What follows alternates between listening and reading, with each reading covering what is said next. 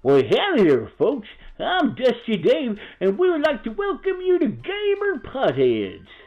What are you doing? Introduce me, Redneck Nick Fury.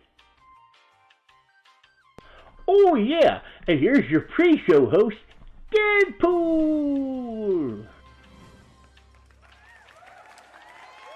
Oh, thank you. Thank you. Thank you. Stop. No, seriously, stop the track right now. And welcome everyone to Gamer Potheads. I'm your handsome pre-show host, Deadpool. So we're looking for the host Puttyman to show up, but he's being fashionably late. So while you wait, make sure to hit that like and subscribe button, and please make sure to use Puttyman underscore in the Fortnite item shop. That's PUTTYMEN with an underscore at the end. Hashtag epic ad. Well, let's see who's in the chat then. Wait, before we do that, I want everyone to first tell us in the chat how their day has been. Let's see here. Yeah. No way. Really? You're kidding me. Are you really reading the chat or faking it? I don't fake it, sir. You're hilarious, Mr. Poole. Well, thank you, Mr. Dusty Diamond Breakneck Fury. Anyway, make sure to follow us also on one of the following social medias below the chat window. Well, I already have, but have the viewers? Not sure, to be honest. Buddyman's taking a sweet time to get on this thing, though, you know. He sure is.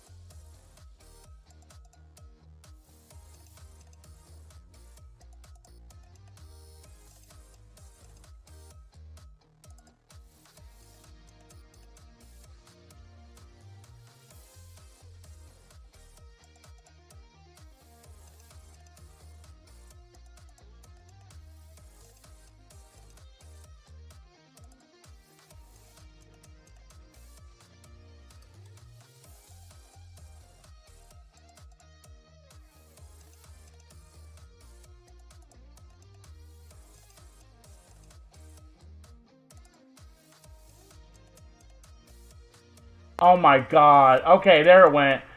So apparently on the app itself, guys, it decided it disconnected the mic. So we are back and running, guys. Sorry about that. It wasn't supposed to do that at all. That freaking pissed me. Oh, that's the reason why today is test day, guys. You guys, I did this. The reason I did this today, guys, is because of schedule. I'm gonna show you guys real quick what I'm talking about. So there's a schedule of events that happen today, but there's only 4 showings of events today, and they're very, very minimal. But today is test day, guys. What this means is I'm testing everything for tomorrow, because tomorrow we're getting shows like Solar Opposites and the New Mutant panel for the New Mutants movie. So everything has to go good for tomorrow. So today's test day, guys. So here's what's going to happen. As for today, I'm going to be streaming until 5 p.m. for FORTNITE. I'm going to use this stream to go over to the next screen. So for those that are here, you'll get the same thing. Comic-Con. But today, right now, what we're going to do is we're going to play some FORTNITE, do some custom matchmaking, and I'm going to switch over to Comic-Con. Here's the thing, guys.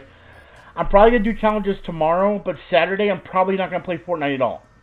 Then Sunday, I might. I'm not sure about Sunday. Saturday, no FORTNITE. Saturday is the biggest day of the week for me. Friday is and, oh no, Friday's good. Friday's good too. Friday's a really good day for me. Anyway, Saturday's number 1, Friday number 2, Thursday number 3. So, Wednesday and Sunday are basically work day, or getting things together, but once Sunday gets here, we already have everything worked out. So, basically saying, today is the day that we're actually going to be testing things out. Now, I noticed a lot of people got impatient, and I kind of figured that would happen with the timer for Comic-Con. So I'm going to make sure everyone's aware. When I do the Comic-Con stream tomorrow, if you see a Comic-Con timer like that now, that does mean that I'm only doing a Comic-Con stream at that point. I will not have that Comic-Con timer down on the screen anymore. Today was a test day. I wanted to see if the music was going to go through, which, by the way, I hope you guys can hear all that music I was playing. I wanted to make sure you guys can hear that. Also, Humble gave me a nice little tip at the beginning of the stream when I came back, so I want to go ahead and replay that for him when he comes back. But Humble got first, Minion you got second, and then oh, what the heck show that? And then Carlos got third. I think that's the order. I might have missed people. I apologize if I did. Decipher, welcome. Mikey Woe, welcome. Voids, welcome. Becker, you should have waited. I'm here, brother. You can't just rage and leave like that, brother. But welcome to stream. Let's see here. Mimi, I know Mimi. I saw Mimi earlier. Welcome. Brutal, welcome. I think I said Decipher, but just in case I didn't, welcome. Okay, and there we go, guys. Okay, so, before we queue up and everything, I know people were going to wait and come back until the time, and we still have people waiting, so we're going to make this unfortunately, a very long queue, okay, in this situation. So, and then, again, and then we're going to go ahead and change from there. I'm going to test a code and see if it works. And let's see if people can follow along with it when I do put it on the screen, but I've got to go ahead and ready up. But, so, okay, by the way, guys, how y'all, are you having a good day today? Is it, having fun? What's up, Uzi? Welcome to the stream.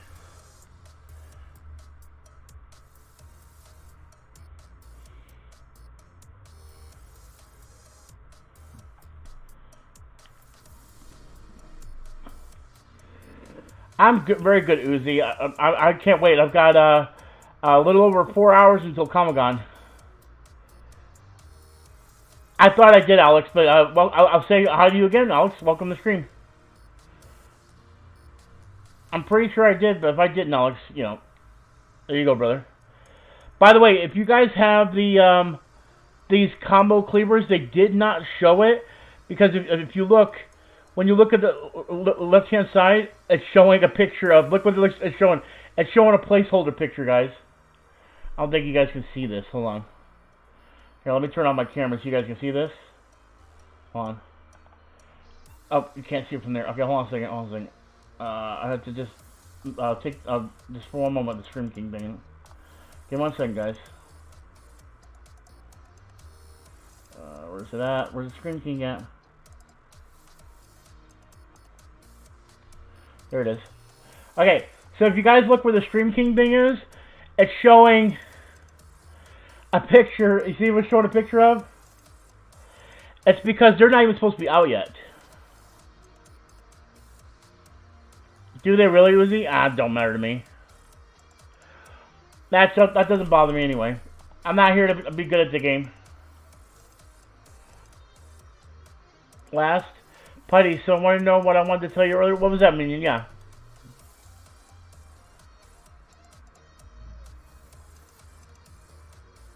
Yeah, facts, Uzi. I'm not, yeah, it doesn't matter to me.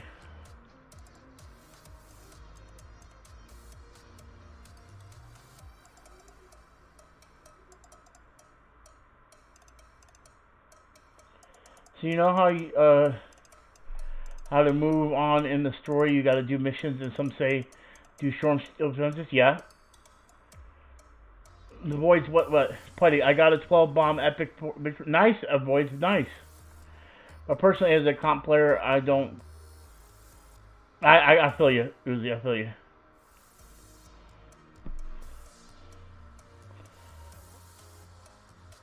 So, Minion, you still writing, I'm guessing, or typing, I'm guessing? So say it says do storm fields, and you've done it before, it will skip the mission, right? Yeah.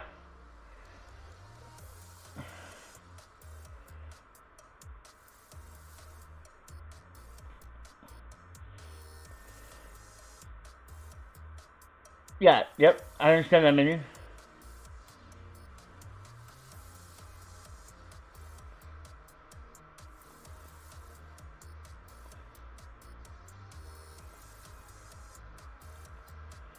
So when I get to the Storm Shield missions that I need for Candy Valley and Fort Twine Peaks, it's gonna. Oh, okay. Well, that's pretty dope, minion. We will see. That might work out my end too.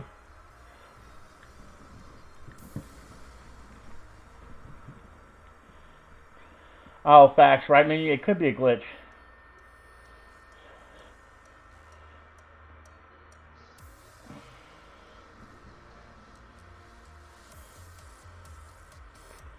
I got you, minion. I know.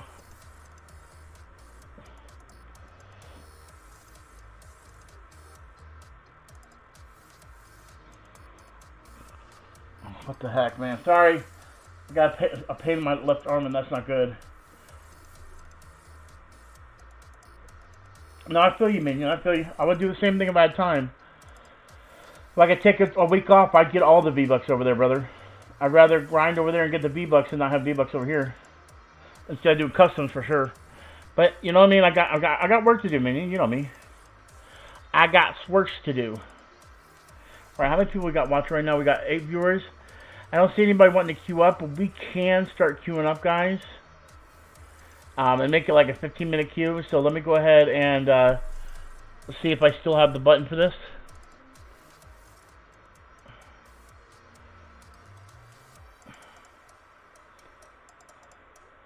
Yeah, I feel you, minion.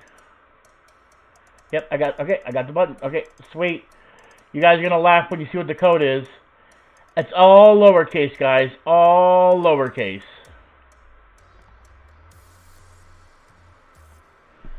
All lowercase, ladies and gentlemen. All lowercase. When I get the Storm Team mission after stream or sometime, if you want, you can join me for it. Okay, I got you, minion. Yeah, I'm down. I won't be able to tonight. I gotta get some sleep because I gotta get up early tomorrow, but I'm down.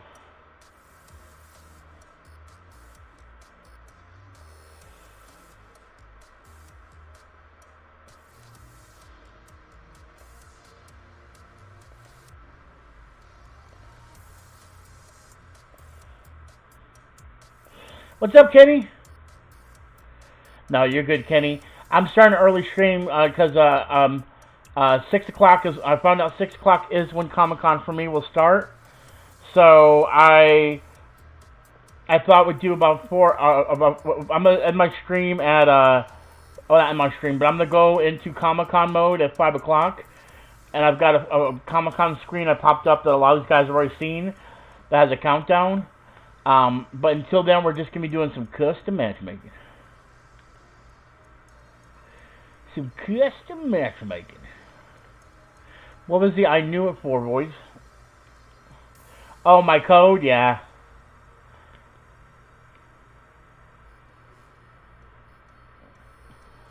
Yeah, facts, Kenny, I know. A lot of people couldn't. But I'll be doing the stream on that. Plus, my schedule changed, guys. So, in my original schedule, like I said, there was one thing that did change. Tomorrow's date, which is the 23rd. Originally, I had something else here, but the New Mutants thing came up, and I'd rather go to that one instead. I am going to be going to the one with Edge, so right here at 12 p.m., which is going to actually be 3 p.m. 12 1. Yeah, 3 p.m. tomorrow will be the WWE one. But I'll be starting off at the 10 a.m. one, which will be 1 p.m. So I'll be doing this at 1 p.m. and moving on from there. Remember, these are all Pacific time, so it'll be that situation. Today, it's actually going to start at 6, which is actually 3 o'clock California time, Los Angeles time. But I'll be starting at 5 with the timer. So for those that didn't see it, there was a timer that everyone got to see, which I'm going to show you guys, but you guys aren't going to be able to hear me. Here it is. That's the official timer screen, and that's what we'll be seeing at 5 o'clock. Yeah, they might have. I didn't know. They might have already owned it. Isn't Bravo owned by Universal? Because if Bravo's owned by Universal, then NBC does own it. But at the same time, there's a lot of CBS shows on Peacock too. Did you notice? 2.5 Men, Two and a Half Men. Everybody Loves Raymond. I can't think of any of the other ones.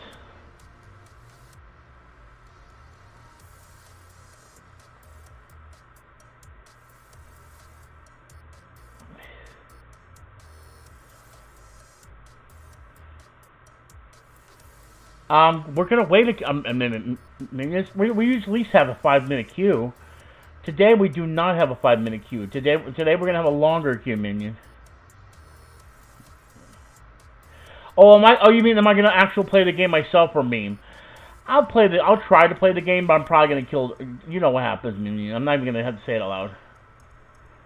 What's up, AG Derek? Welcome to the stream.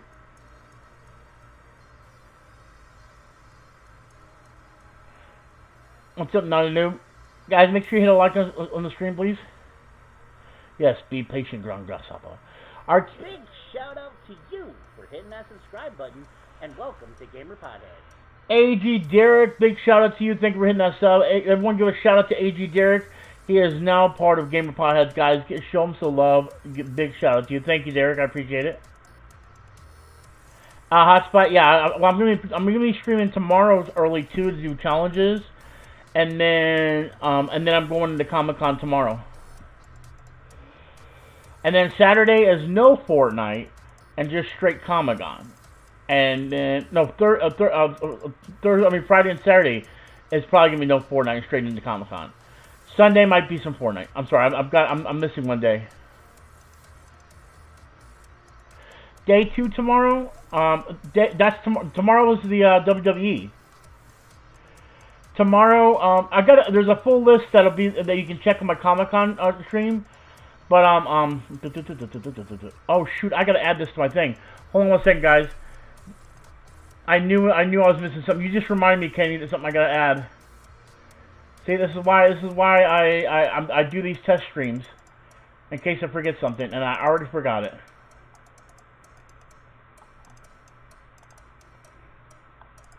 I knew it. I knew it.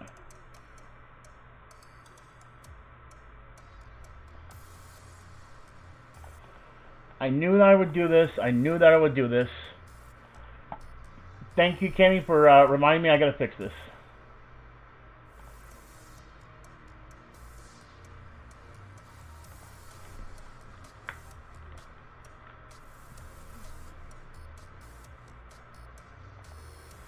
Crap. Alright. This is why we do this testing stuff, guys. Alright. I'm glad you said stuff like that because I totally forgot about that. I gotta add the schedule. Okay.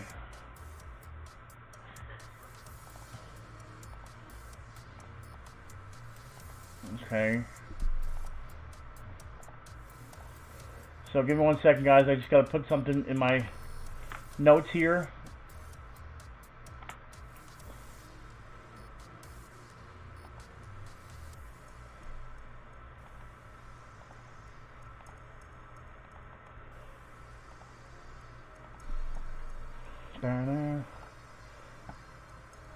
You see, Kenny's on it. He already knows. Okay, you gotta have this part. You gotta have this.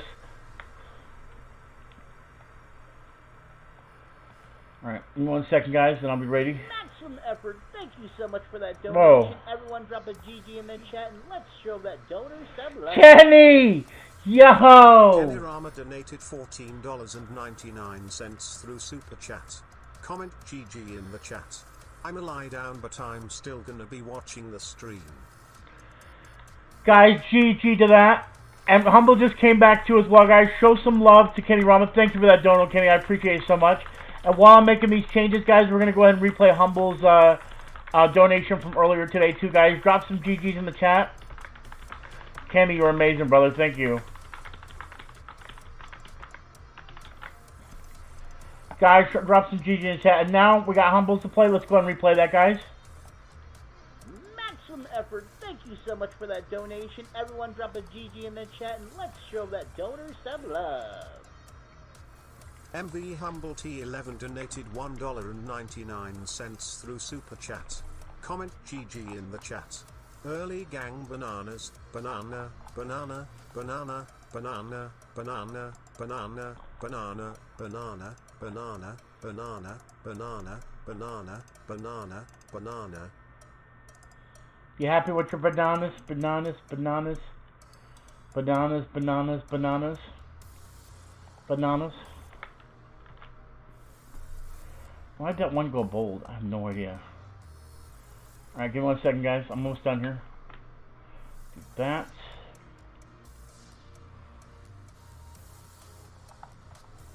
And here's the last day. Boom. Okay, I have everything now. The schedules, everything. And the things. Boom. Alright. I'm glad I got that to my attention. Bananas, bananas. Bananas. I know. Dang, Fibers. Oh my god. Everyone drop a GG in the chat for Humble. We're about to hear Deadpool talk about some bananas here. Maximum effort. I got you, minion. So much for that donation. Everyone drop a GG in the chat and let's show that donor some love. MV Humble T11 donated $1.99 through Super Chat. Comment GG in the chat. Yes, I like my banana, banana, banana, banana, banana, banana, banana, banana, and moon viewing ceremony, moon viewing ceremony, moon viewing ceremony, moon viewing ceremony, moon viewing ceremony, moon viewing ceremony, moon viewing ceremony, moon viewing ceremony. Fibers, the reason why I didn't stream yesterday was because I had a whole bad day, a lot of personal stuff that happened, and I ended up laying down having a headache, and I said I was going to get up early today anyway, so I was just like, okay. And a lot of people that were in here knew I wasn't going to stream, Fibers, so they kind of knew I wasn't going to stream because of today, because today's a big day, Fibers. Today and the next 5 days are huge.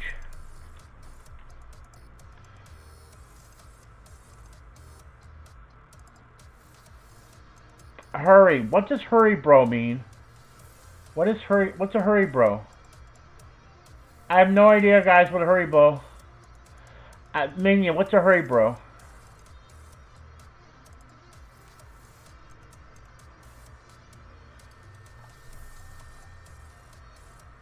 That's very rude to say that, Clicks on Sticks. Alright, guys, queue up. We're going to give it until 15 minutes, and then we'll start up. This will be the long queue today, guys. So hopefully everything gets... Yeah, that's fine. It's not that bad, Fibers. It's not that bad.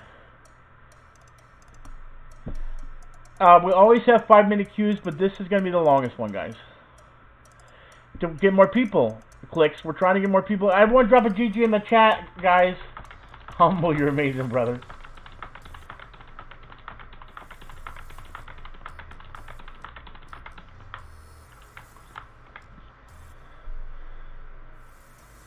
Come on. Let's get some more bananas. It's taking a while. Maximum effort. Thank you so much for that donation. Everyone drop a GG in the chat and let's show that donor some love. MV Humble T11 donated $1.99 through Super Chat. Comment GG in the chat. Clicks you wait you, banana, banana, banana, banana, banana, banana, banana, banana, banana, banana, banana, banana, banana, banana, banana, banana. Maximum effort, guys. Maximum effort. Thanks for that donation.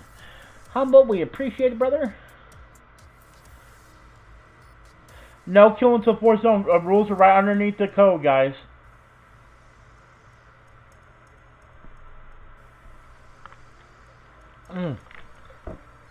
But you can kill at mythic locations, guys. Actually, you know what? I'm gonna change that in the thing real quick. Hold on.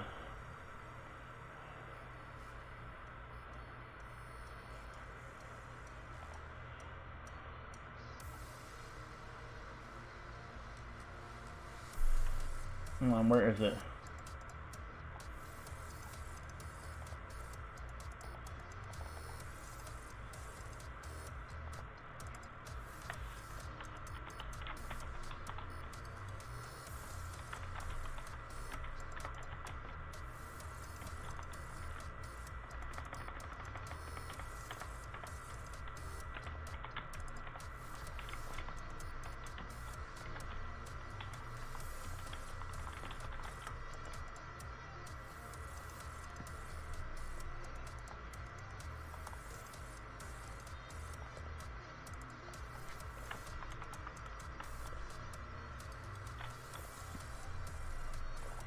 Alright, let's see if we can get this to work.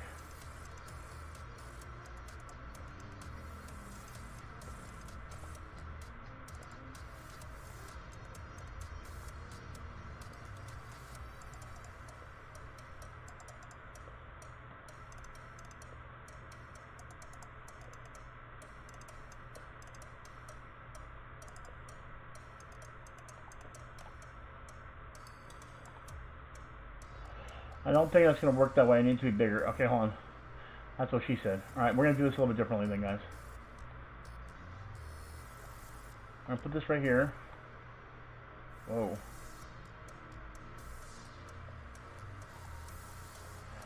And then our alert box removed over here.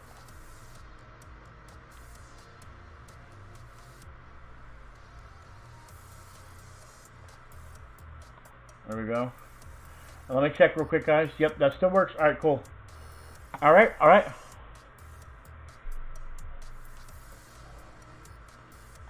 Yeah, no caps, guys. No caps. I may have to change that altogether. I don't think people... I think people are still going to be confused on that, unfortunately.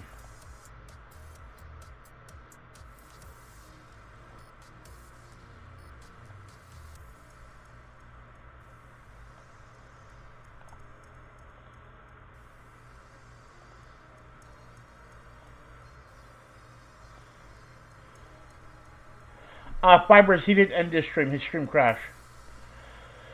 Devin, if the code is not working for you, make sure you have it on lowercase NA East and solo. If that doesn't work, I don't know what to tell you. There's 10 people queued up, Devin. That means the code is working. So if it's not working for you, then I would say try something different. Maybe back, restart your game.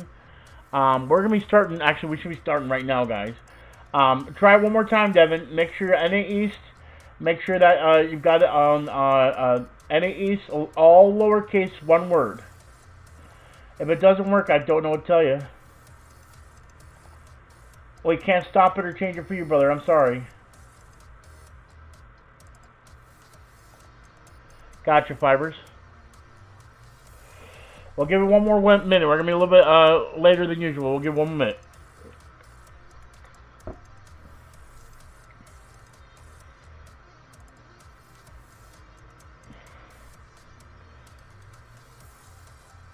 Yep, that's good. That's good.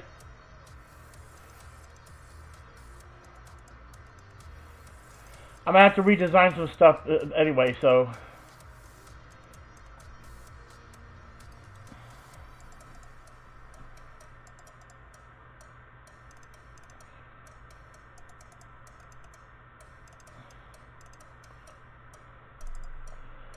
I do want to do one thing real quick.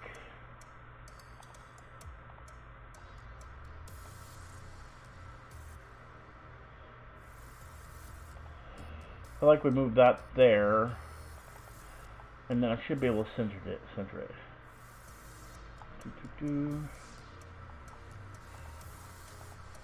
There we go. Boom.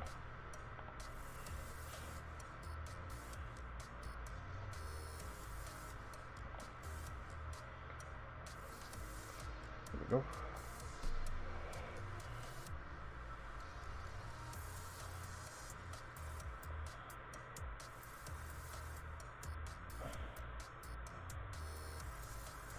I won't be moving all the time. I'm just going to keep it right there. I think that's going to be... Because I take it off all the time, minion. I don't like to put it in the middle of the screen because I think it looks tacky because people want to see my skins too. You know what I mean? You know how people come in and say, I want to see your skin. I want to see your skins. Well, at least see... You know, it's not blocking the skin. So at least the one thing is they can see the skin.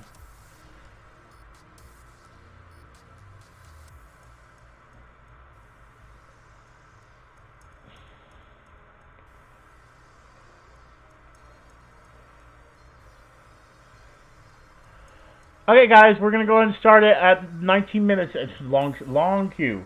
I said it'd be a long queue, so we'll see what's going to happen.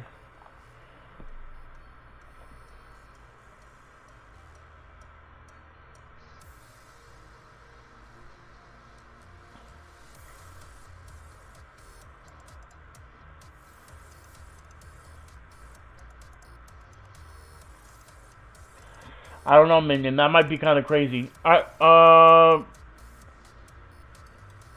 we're going to start in 5 seconds. No, it is fun. I definitely agree. It is fun. Okay, guys. No kill until 4th zone, guys, except for mythic POIs, guys. Please follow the rules.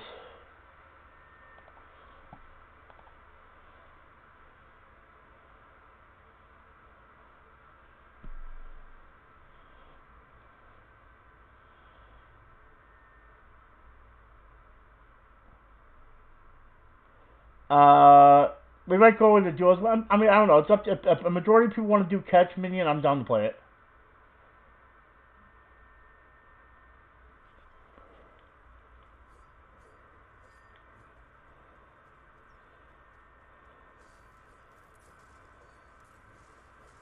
Why does it sound so low to me?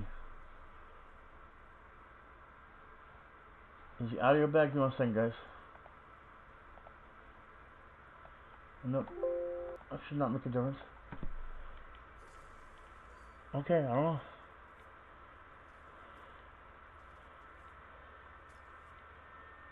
Yeah, Blue, just keep stream open. I'll tell you when we can fight.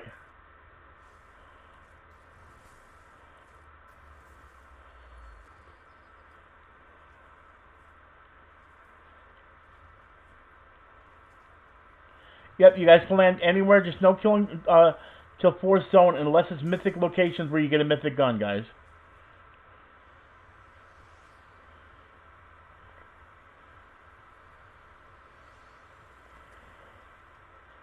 And by the way, guys, yeah, I only speak English, sorry. By the way, guys, I do have a list of people that if they kill early, they get on that list. And me and 2 other streamers do giveaways. And if you're on that list, we do giveaways and tournaments. If you're on that list, you do not get to be part of those tournaments or giveaways, guys. And we just had one on Friday. You go look at my past streams, you'll see we did 2 tournaments last weekend. So, guys, just, you know, follow the rules. That's all you gotta do.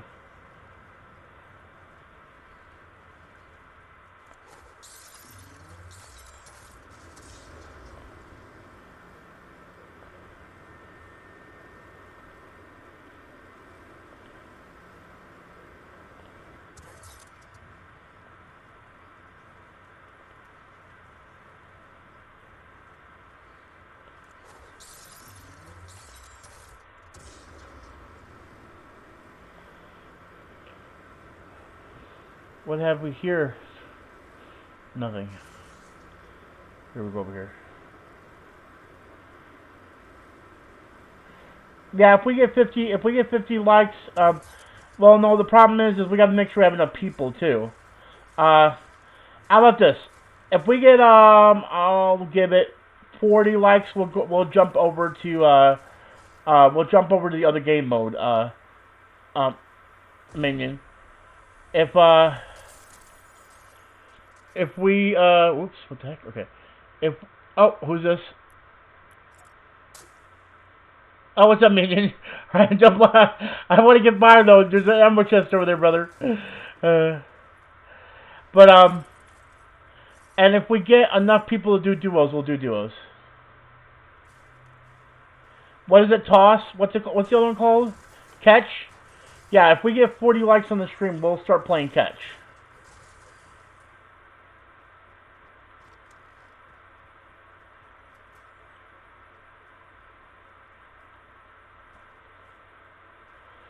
I feel you, Isaiah. I feel you. I used to be like that. That's the reason why I started pursuing this as a career. What's up, Eddie? How you feeling, brother?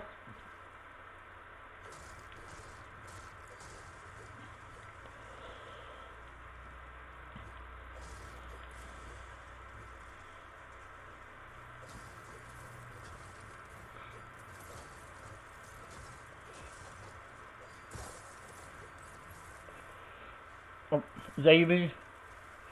Yes, it is, sir.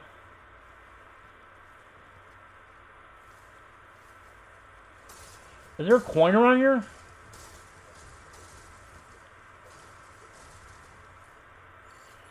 Oh, My Hero Marauders.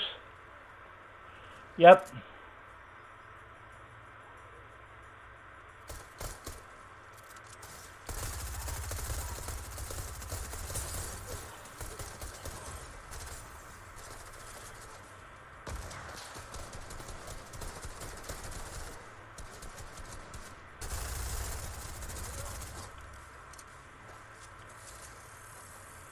Oh, dang it.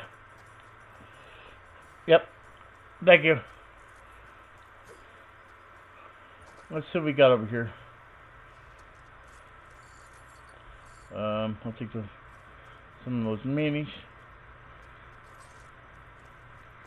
Oh, let me go. Let me go hidey ho.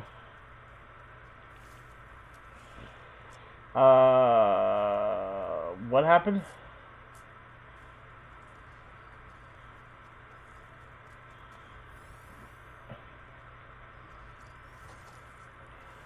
Do I sense a bit of hostility between certain voids and Decipher?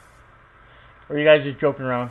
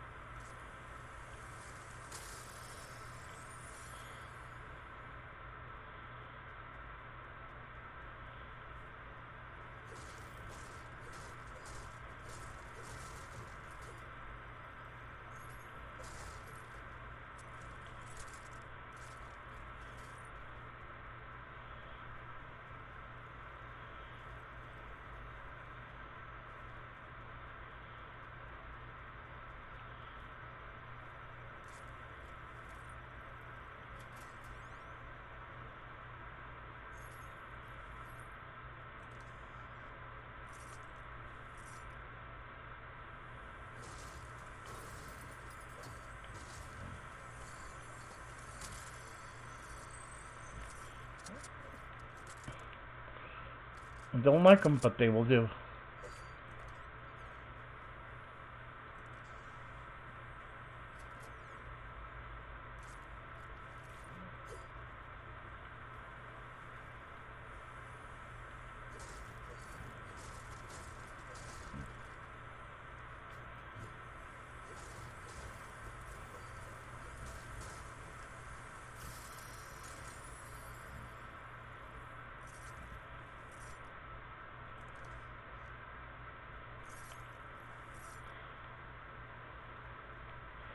Well, Panda, I'll be streaming this until 5 p.m. Eastern time, so I'll be streaming Fortnite for 3 hours, and then I'm going over to I'm going straight to Comic-Con for the rest of the night. No, I'm good. I mean, you can keep them for yourself if you want to. I don't have any spots on my thing right now anyway, unless I'll use it for the med kit, but I'm good.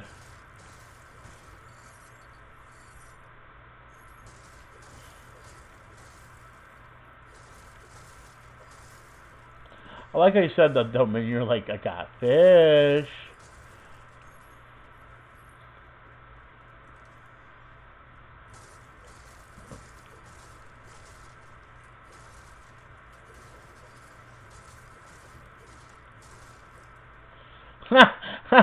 Come on.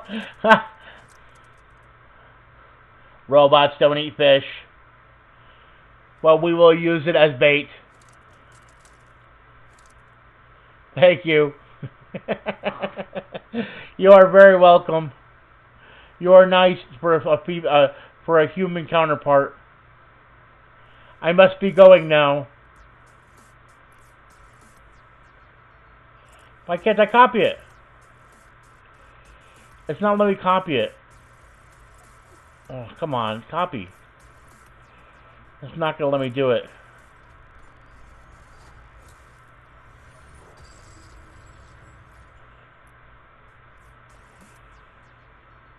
I must find it. Oh, nope, stop! I must find the dance to join you. I forgot the name. Holy crap. What's up, Jack the Banana? Welcome to the stream. What is the name of it? I can't remember it. Wait, that one's called The Robot? That's why I don't have that one, I don't think. Yeah, I don't think I have that one. That's why I couldn't copy it.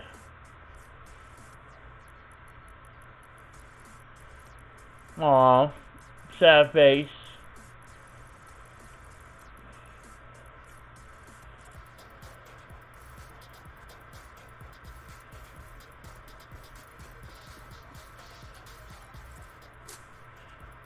What's up, Voids?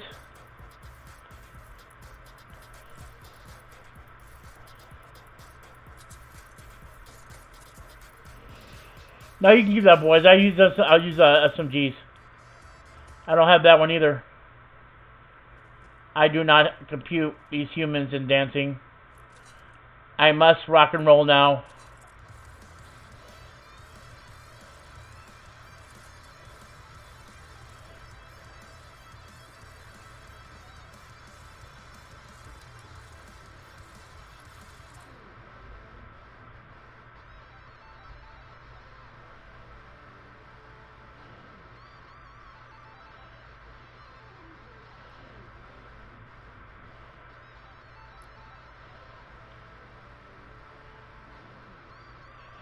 I do not compute that dance.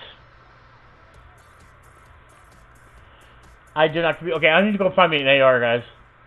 I do want to find me an AR real quick before we go into battle. And I want to find a normal AR. You said yours is better? Dang, minion.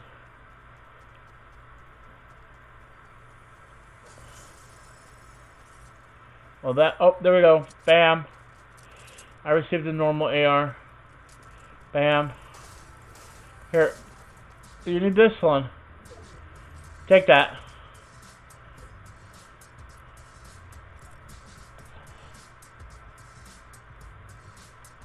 I'm good, Jack. How about you?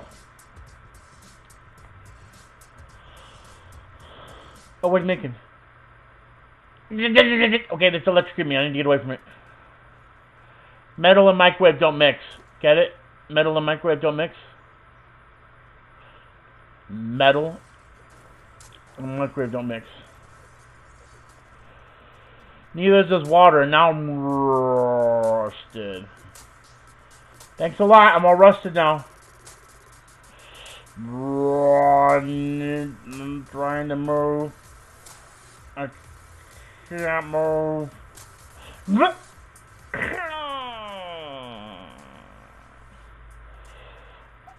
Where are they shooting at, Blue? I gotta have names, brother. Oh, that's just so fake. I can do that too, see? I can do that too. I can do that too.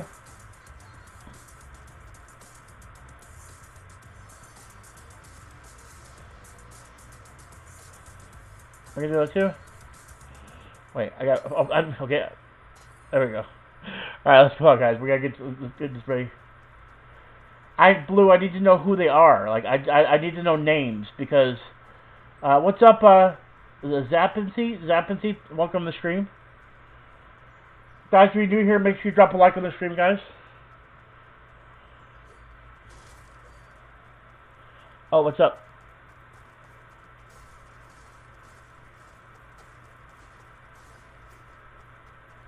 Oh my god. Boys, I gotta get mats, brother. I gotta get mats and everything.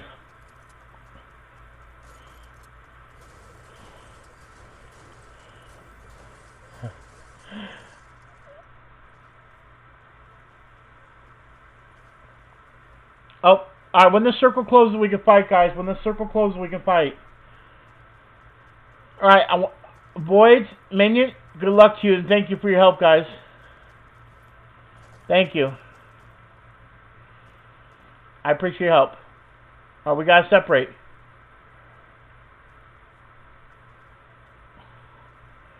When this circle closes, we can fight.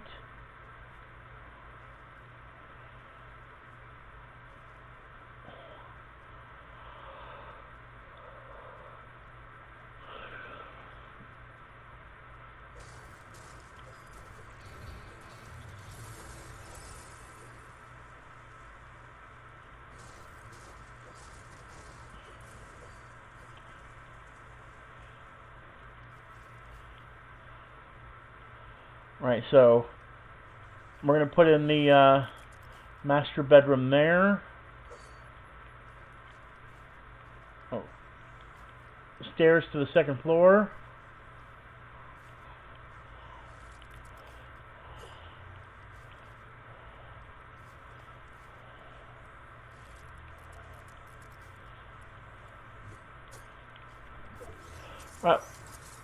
Not yet, guys. We can't fight yet. When the circle closes.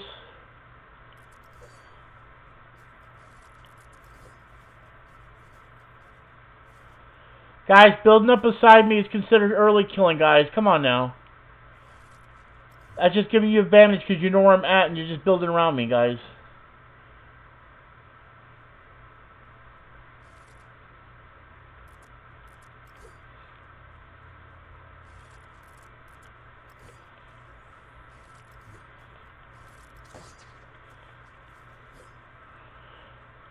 Alright, 47 seconds till we can fight, guys. You need to get rockets, boys. Have rockets. Hold on. I wish I could throw rockets.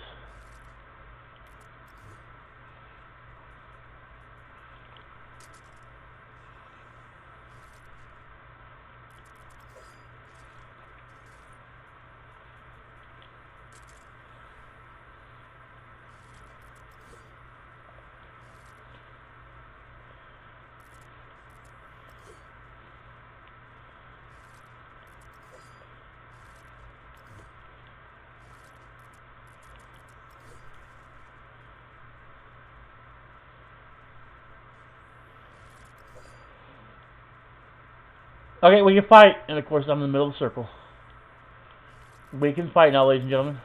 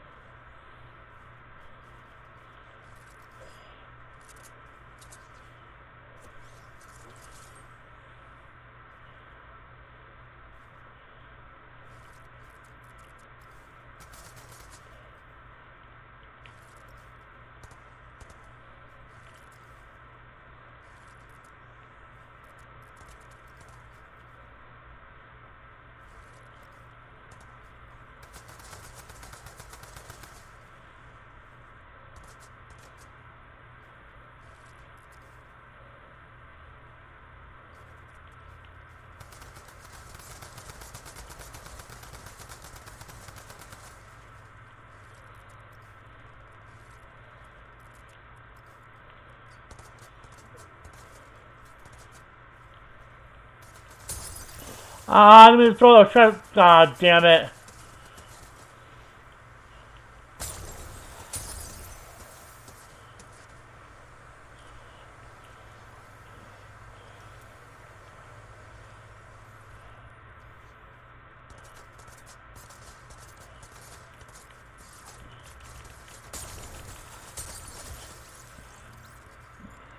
Oh, come on, guys.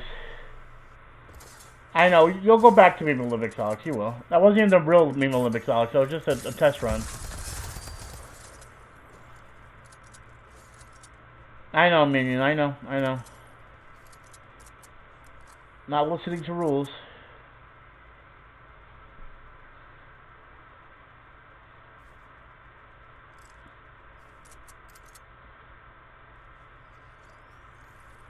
What happens, Mivers? Why did it say I'm sorry, I'll leave?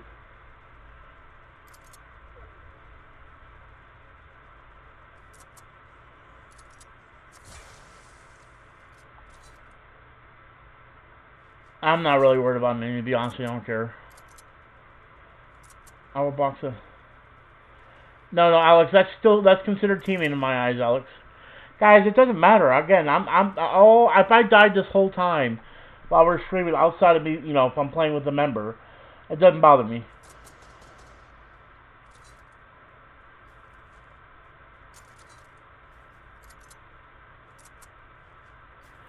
Guys, let's just have fun with this, guys.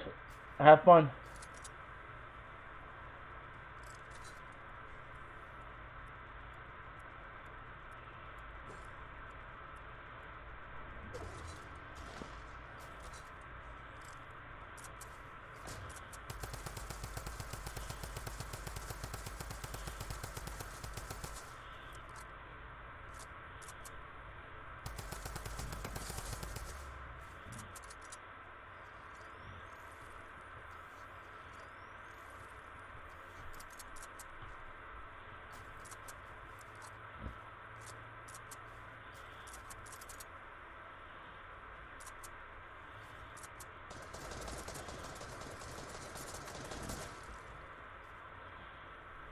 Wait, those are the guys teaming? Oh, Lord have mercy.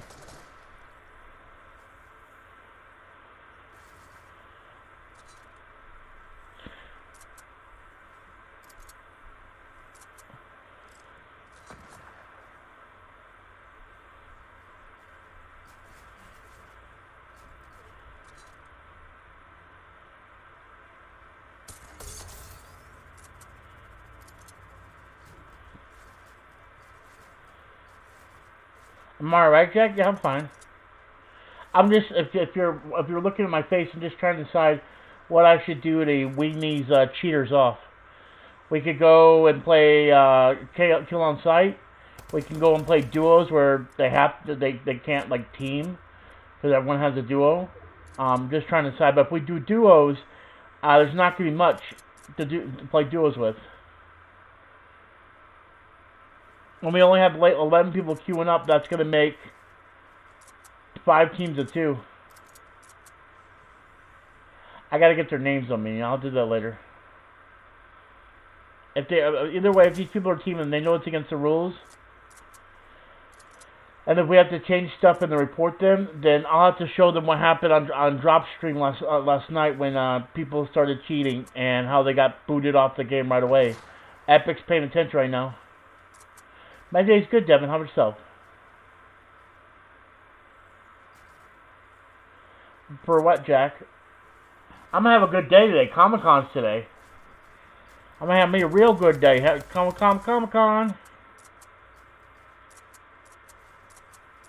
When that Comic-Con stream comes up, you're gonna see me all nerding out.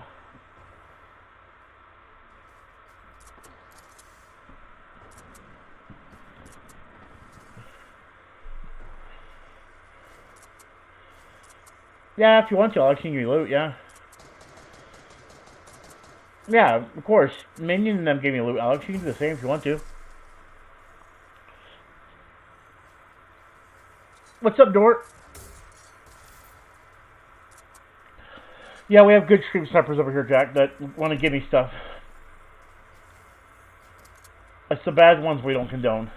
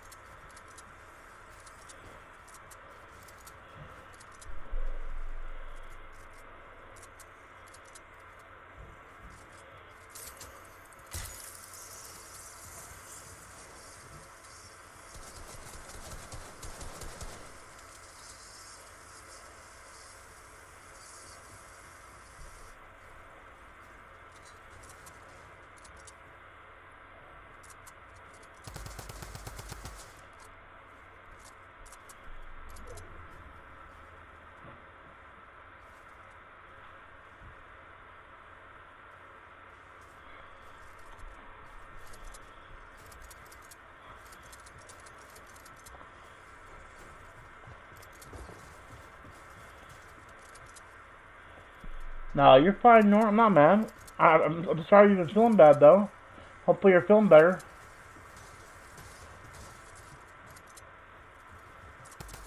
You feeling better down, Nor?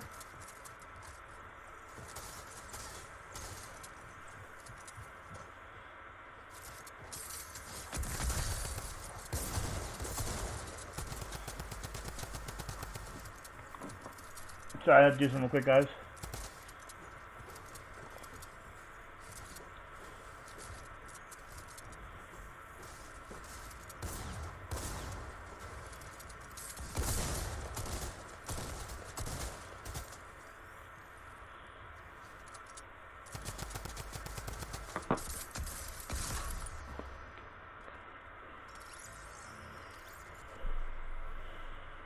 Oh, he's about to do the take the L, but he doesn't have take the L, so he's gonna do take the L. I saw that. I saw that little toxicity there. Well, guys, I don't say GG people that are anonymous and just don't follow rules, but that's okay. 3 teamers, minion? Oh, Lord.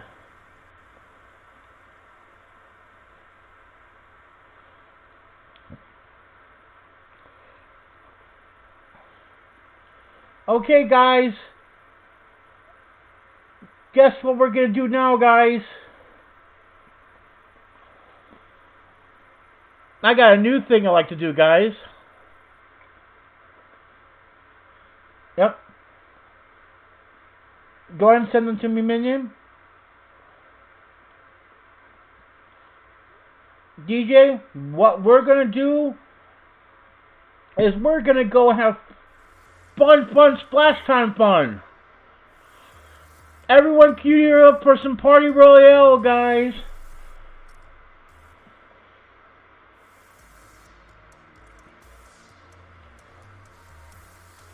Let's go queue up for some splash fun time, guys. Just one game, Decipher. Just one game, guys. There's the code.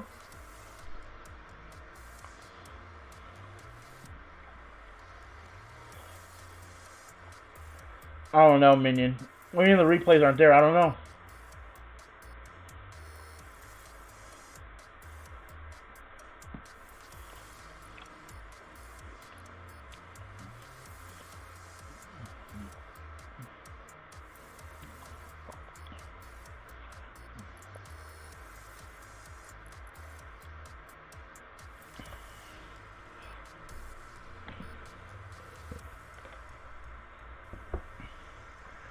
Yep, we're going to play a game of Party Royale. Oh, I'm not worried about that, minion. We're just going to go have fun in Party Royale, minion.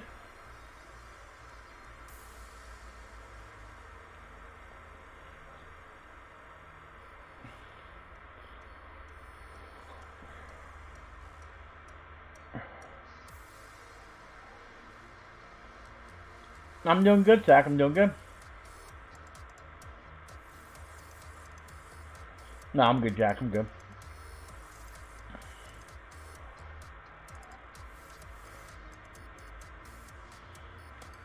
Yep. My man. What's up, Zach? It's pretty fun, Fibers.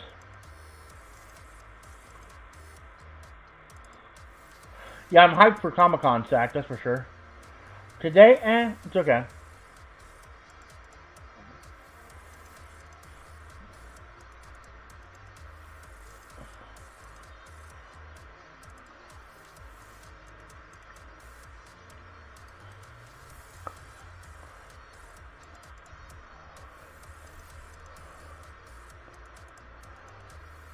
Yeah, they're doing it online. They're doing it's called Comic-Con at Home, Zach. Comic-Con at Home.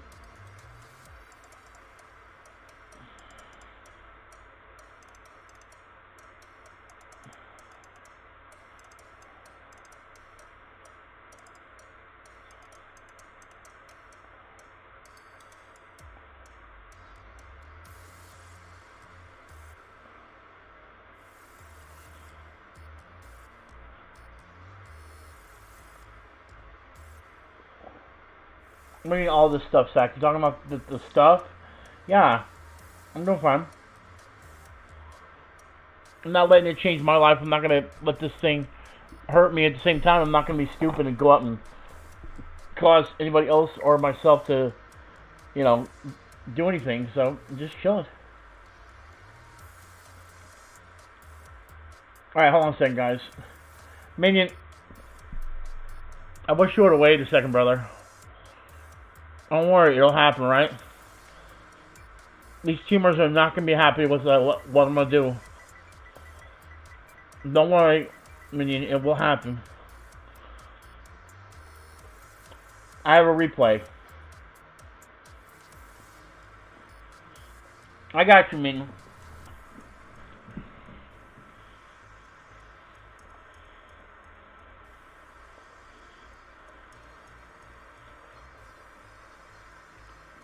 I can't live stream on Melba under a ton of subs, but I don't.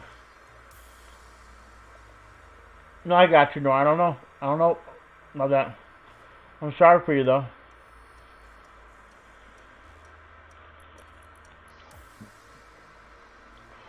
Come on, guys. Let's go have some fun in Party Royale.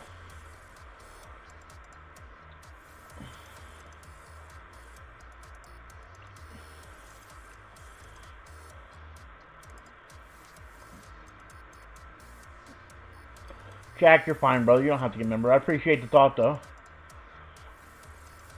Guys, queue up. We're going to go to Party Royale.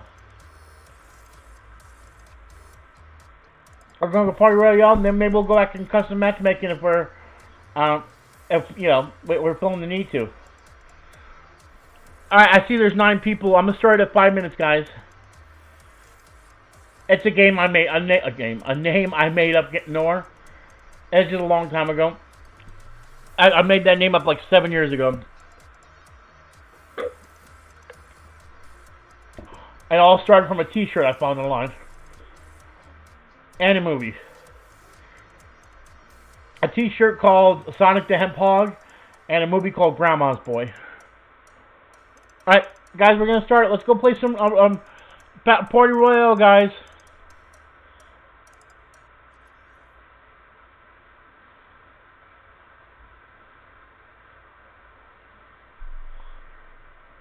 No problem, Nadu.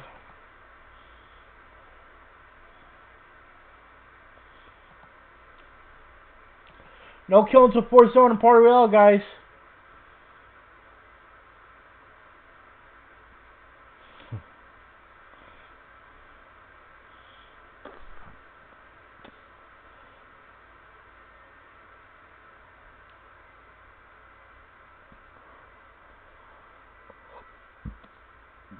I mean, can you message me on Discord? Actually, I gotta open up Discord.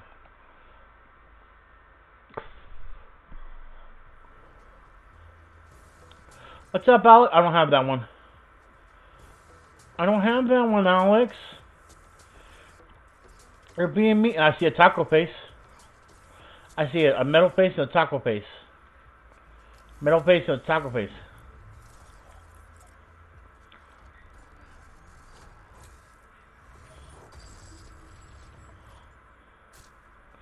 Yeah, right? Hey! That's so mean! I'm gonna go change real quick. Guys. I'm gonna go change real quick, guys. I wanna get out of this outfit. It doesn't seem like Party Royale. I wonder who the taco is, too, DJ. Wait, where is... someone point me to a thing. Someone point me to a phone booth or a changing booth. You know where on is, Alex? There we go. We just passed one up. Okay, cool. Alright, let me go change real quick. Alright. What should I change into today? We should change it into something that these guys don't have. Alright.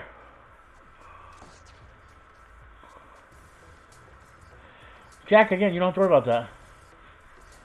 You have a VIG question? What does that mean, noob? Are we having fun, guys? Everyone dance. Oh, yeah, that was actually pretty cool. Wait, what is this? What is this showing right here? Wait, let's go this way. What does this mean?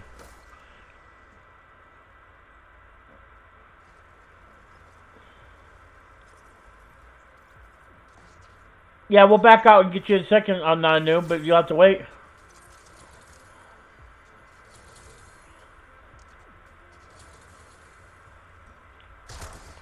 That didn't do nothing for me.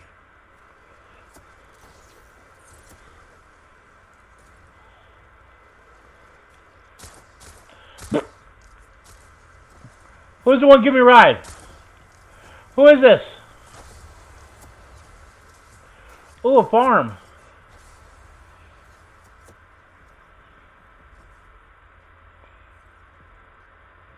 Where are all the chickens and the gobbles in the box? I don't see no gobbles or box. Anybody know where the gobbles and box are? Gobble and box. This thing's useless. I don't want this no more. You can have it. I don't want that no more. I was looking for gobbles and moo-moos.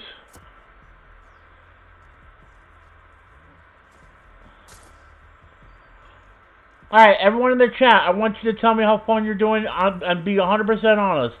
Are you having a super blast, or we should go do something else now, guys?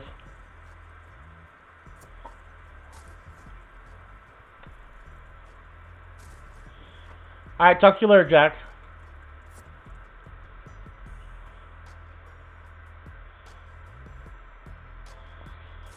Everyone in chat, tell me, should we go and play something else?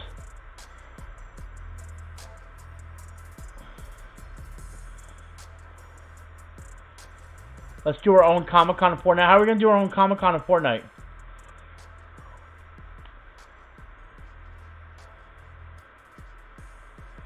DJ said play something else.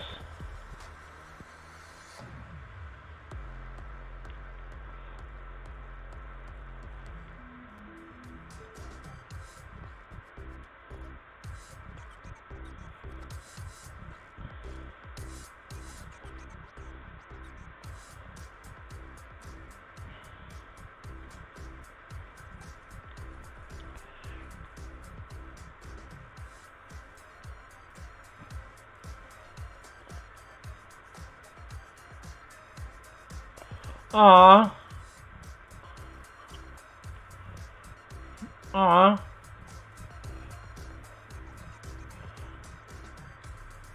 Alright. Okay, cool, guys. I think we're done now.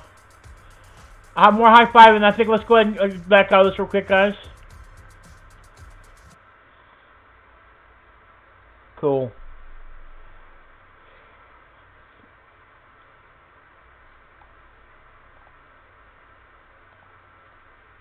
Oh.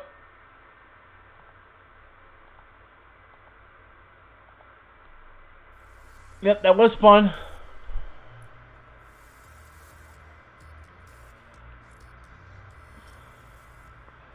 Play Fortnite? Yeah, I think you're right. We should play Fortnite. But you know what? I think I should also dress up for Comic-Con, right? I'm going to dress as Deadpool for Comic-Con.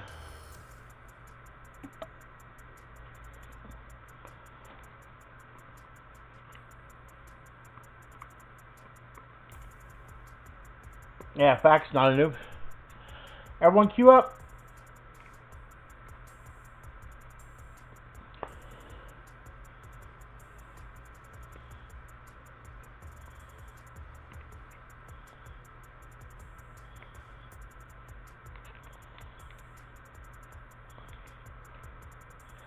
Deadpool.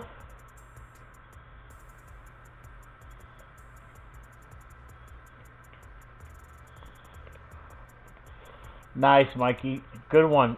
Stormtrooper's a good one for Comic-Con. Oh, wait. Sorry, guys. For those that don't have the code, that's the code right there, guys. Sorry about that. Sorry about that. Yeah, I can wait, man. We can wait.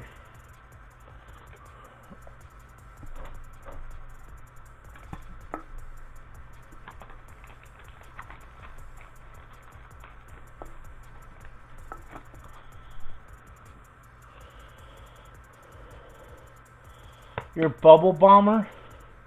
Don't know the cipher. I got you, minion.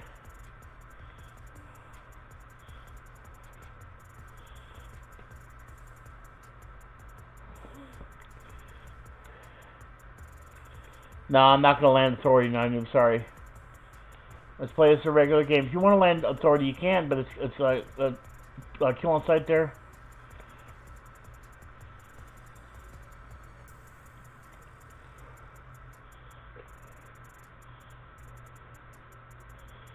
Yep, facts, Nor.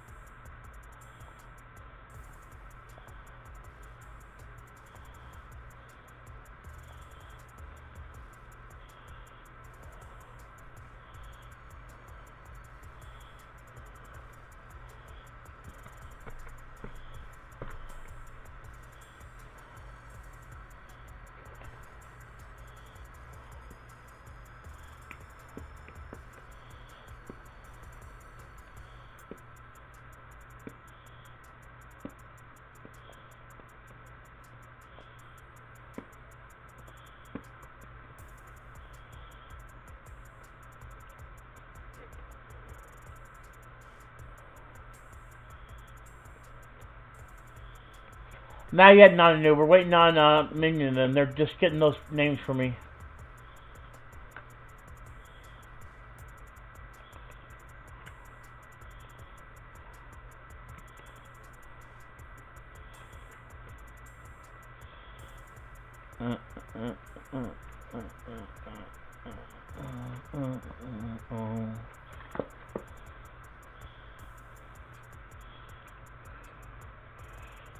I got your fibers.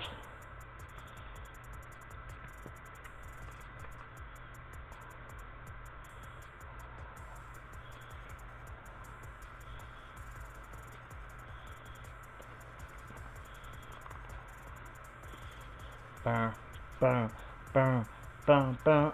Got a timer in the corner. Got 3 hours. Got 3 hours till Comic-Con. We got corner timer corner. 3 hours to Comic-Con. So who knew that I was right about these being back blings? I didn't know this was going to be a set like this, though. 1,200 V-Bucks, though. I don't know if this is worth it, 1,200 V-Bucks.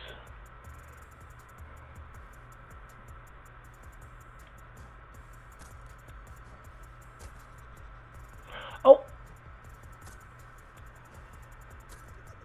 Okay, the gnome laughing is funny. You got their names? Alright, just send them to me, Minion. You can send them to Discord if you want to.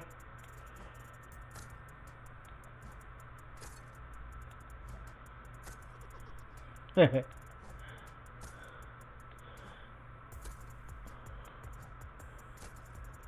don't know why I found that funny. Yeah, I agree. Maybe 800 V-Bucks.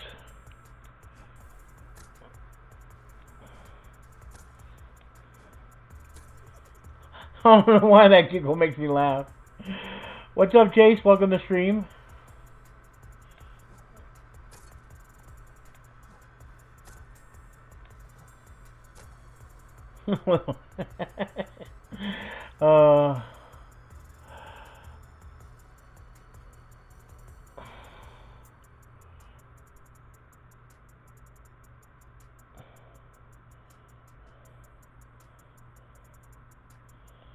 Alright, I got your fibers.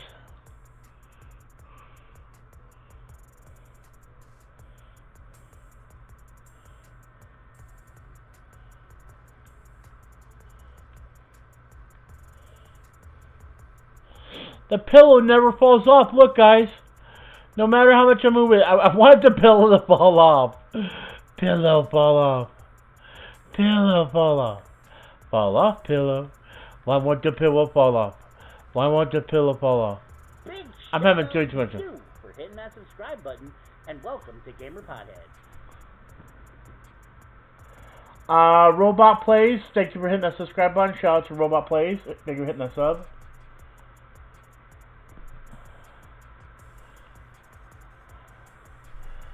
Let's move that alert up a little bit.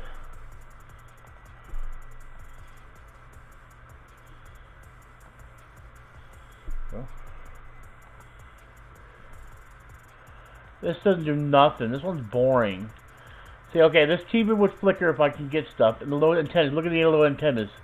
They go boingy boingy. This has a pillow that looks like it's about to fall off.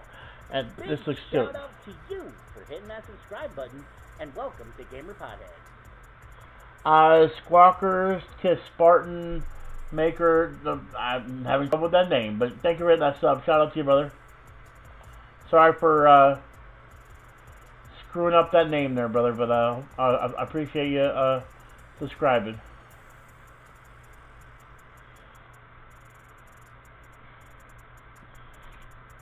Welcome back, boys. Yeah, it is a long name, Nor. Yep.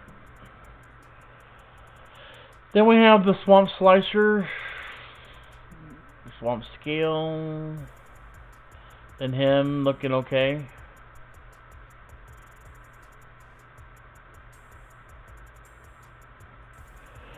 This one I already own, all three. This one looks like he needs to get a haircut, and she's okay. Like, she ain't that bad. I don't like the hat on her. Like I said, most of these skins, actually the best skin on here would be, yeah, it would be her. Because of the green, I like green.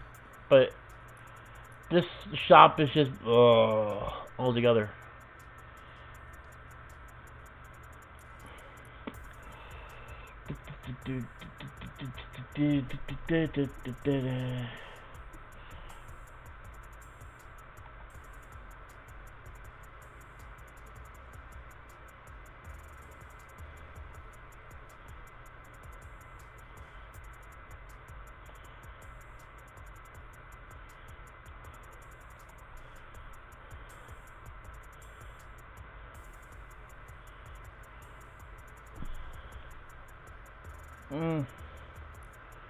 Let me look at something real cool. I want to check something out in the last game real quick. Minion, give me 1 second. Give me 1 second, Minion.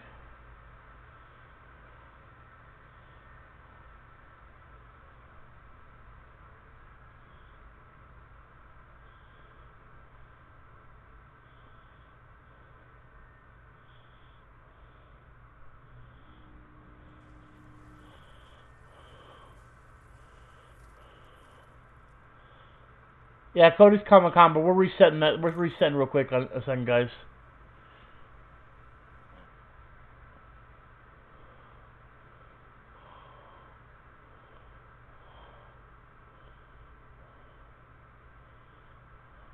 What's up, Peggy?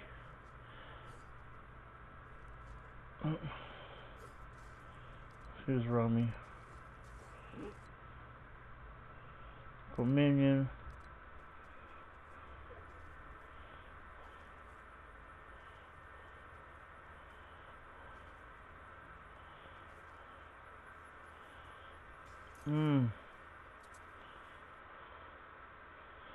Minion, stop. I didn't want you to say that out loud, brother. I did not want you to say that out loud. Just do me a favor, Minion. Don't say anything aloud right now.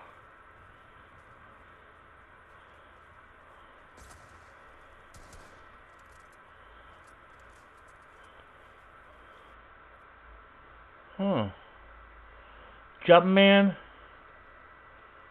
and Speedy Stills, huh? Hold on.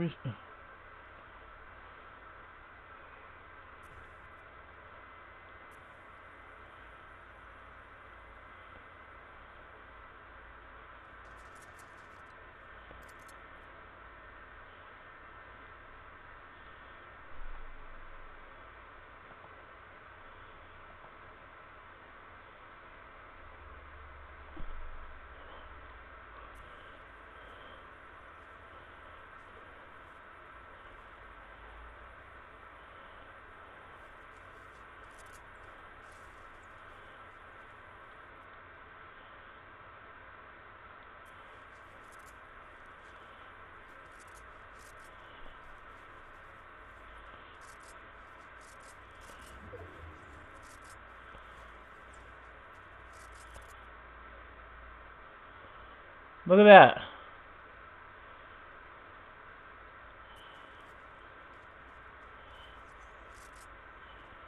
Huh. Look at that. What are you guys doing there? Why are you guys sitting together? Huh?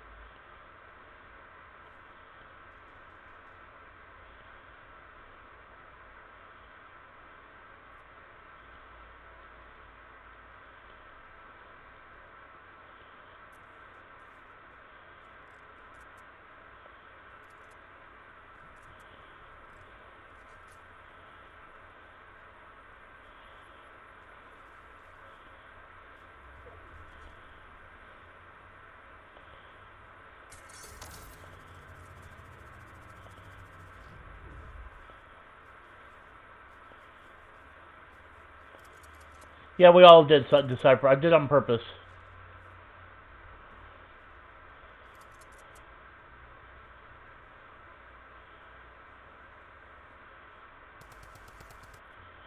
So, Fibers, why were you anonymous, by the way?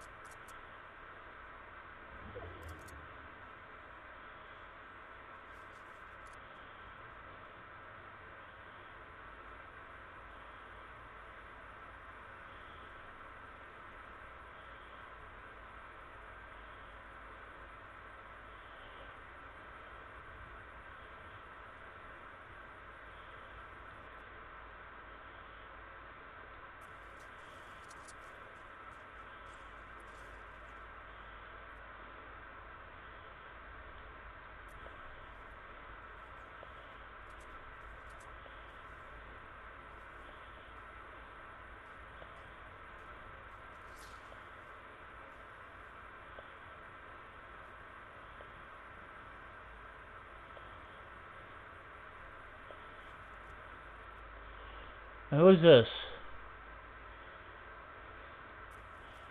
Yes, clicks.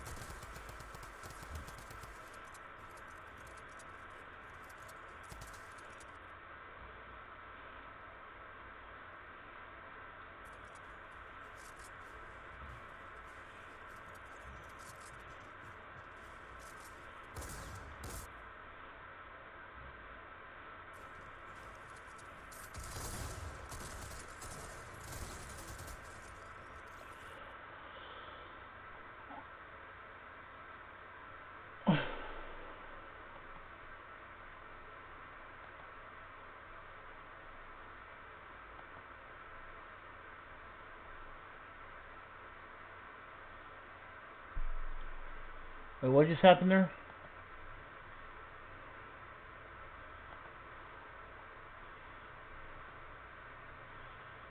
Wow.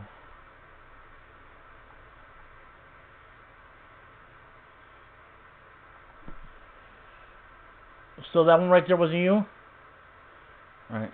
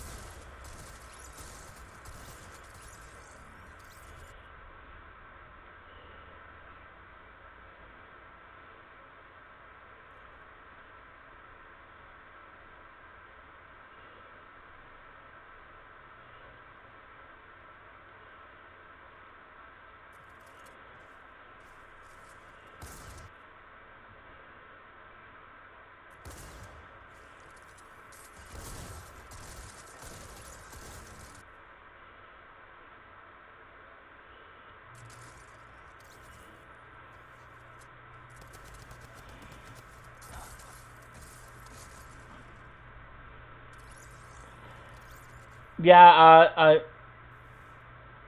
looking on that one, Minion, with the slow motion.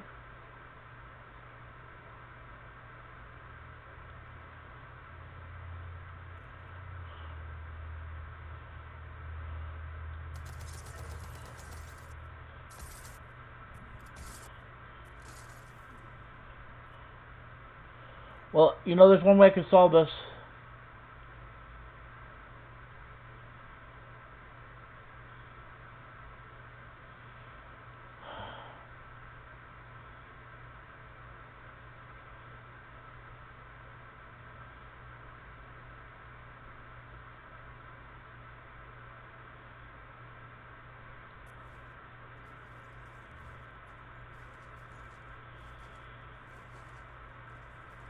No, I saw the clicks was the one that was running with them. The fibers I couldn't tell because it was right all the same thing. I don't want to watch the whole time, fibers. I'm not going to watch the whole thing.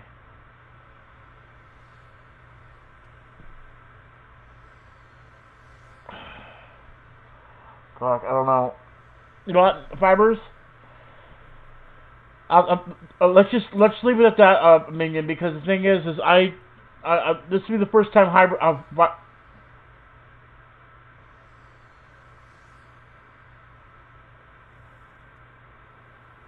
Okay, guys, let's just leave it at this. I'm Minion. It's just a game. We're gonna do one time, okay? I don't know in that situation because there were two Auroras, and that's what's kind of making me kind of tricky in this. Okay, I'm gonna say this, all right? Fibers, I'm not accusing you of anything, but just understand that if something does happen, just be careful, because something does happen, that does make it look suspicious that'll be in that situation, okay? I'm going to leave it at that. As far as the clicks person, if I see him in this stream, I want him gone. And I want any of those other three gone as well, too. That clicks person, I didn't get his name. Shoot. Hold on. Hold on a second, guys. I'm going to wind the stream. I want to get that clicks name, too, as well.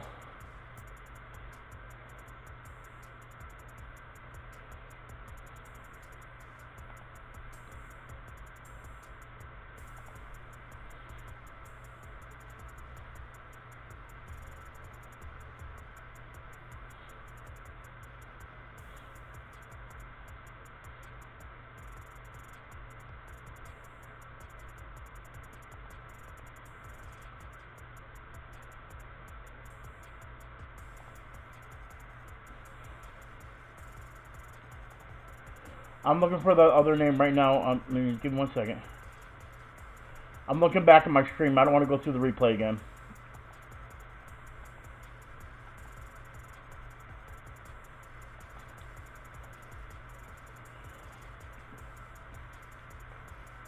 Oh, there we go. I fucking just passed it.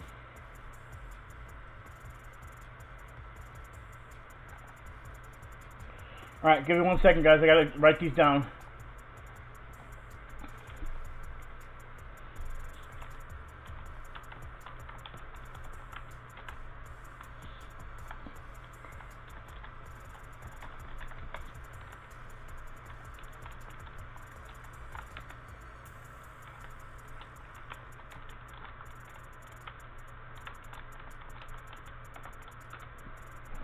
And I apologize for all those that had to wait. I know that sucks.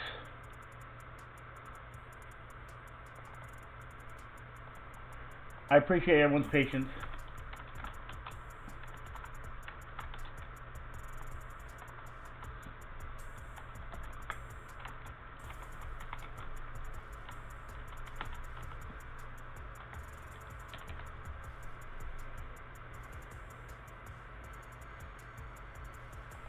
All right.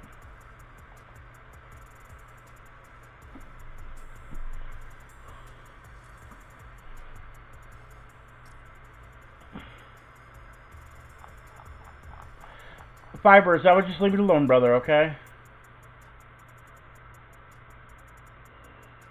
That's the best way of making sure you don't look so bad. Just make sure you just leave it alone, okay?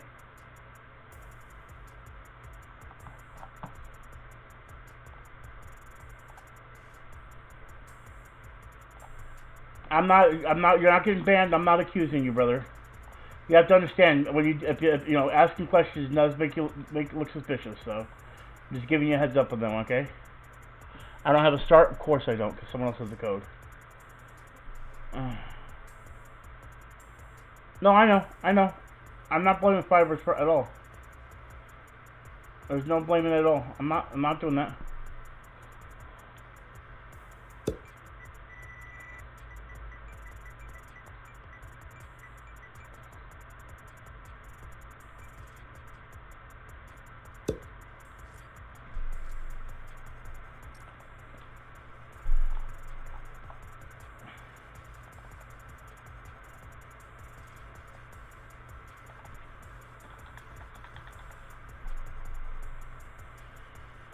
Yeah, I'm going to. I want to check one thing with my bot real quick, Minion.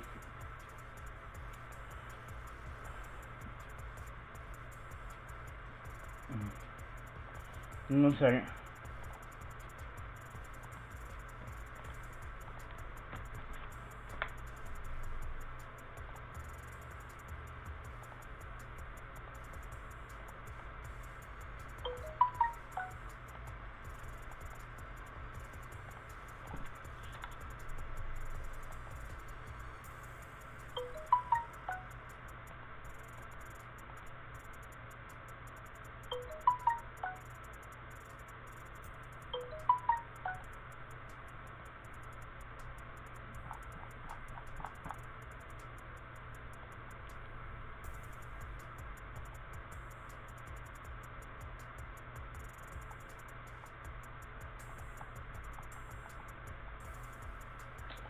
Dang it, I know there's a way you can do this from here.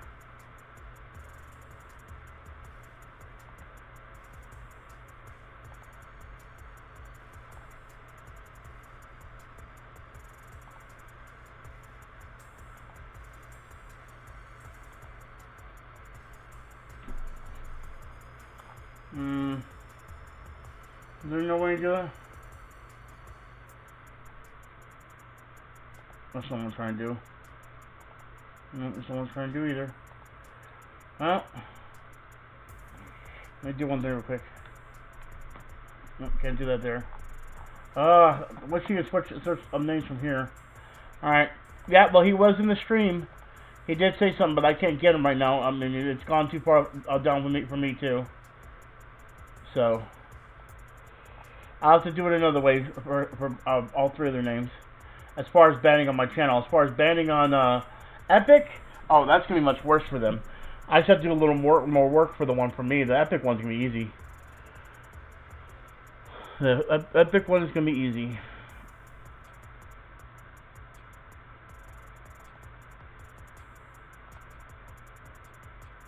Heck, let me see if I can show you guys something. Well, no, I can't show it to you guys. See personal information. I was going to show you guys someone that got banned when I reported them through the email, but I want to see my email. That's a bad idea. Last Decipher, Gpot. What'd you say? Did you say something, Decipher? Or are you just looking at your hours?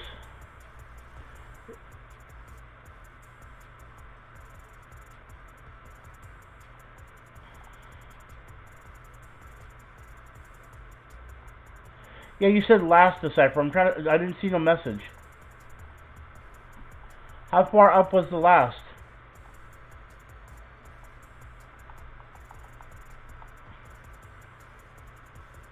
What's up, Brandy? What? What do you mean PSN show on stream? What are you talking about, minion?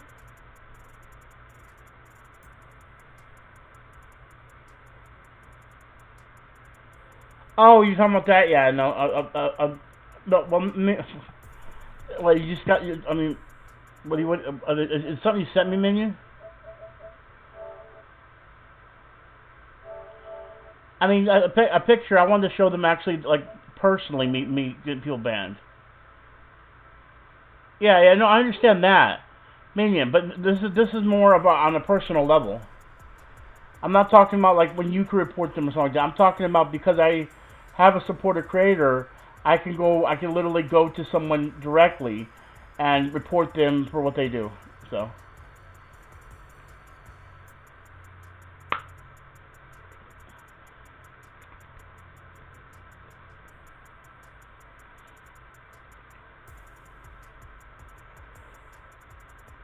So I'll let them keep griefing me if they want to, but they better enjoy their time with it. Or I'd say go away right now. That's the only thing I'm gonna tell them right now. You can go away right now. If I see them again, it's curtains.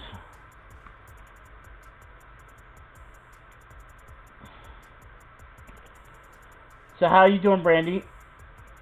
I'll be starting that next ring. Well, not enough starting it, but I'll be all right, I got your fibers. At 5 o'clock, Brandy, I'm gonna start setting my thing for Comic-Con.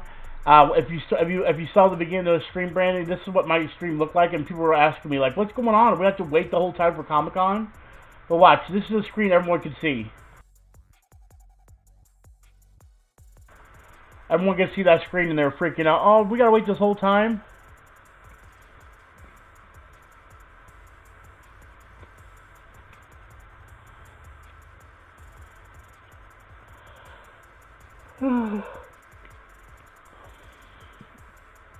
Yep.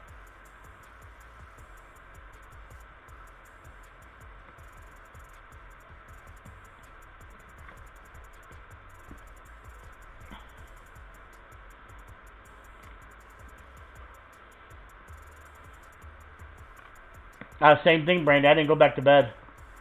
I can't. Okay, let me rephrase that. I laid down, and then after about an hour and a half, I heard my mom say, "Are you asleep?" I'm like, "No," and she's like, "What are you gonna do?" I said, "I'm gonna stay awake." She got me a 4-pack of Red Bulls in her fridge. So when I start my Comic-Con stream, that's when I'm gonna take a Red Bull.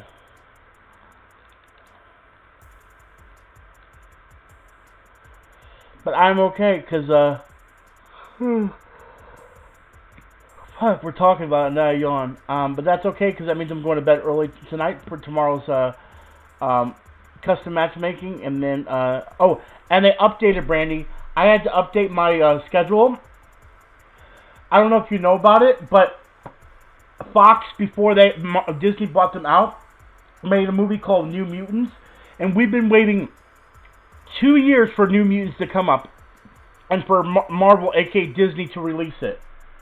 Well, not today, but on Thursday, tomorrow. Where's it at?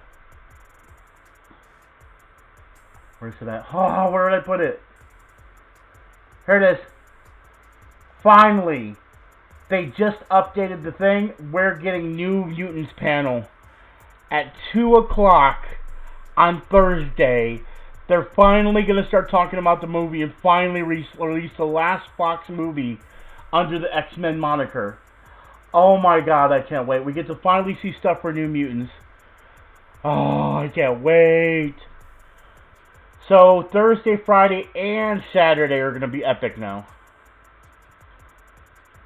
So today's a test run. Today is definitely a test run.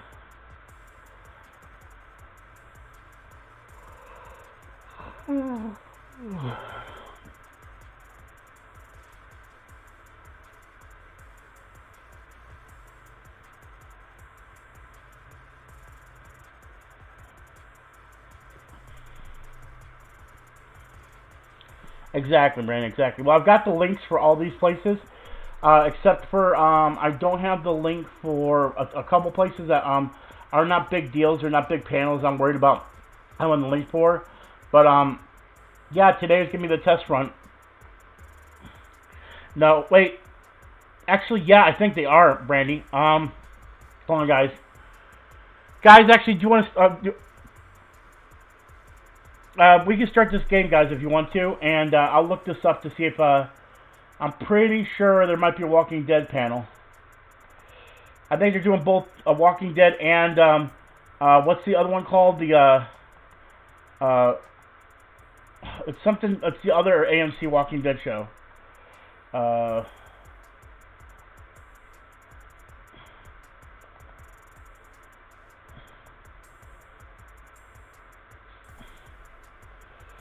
I don't remember what it's called.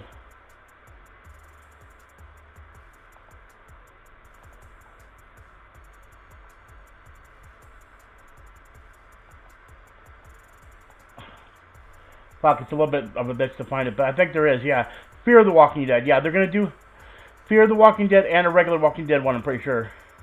Fear is meh, I gotcha. Yeah, they're doing a Walking Dead one panel, I think. Hold on a second. Problem is, and I'll show you this real quick. Guys, we'll start the game right now. No kill until 4 zone, guys. No kill until 4 zone.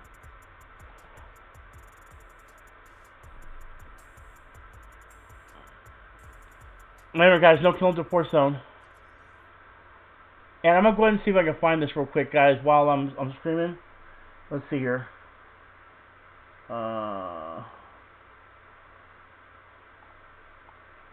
There's a way to see the schedule. Hold on. I may have to log into my own schedule thing. Hold on.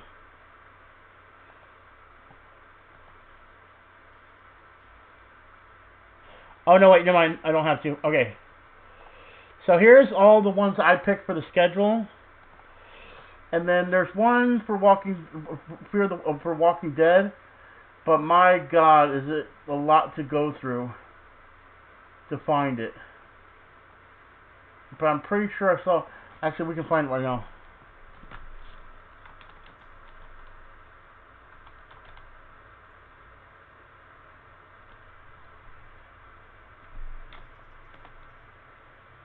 Right there. 1 p.m.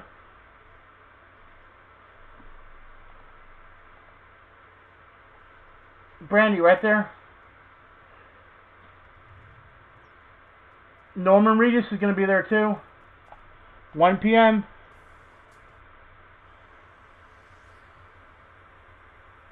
Here, what I'll do is if I get bored, I might reschedule my thing and go back to this one.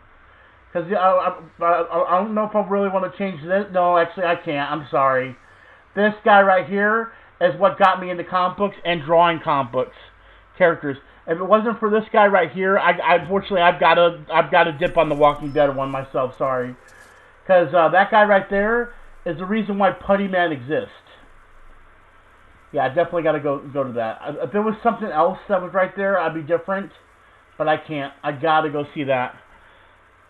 Yeah, that guy right there. His name's Kevin Eastman, Brandy.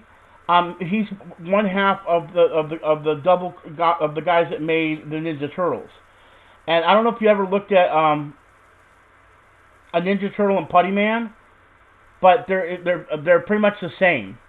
I actually used to draw Ninja Turtles back in the day, and I literally made Putty Man out of a Ninja Turtle, a mix of a Ninja Turtle and Sonic the Hedgehog. So I definitely want to see Kevin Eastman drawing Kevin Eastman. Like, I saw it and I was like, fuck, it would be nice to see Norman Reedus. He's a really cool guy. But I'm like, never mind. Never mind. It's gonna conflict with one of my favorite artists of all time. My first comic book ever, and this will be a great story for tomorrow, guys, but I'll give you guys a little hint. My first comic book I ever picked up was actually the first issue of Ninja Turtles. And it was because I was looking for a Ryan Sandberg, who plays for the Chicago Cubs. I was looking for a Ryan Sandberg card, and a local hobby shop. They were never called comic shops. They were just hobby shops. A local hobby shop didn't have the card I wanted, but they did have. Oh no.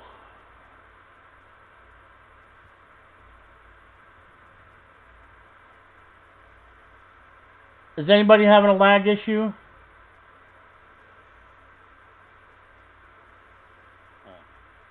Anybody having a lag issue? I need to know I'm not the only one having this, guys.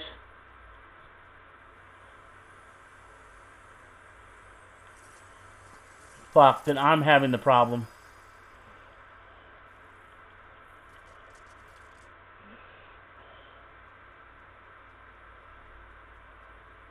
Yep, then it's me. Something's wrong with me on my end then. There's a big X in the corner, guys. There's a big X in the corner for my signal.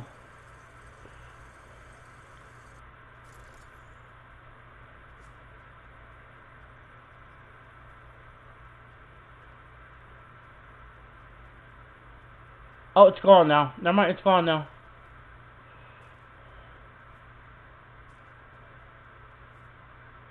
Okay, I think we're in the clear. We're good to go.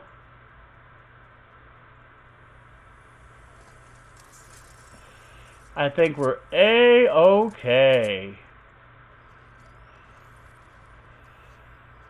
Why we have fighting, guys? There's no fighting.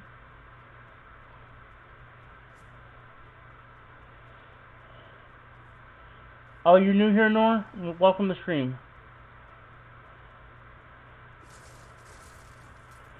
Oh, this is still underwater? Oh, Lord.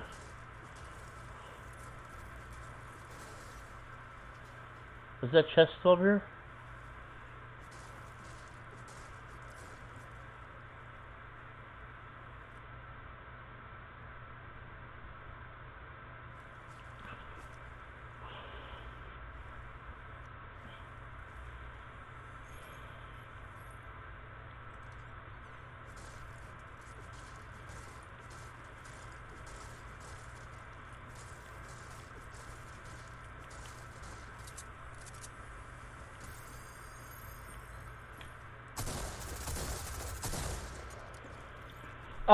Face Raffy again, guys.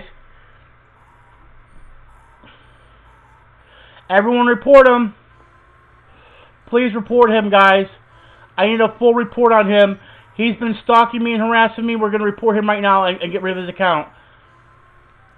I need a full report on him, guys. Every single person in here, I need to report the player.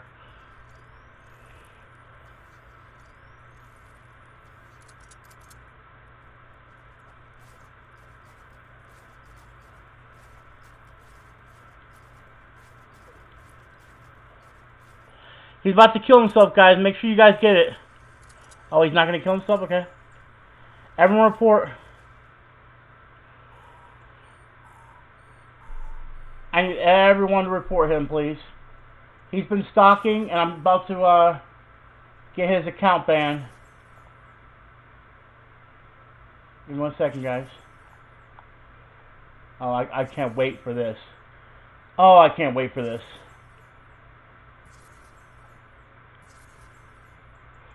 Guys, it's going to take me a second. Just let him keep doing that. He's just giving me more and more time to prove it. Oh, I love this. I'm going to my Gmail right now, guys.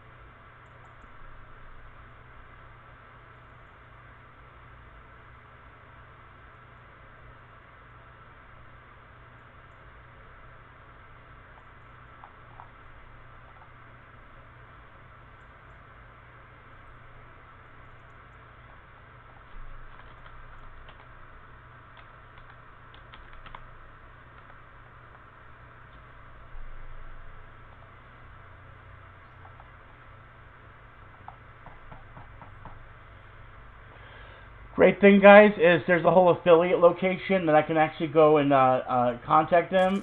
A whole affiliate page. Technical support.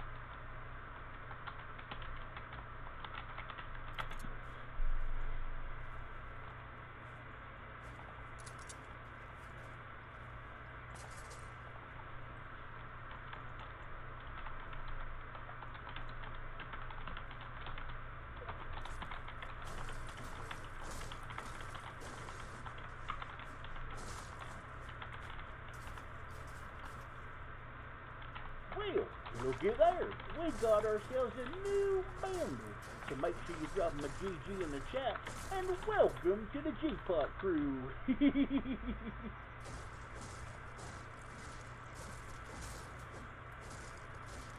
Okay, whoever just became a member, you're awesome.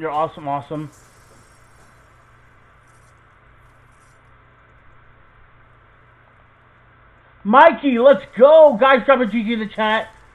Let's go, Mikey Woe. Guys, make sure you drop a huge GG in the chat to Mikey Woe. Mikey Woe, you're awesome, brother. Thank you. Guys, by the way, I know with the other people that I had said I was going to report them, and I still have thoughts of actually reporting them, but the person that you're seeing right now that I just reported, he has come into probably about 6 of my streams and harasses because he didn't get what he wanted out of something. So, unfortunately, I had to put my foot down. And if he loses the account because of it, that's not my fault. Stop harassing. So, that's all there is to it. So...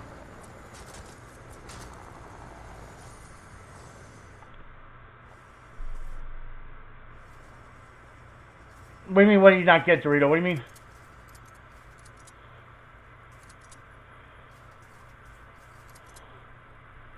I don't understand what you mean, Dorito.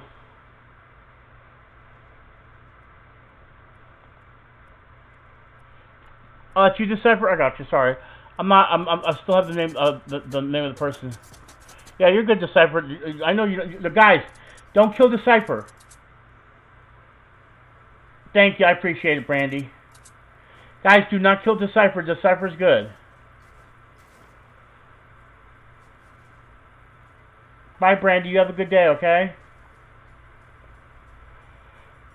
Oh, you have Marauders.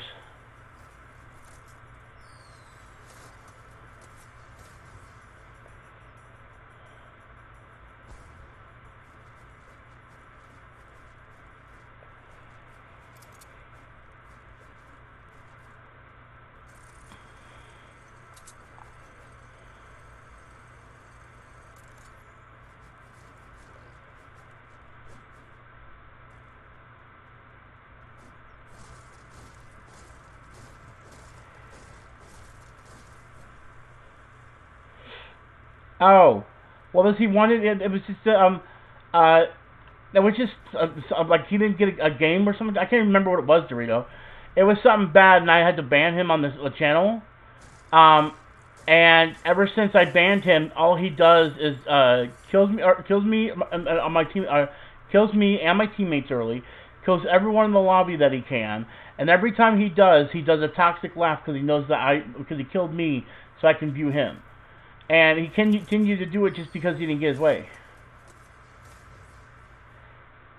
I don't know if he got banned from the game. I didn't see a ban hammer go down or anything like that. I think he might have ran. So I was still typing to Epic when he left when his avatar left out of the game. So all I know is he could have ran scared, but I don't care no more. I don't care how much scared he is now. He did it too many times. And he's been reported to Epic directly through one of the people that I contact. And I'm not doing it no more. If they're trying to kill you, Fibers, yeah, you can fight back. But make sure they're trying to kill you, though, of course. My whole point to the whole thing is people think this is funny. But I'm willing to forgive people one time. But it's the matter of you keep pushing me, and I'm going to do it. I'm gonna be that ass. I hate to be that way, but it has to be that way. You have to show people you can't just do what you want to do because you don't get your way.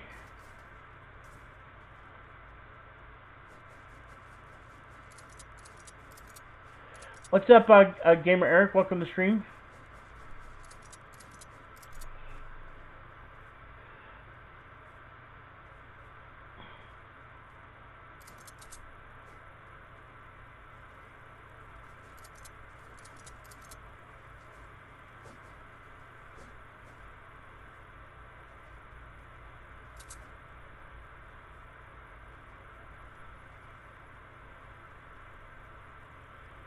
Got a Mizure Shark guarding a supply drop.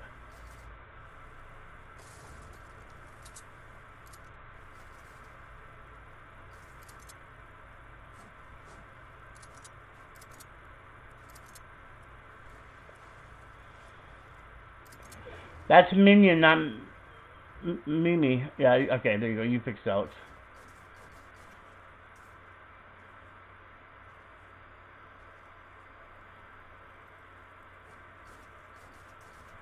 What's going on, DJ? Nice, Fibers. No, you're fine, Alex. I saw you fix it right away. That's why I stopped saying it that way.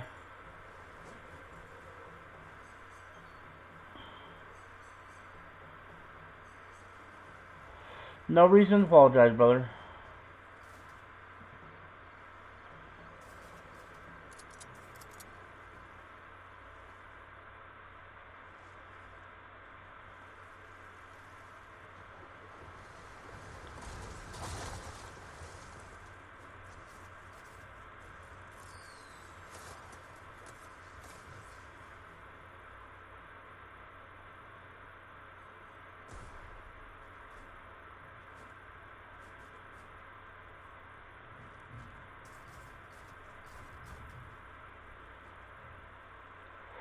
Oh, shoot. We can fight in 10 seconds, guys. I didn't realize how close we were.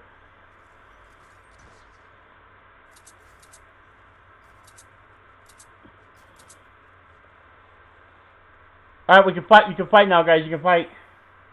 Sorry, I was not paying attention. I died and I wasn't paying attention.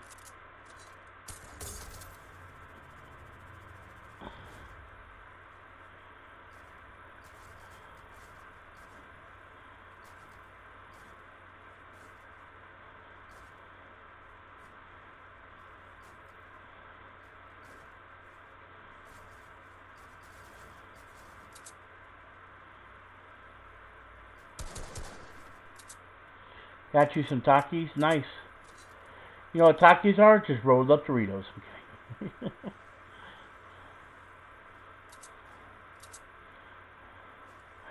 What's up, Sparks?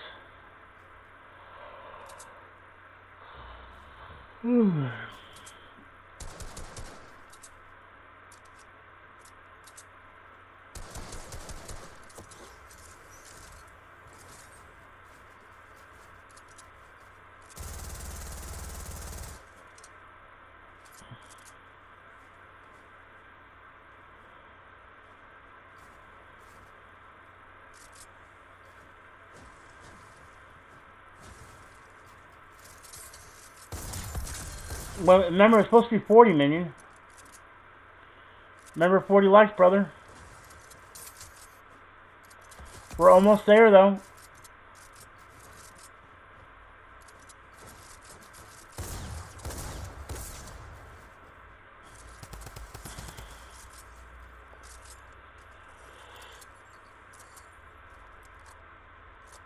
Well, let's get some likes on the stream, guys. We need 9 more likes and we can go play some catch, custom matchmaking catch.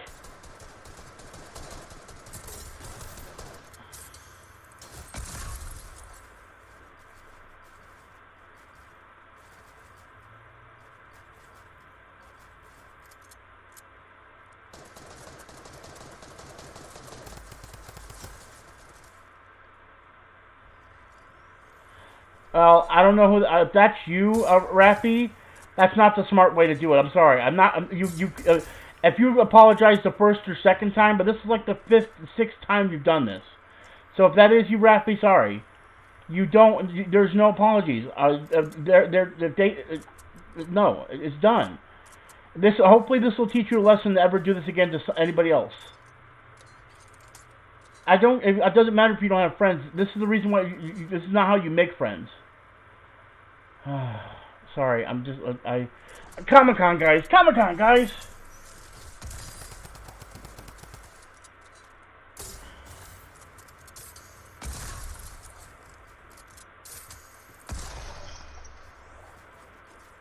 Nice fibers.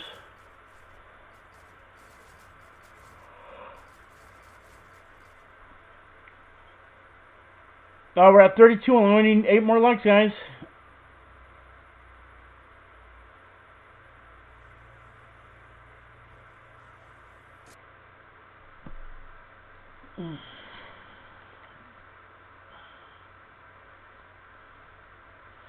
$33.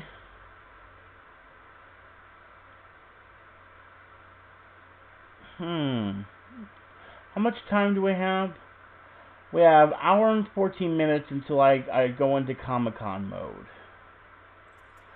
How long do you guys think catch will be? Okay, let's do this. If we can get 1 more like on the stream, guys. Oh, there it goes. There's 35. Alright, guys. Let's just go into catch. Let's just go into catch oh wait, it's squads, guys. Oh, we can't do catch, guys. We don't have enough people to do that. Yeah, minion. We don't have enough people to do squads catch, brother.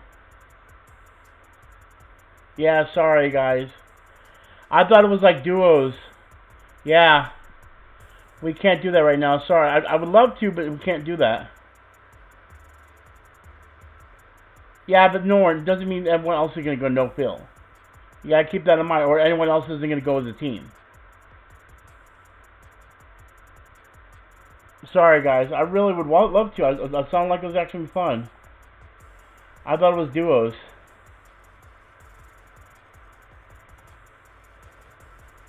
Okay, guys. How many people of you guys want to just do fill? I'll do fill and let you guys play it out. How many people want to go do fill? Or try to do no fill. But...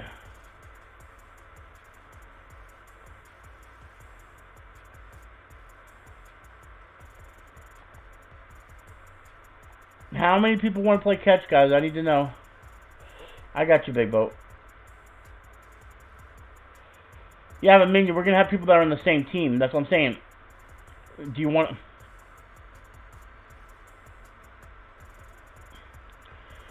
I'm going to ask, yes or no, do you guys want to still play catch even though it's squads?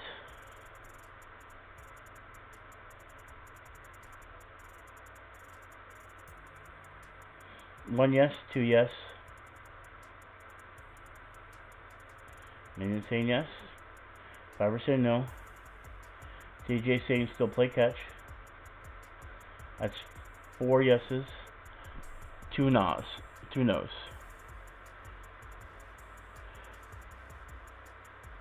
Nor you put in a yes. Okay.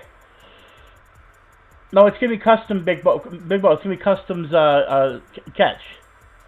All right, guys. I'm gonna let you guys handle that. If you guys want to get into squads, I'll play by myself. I'll let you guys go through it. 'Cause we don't have enough people for me to do a full lobby as well. So I'm going to let you guys do a full lobby, or let you guys fill up if you guys want to do teams. A big boat. I don't understand what you mean by that. We're not going to squad. We're just playing a game of catch, guys. We can go back to regular duo or solos in a second. No, big boat. We're not doing squads, brother. If we go back to custom matchmaking, it's going to be solo. Or maybe duo. At most. But solo right now. Alright.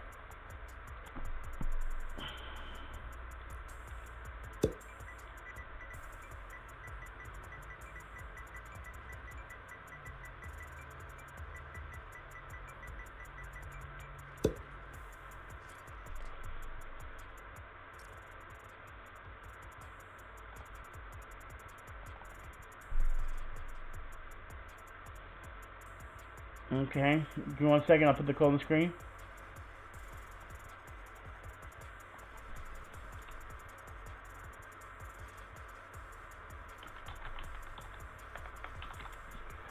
Ladies and gentlemen, guess what? Comic-Con is back! Except, I gotta move all this.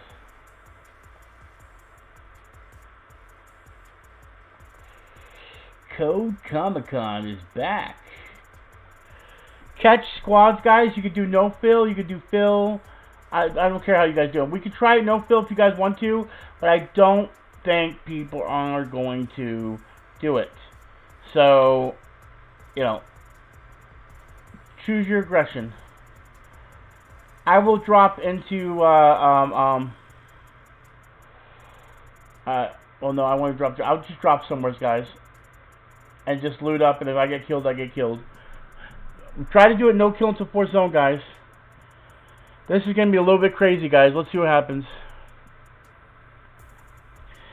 And if this is scuffed, guys, we'll definitely go back to custom matchmaking. If this works out, that's fine.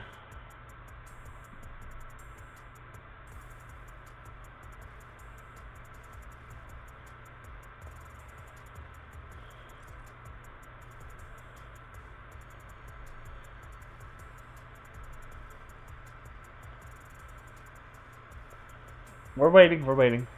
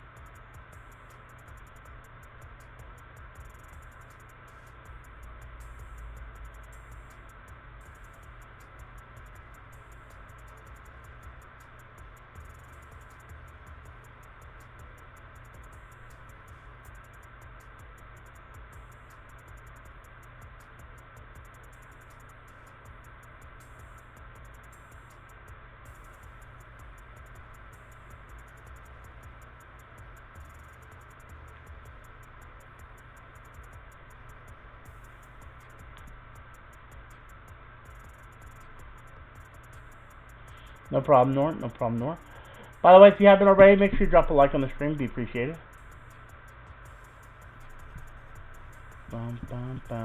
Make sure it's a lowercase, big boat, NA East catch. Make sure you're on server NA East.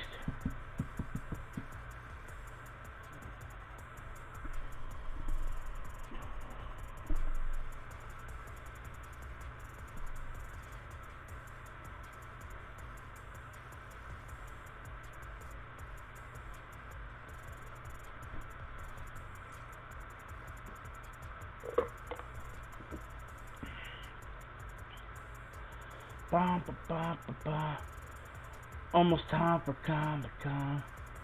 I can't wait for it to start. Gonna check something out right now. I want to see if I was right about the time.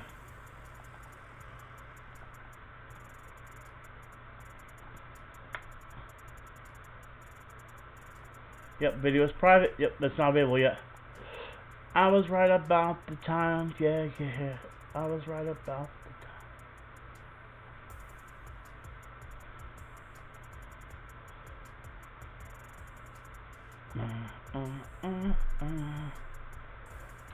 Alex the Ghost, we don't say starter on here, brother, sorry. Everyone queue up.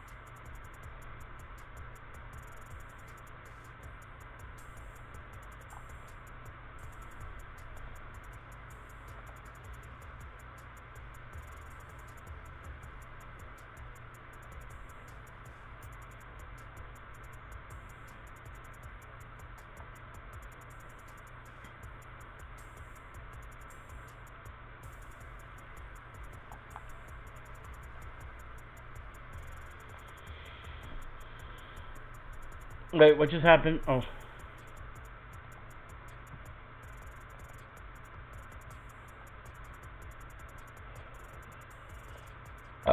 Got you, Decipher. Is everyone ready? You guys ready to start?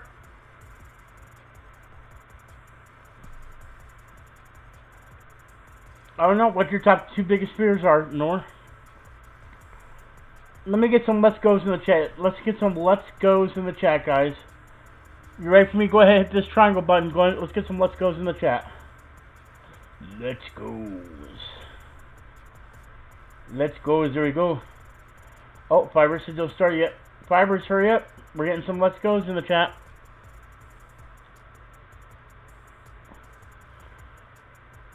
Oh, yeah, Nor.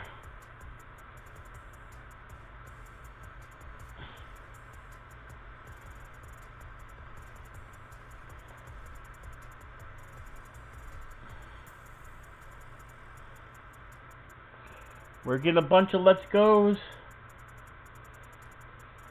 Wait, what?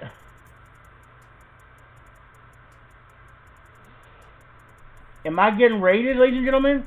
Who's the raid leader? Who's the raid leader? Galaxy, are you the raid leader? Holy crap, who's the raid leader? Wait, raid is the raid? Wait, hold on.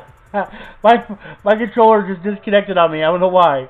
Wait, raid is the raid? Wait, who's raiding me?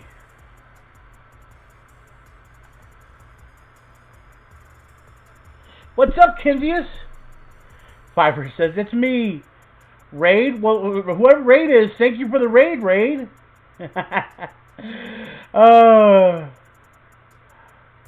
Oh, is that why you said, wait, Fibers, let's go? So it's a Fibers raid, let's go, Fibers. Thank you, brother. Clips, thank you for coming to the raid. Panther, thank you for coming to the raid. Nicopen, thank you for coming to the raid. Firma Riggs, thank you for coming to the raid. I missed some other people above. Galaxy, thank you for coming to the raid.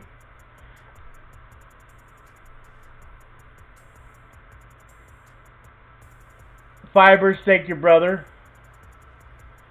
I just got raided. Let's go. Guys, make sure you drop a like on the stream if you don't mind. Nor raid there. Let's go. Nor raid as well. Oh, let's go, guys. Thank you, Fibers. I appreciate it, brother. And thank you, Nor. I appreciate it as well, brother. Jay Ray, thank you, Jay. Oh, you guys are awesome. Guys, make sure you drop a like on the stream. Fibers, thank you, brother. I appreciate it. Nor, thank you as well. Former Riggs, thank you. Guys, drop a GG in the chat. Thank you for that dono. Guys, let's get some GGs in the chat and show them some love, guys. As soon as we hear Deadpool, guys, we're gonna go ahead and start this game up, guys. As soon as we hear Deadpool. Deadpool, did you want to say something about this raid that this donation I just got? Maximum effort. Thank you so much for that donation. Everyone drop a GG in the chat and let's show that donor some love. Thank you, Firma. Thank you so much for the donation. I appreciate it. Gamerfights, right? Exactly, guys. Guys, drop a few more GGs in the chat. Let's get this game started, guys. Yeah, he did, Fibers. He's amazing, brother. Epic. You got some great subs there, Fibers. Alright, guys, let's get this started. Remember, let's try to do no killing to 4 zone. I don't know how it's going to be with this catch. This is going to be crazy. All I can say is good luck, guys. If this turns out fun, can we do duos next? We might have enough to do duos, Jay. We might not have enough to do duos. If I do duos, then I'm going to open up for my members to join me. I'll open it up in case any members want to play with me. We do duos. Thank you, Nord. Coming to Alex Trade. Cactor, thank you for coming to Fibers Trade. Appreciate that, brother. What's up? Oh, we got rabbits.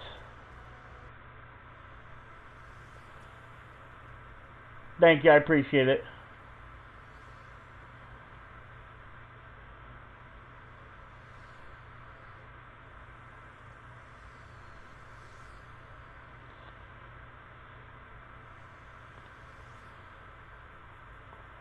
Alright, I will just I'll do a hot drop Blaze Lake. Firma, you have to be a member for that one, brother.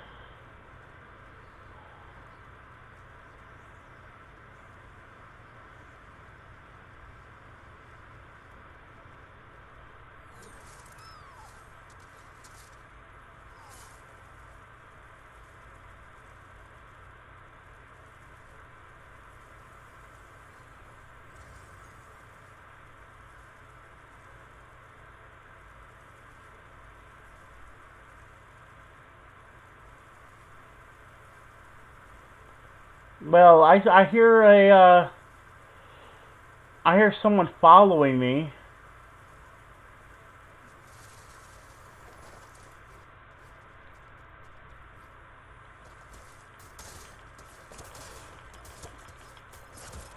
You're going with me. Bye. Wow.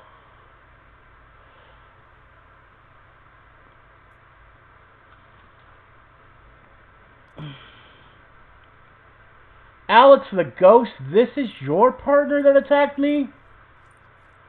Alex the Ghost, if you're... I will say this right now. You revive him. Do not revive him, Alex. I repeat, do not revive him. Good job.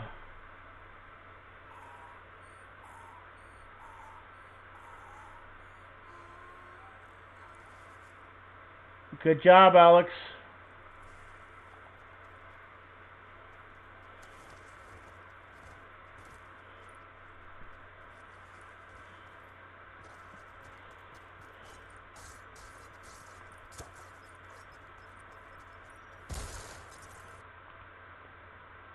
Wow.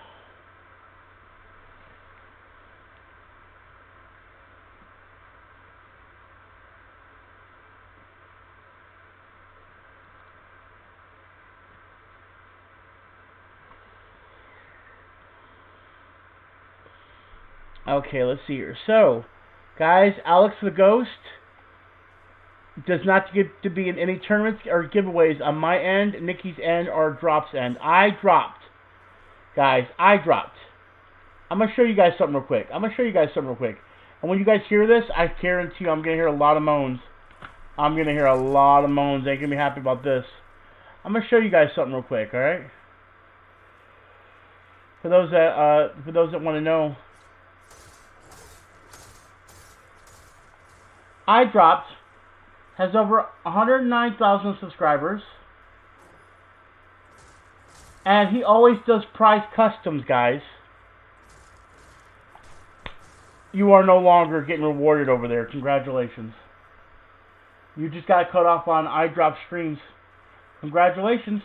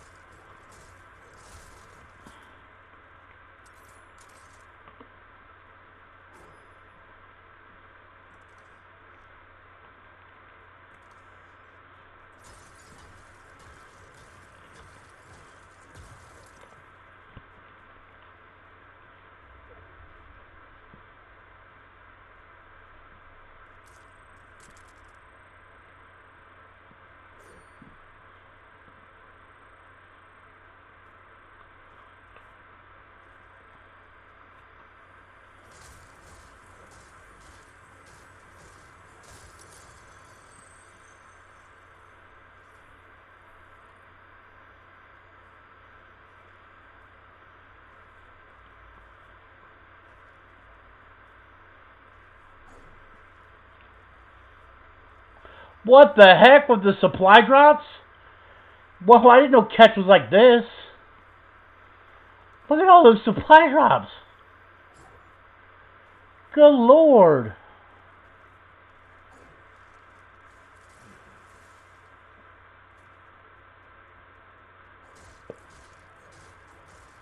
Nah, that's good, Panda. I'm good. Comic-Con's coming on tonight, Panda. I'm more excited about that, brother.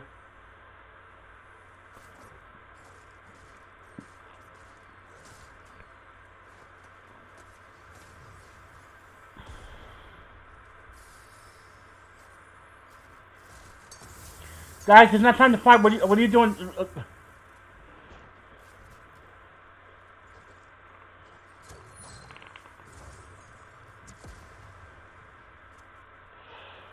Dorito, did you go fill?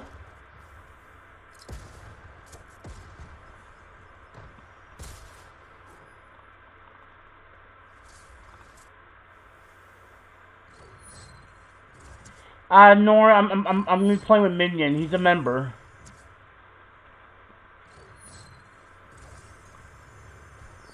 Yeah, you do have to first have 10 hours. Then you have to be a member unless I'm playing with subs. I'm not playing with subs at the moment. I'm playing with members.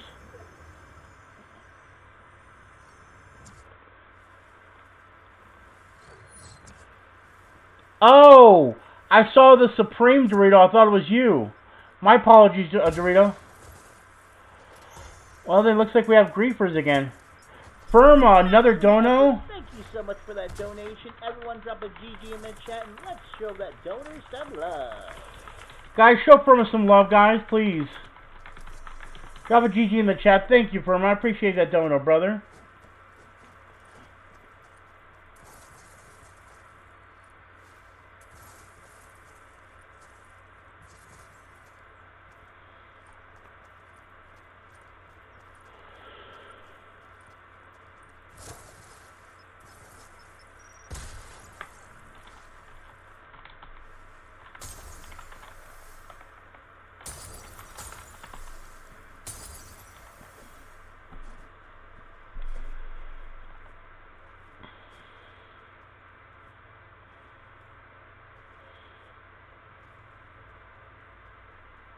Firma, you're awesome, brother. Thank you.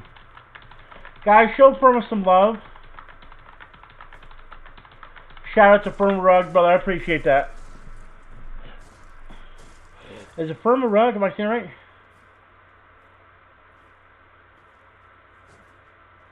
You smoke because your picture. I'm sorry. What was that, Jay? I used to smoke. I don't have any available to me anymore.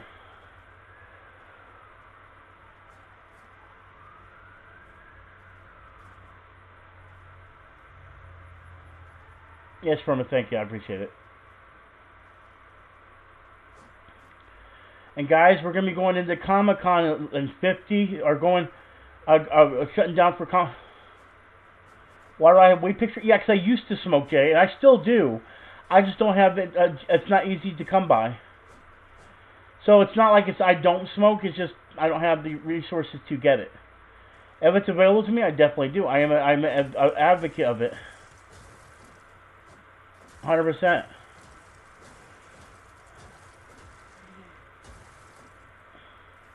Oh, Minion, oh, good Lord. I would say when the circle closes, but that might be extreme. Yeah, just when the circle closes. When this circle closes, Minion, you can fight. This catch is confusing. I don't know if the storms are faster or what.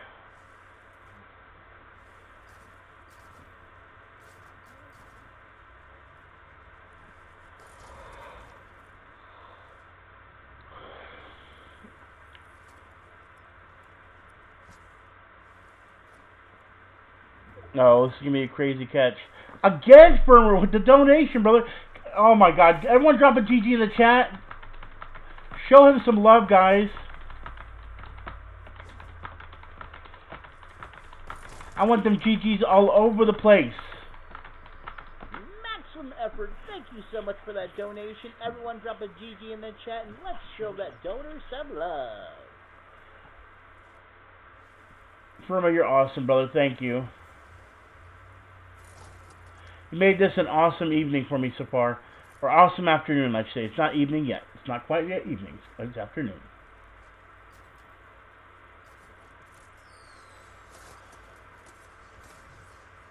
No, Jay, you're good. No, I would never ask anybody to donate. No, never donate your birthday money. Use that for yourself. You deserve that.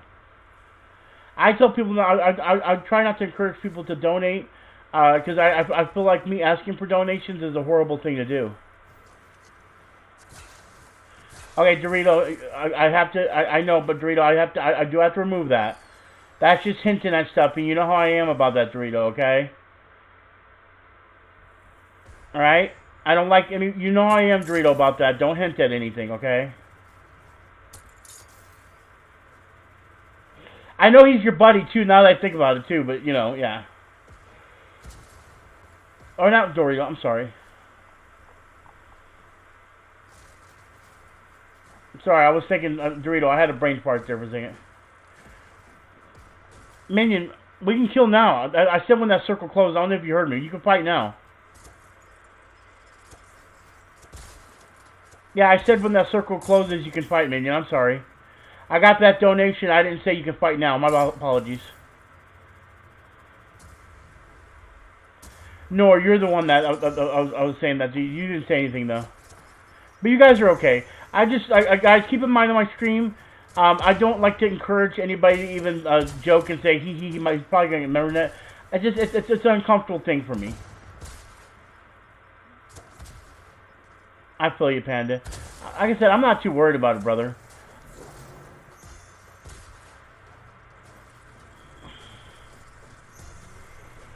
Me winning is not a big deal, Panda. 100%, I guarantee you it doesn't bother me.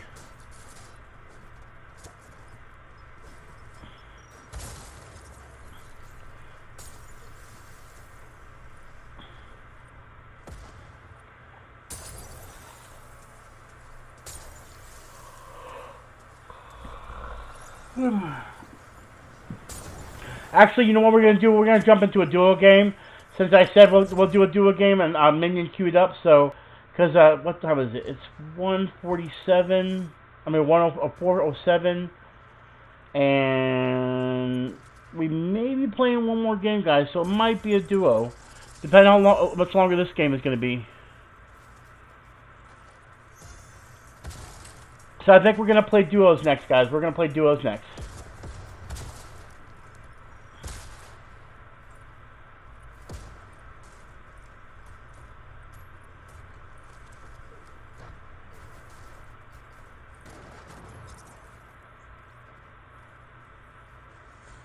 Thank you, Nora. I appreciate that, brother.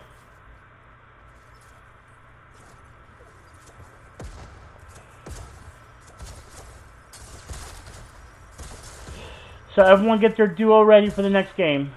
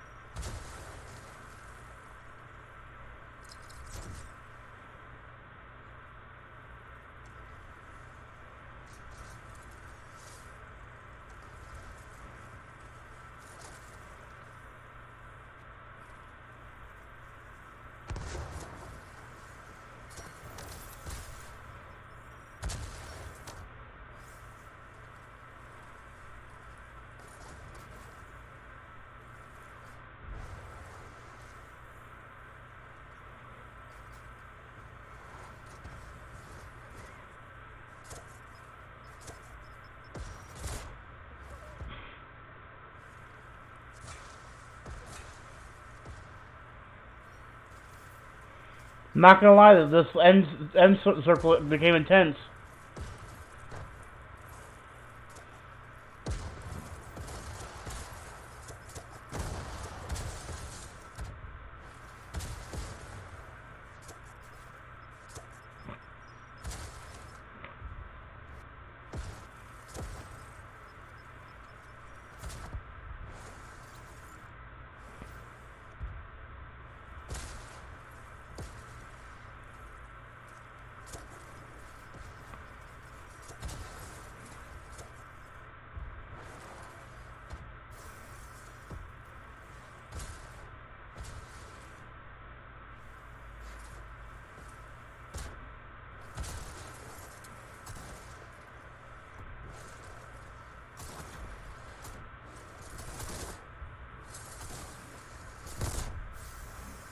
Good lord.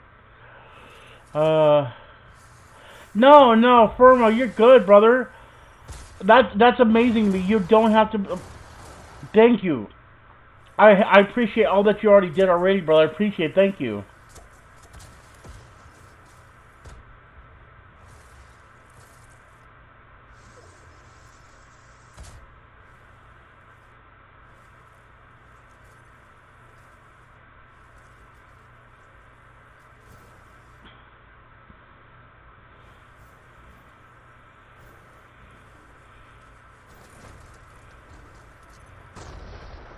Oh, wow. Minion, let's go. Nice.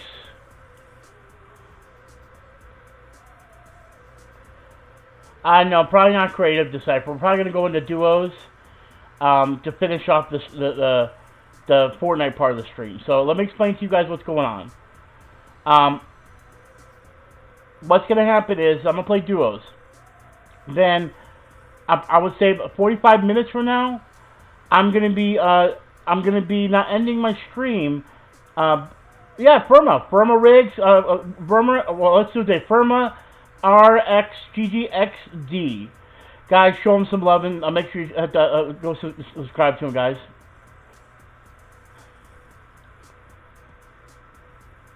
Facts, Mikey. Well, right? But anyway, let me explain to you guys what's gonna happen. So what's gonna happen, guys, is in about 45 minutes, the stream is going to stay up, and we're going to go into, Firma, I did. Firma, RXGG, I don't know how to say your last name, brother. Firma Riggs, shout out to you, brother. Thank you so much for the donations, brother. No, I feel you, Fiber, that's fine. So, Minion, if you want to join me, we're going to go ahead and play duos, guys. And then, like I said, about 50...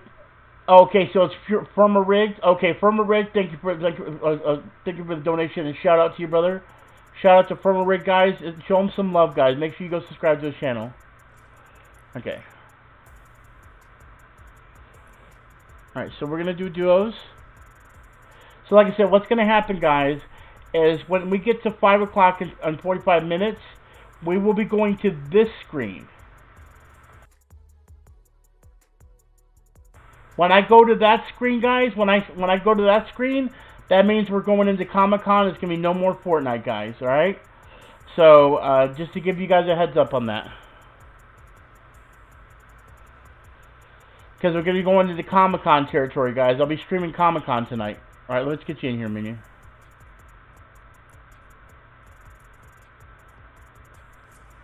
Yep, I am right now, Minion.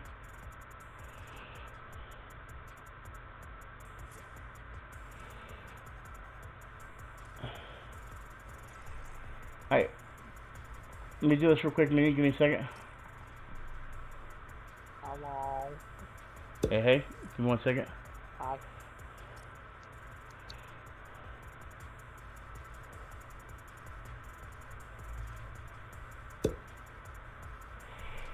Alright, that's all I want to make sure of, guys. We got the same code.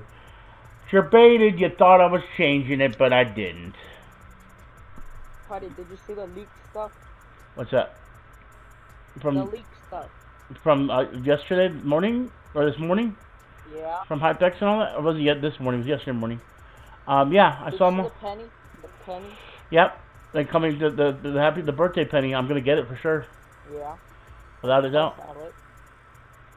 I was hoping it was a Battle Royale skin, though, and I realized it wasn't. I was like, dang, never mind. Party. What's up? What are your favorite leak skins? Oh, that he showed? That pack. I'm definitely going to get that pack. That has the banana one? Yeah, with the banana, because the girls are actually what I want. I don't want the banana. It's actually the females I want. Same, I only like the girls. I don't like and then there was a bunch of other female skins. I can't remember right now. I have to look back on it. And see, there's still a female skin that hasn't been... Was it the 3 trippy ones with the head and then the body? One of those I do. I've got the other one. Remember, I've got one of them. Yeah. I want the one that has that one girl's head. Here, I'll show you real quick. The toxic one. The toxic one. I don't know if it's called toxic or not. It's the one that has the Persian girl's head. The one I really. Which one? Yeah, that's a Persian girl. That's the Persian girl. She's Persian. The one that has okay, hold on. Right. A mask on and like a yellow thing or a green thing on top of her head, right? It's the girl with this face. Oh, the trippy version of her? Yeah, the trippy version of her. That one, yeah. That skin is probably the most beautiful face they've ever put in Fortnite right there. That face is the most attractive face I've ever seen in this game. So, 100%, I definitely would love to have that one. So I'm going to have to go back and buy that skin again. But then there's some other ones too. There were, like I said, there's skins that came out already that I wanted that I'm not going to be able to get unless I get it at the end of summer. But I'm always trying to save up to make sure I can get like any Marvel skins or DC skins. Oh yeah. You're in from? Okay, I got you from a rig. Do you like the toxic one? It's a green girl, green and black, and then she has a mask on, and then like a. Oh yeah, she's pretty cool too, but not as much. Yeah. I'm not really. Like that one. Yeah, that one's not. That's not big. That one I can pass up actually. I mean, she's okay. I'll tell you which one. I don't know. I only like 3. I like the 2 girls in the pack and that toxic one. Where was it? Buddy, do you know that one of the girls in the pack are a summer version of a skin that's already out? Yeah. Okay, what is it? It's the version of this skin. It's Summer Fable. Yeah, that's why I wanted it. Okay. So out of the skins that were leaked, actually no, all of them are in the pack that I want, except for Party MVP, which is the one that has that face, the you know, the little thing. The Party of MVP, that's the one with the girl I just showed you the face of. The abstract ones with the colorations. Yeah. Sorry, I'm looking at the list right now, guys. Oh, and I remember Sizzle's the other one I wanted. Which one's that? That's the female beat boss. Oh yeah, I don't like her shirt. That's the only thing I don't. Yeah, but I can ignore that. But then of course, there was 3 other skins from the last leak that I wanted. And that was, I'll tell you right now. Putty, DJ asked if I could tell her where we land. That's up to you. It's up to you. Oh, yeah, Safari and Surf Witch were the other 2 ones. Rally Raider hasn't come out, and I want her. Which one's that? Here, I'll show you on Hypex. It's this one right here. Oh, Putty, they just leaked something, I think. Oh, encrypted skins. Hyped it? Yeah, Hypex. Actually, wait, I think it's Hypex. I don't see any. Did he literally? Oh no, Fire Monkey. You want me to send you a picture on Discord? I could go to Fire Monkey myself. Okay. It's on Twitter. There we go. Okay, first off, I want that girl to the left. Definitely get in the middle. You know who that is, don't you? That's the girl. Yeah, the girl that looks like Suki, right? Yep, I want her. I want the one in the middle, yeah, and then of course, I think I want Office Jonesy. Agent Jonesy. Yep, Agent Jonesy. Yep. Yeah. The mushroom I kind of want, but as in that girl, I'll probably actually, I'm gonna outright buy her. But definitely buying the fish stick skin because that's gonna be a DC variant. Yeah, the fish stick, I don't think it's gonna be a style. I think it's gonna be a full-on skin. Yeah, exactly. That's why I said I'll just get it through that. So, do I have Black Manta? Of course I do. And, okay, Panda, you might not know this about me, but when it comes to one type of skin genre, I always get it. And I even put in my favorites. I'll show you right now. When it comes to crossover skins, they always go on my list. And they always get favorited. So if it's DC or Marvel, chances are Putty has it. If it's Icon, chances are Putty has it. If it's anything crossover event, chances are, aka me. Firma, you have to be you do still have to be have 10 hours in the stream or membership, brother. Okay, but I will try to accept it later for you. Okay. Why am I getting all these friend requests suddenly? Like, I'm getting a ton of friend requests, guys. I don't know if some of these people are. But yeah, Panda Squad, if it's a crossover, I always gotta have it. And Panda, if you ever want to know what skins I have, just type exclamation point. Just type exclamation point locker. It'll actually take you to a spreadsheet that shows all the skins I own. That Google Docs right there, if you go there, it'll literally show every single skin that I own. And it's literally a list of 280? Yeah, a list of 280 skins. So, if you ever want to look at it, just go that location, you can see it. Do you like the new style for the starter pack skin? Yeah, I like it, but everyone's rocking it. That's the problem. Yeah. Alright, guys, I'll start it at the 8-minute mark, guys. We'll give it 1 more minute, and we'll start at 8-minute mark. I do think, though, this is going to be a full duos game. By the way, I will be hiding my screen for this game, guys, so maybe you won't get killed me. Keep in mind, guys, that after this game, I'm probably going to be going into Comic-Con, guys. I probably will be going into Comic-Con.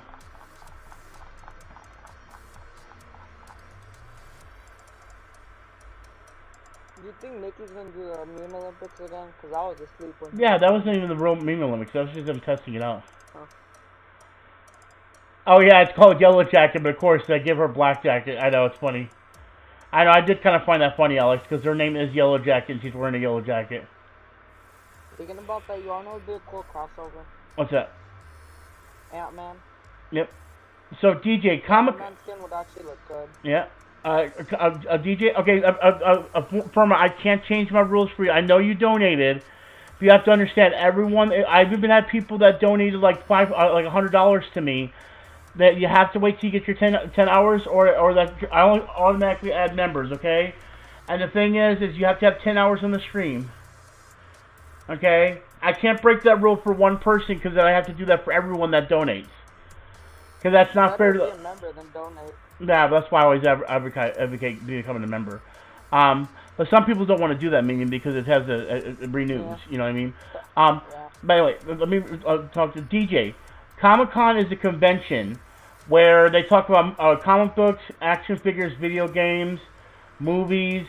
They have like actual conventions where they talk to the celebrities in panels. Tonight's convention will be more talking to comic book geeks and things of that nature. Tomorrow, Friday and Saturday is when you're going to see all the big celebrities. Like, they're having a Family Guy where they talk to all the people on Family Guy. They're having one with a bunch of wrestlers. They're having one for a Bill and Ted movie. They're having one for The Walking Dead. It's a bunch of stuff that happens, but unfortunately usually go to the convention. But because of a certain thing that I can't say out loud, they're all doing it at home, so I'm going to be broadcasting it live every day this week. And Friday and Saturday, I won't even be streaming FORTNITE. Friday and Saturday will be strictly Comic-Con, and then tomorrow we're gonna do challenges. Then I'll be going into Comic-Con at 1 p.m. So we're gonna at least have a 3-hour window, or say 2.5 hour window. Okay, I got you, Optic. We have about a 2.5 hour window of playing some challenges tomorrow. So if you guys are up early at 9 o'clock, I'm down to do that. Wait. It might even be 10 o'clock that the challenge come out. Is it 10 o'clock or 9 o'clock they come out now, meaning? They come out at 6 for me. At 6? 9 for you. Item shop right now, favorite thing in the item shop is definitely, yeah, the only thing is the Power Patroller, because she's wearing green and she looks really cool. That's the only thing, that's the only thing I like in the store right now. There's nothing really else. I will say the chair is funny. The chair thing is funny, but I think 1,200 V-Bucks is way too much for that. Yeah, I should have been 800. Yeah. Okay. The pickaxe is probably like 800. How would back buildings cost 400? Right, exactly. Okay, is everyone ready? Is everyone ready to go? Can I get some let's goes in the chat, guys? They give you something extra, like also a wrap, it would have been good. Well, I like the pickaxe, it's cute too, but it's just, you know. Yeah. Let's get some let's goes in the chat. Ready? Everyone that's ready, say let's go. Let's hobo.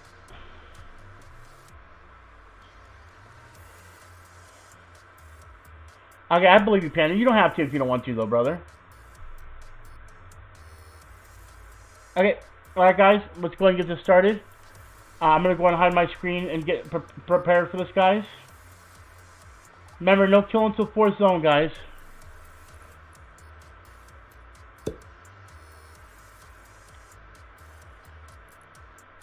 Right, starting up right now, guys. Remember, no kill until 4th zone, guys. I'm about to have more hours in Rocco. Facts. I just need like 10 or like 15 more. And then I have the most hours. Remember, mark where you want to go. Don't say it aloud, okay? Okay. Facts, Alex, facts. My dog scares me. My dog scares me. He's only only 3 months old, but he's still scary. Right, right. He bites the shit out of me.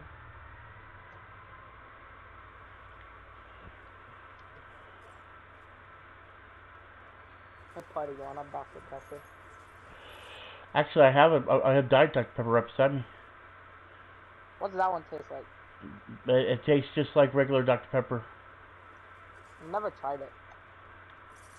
No, it's just Diet Dr. Pepper, which is like what a diet drink would taste like from a regular drink. Where's Comic Con usually at? San Diego. San Diego, California. Why are you asking so many questions? Right now.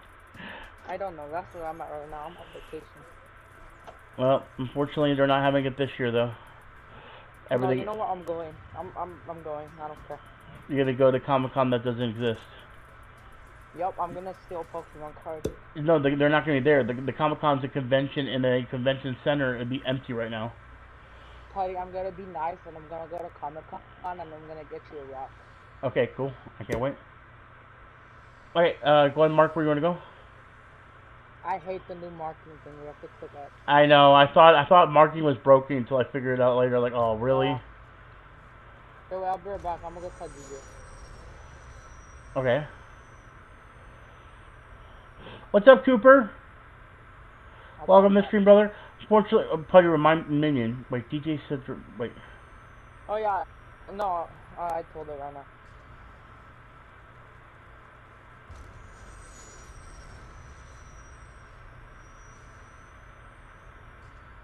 Buddy, people think they're gonna add cars on Friday.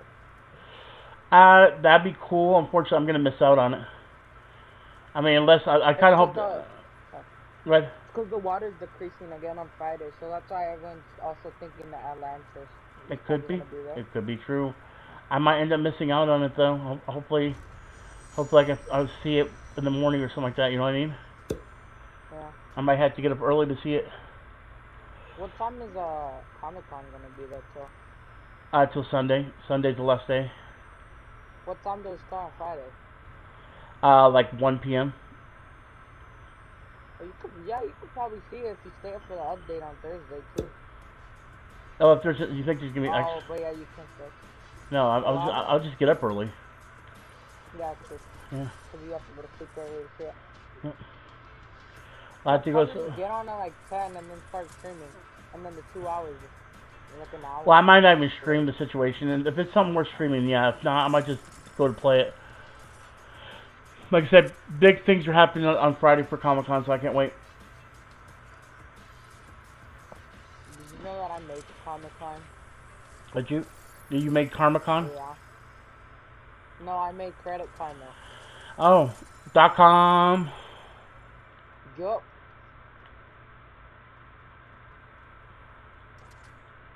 Buddy, I found you on FarmersOnly.com. Did you really? That's kind of creepy, Minion. I'm just kidding. I don't even know what that is. Are you actually on there? Why'd you say did you? It's still creepy either way, whether I'm on or not.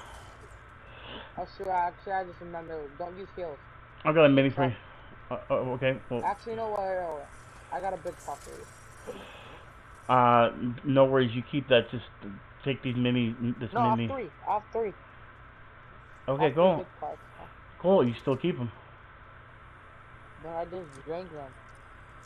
I'm lagging so bad. I'm gonna stop you from giving me one. There you go. Frick. Now what am I gonna do with it? Where's DJ? I thought DJ was supposed to run it. Yeah, don't say it aloud. Everyone, what's we that? are at Salty. What's up, Ezzy? Isn't Ezzy pineapple? Yeah, Ezzy's pineapple, yep. Okay. I don't know why, but I always think that of you. I know. Oh, she says she's coming. Okay. She says she's getting something. Probably helicopter.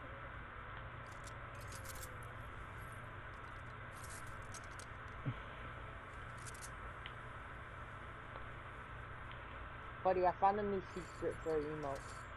What's that? You have to come to me first. I don't believe you. I think you're gonna No, throw. I think you're gonna throw a water balloon at me. No, I'm not. Tell Minion I said hi and do fashion show, please. Play. No, we're not doing fashion show. Sorry. I'm actually. This is gonna be the last game on FORTNITE. I'm not ending the stream. Ready? Get Rick World, nerd. Wow. I won't be ending the stream, but this is gonna be my last FORTNITE game. Pineapple. Yeah, buddy. So, like, you know how I told you about the Save the World thing? Yep. Yeah, it happened to me.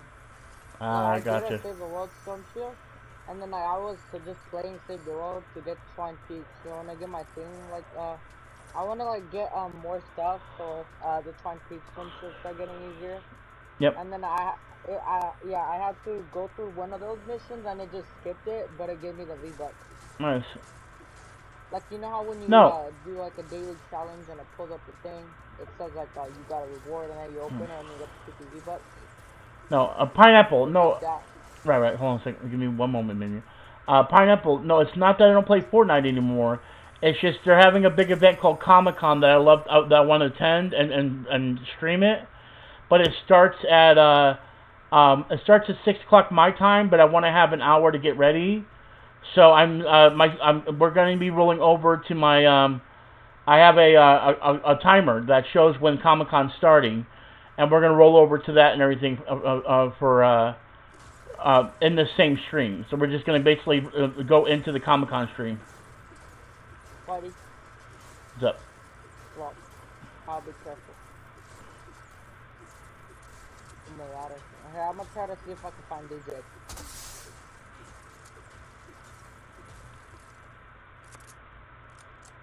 Nope, I have a scar. Wait, would you rather have a scar or a burst? Oh, shit. Actually, it doesn't matter to me. I like both now. I've gotten used to the burst. The burst is really good. Yeah. Buddy, what is wrong with you? You just destroyed Deadpool's camp. I know. DJ said she's coming. Buddy, if you look at this here, just know it wasn't me. Alright. Okay, buddy, come here real quick. Can you pick this up real quick?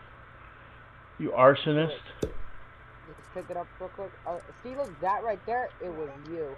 Oh, really? Yeah. No, I did that one. Oh, wait, hold up, give me that. No, I want it back, I want another one. Huh? Give me. What the hell? No, you know what? Come here, follow me. We're gonna go burn down this place. Right there. We're burning it down. Wait, there's a chest in there. We need to wait till it burns down. Oh, that's DJ. DJ! Buddy, we gotta signal her. Okay. DJ, look! Yep, she's fat. See, the signal worked. I told you. Hello. Fat thanks. Bye, nerd. Oh no, she did what I did to Nikki. You all know what me, Lestat, and DJ did one time? We threw 100 apples on Nikki one time.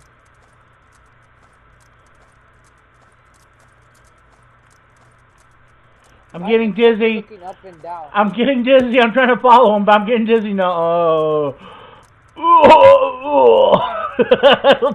Hey! Why are you throwing up cabbages? I don't know. Buddy, do you need some water? Do you need some water? Oh, my poop is not going to be smelling right. Here, take some water. Oh, thank you. Oh, good lord. Ah! You just ate so many cabbages. I know. Come on. For apple juice. Look what you made me do, DJ. You know what, just for that, DJ?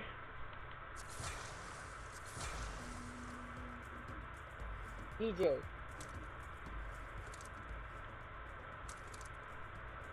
Let's go.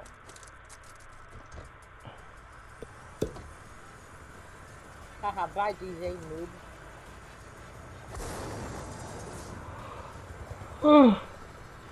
Oh, she found. DJ says she found a llama. Oh, nice. You wanna get maths here real quick? Yes or no? Sure, why not?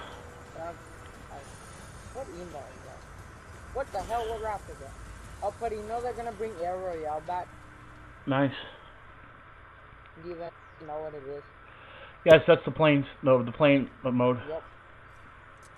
I mean, no, I don't know what it is. Minion, can you tell me? Thank you.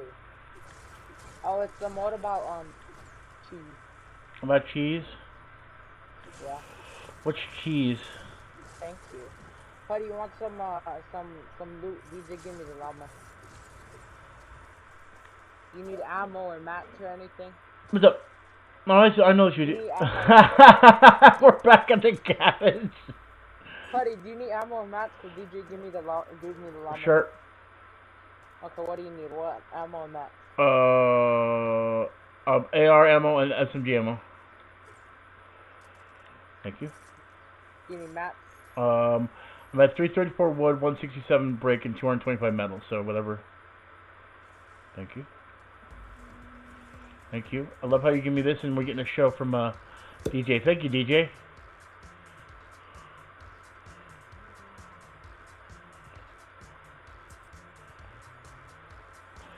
I'm gonna get dizzy, DJ. I'm gonna get dizzy. Look at my show. Oh, you know what? You know you're just trying to show off. DJ was actually giving me a show, and you're just trying to show off. Frick you, dude. Fight me. DJ, don't even let Mimi rain on your parade. You had an awesome show. No, fight me, Fudges. Now you want to beat me up? Of course. Wow. By fight me, I meant in Pokemon cards. Oh, you see what he's doing? You see what he's doing? He's flexing it. He's flexing his rap on us, DJ. He's flexing his cool rap he got from Buddy, remember, my helicopter's always watching you. Remember, I can put Blue Team Leader on. I have it. Damn it. Glow? What? I can put Glow on. I don't like Glow that much. Glow is cool as hell. Glow would be a big flex. Glow is good, but yeah, it's cool. But it's like a skin that I like, but if I don't get it, I don't really care. But you wanna know what would make me be jealous? What? You had the iconic email. Yeah, I don't have that. Of course I don't have that. Nope. Lamayan, DJ said Lamayan, Minion, screw your rap. Exactly. You tell him, DJ. She knows what she's talking about. That's why I didn't revive you when we were playing cat. Oh, burn. You're mean to her. And that's why I didn't. Where'd my Dr. Pepper go? You don't deserve your Raider. Wow. Nope. Thank you. I deserve my Renegade Raider. You know what? The other Renegade Raider, Blaze, is better. Get the fuck out of my helicopter. Alright, fine, bye, see ya. I'm leaving. Bye. Buddy, did you really mean it? Did you really mean that your rap is better than or what you said? No. All right, I didn't mean it either. Good. No, it's just as cool. Blaze is ass. Blaze looks like my shit after I eat Cheetos. 15 bags of Cheetos. Hot flaming shit.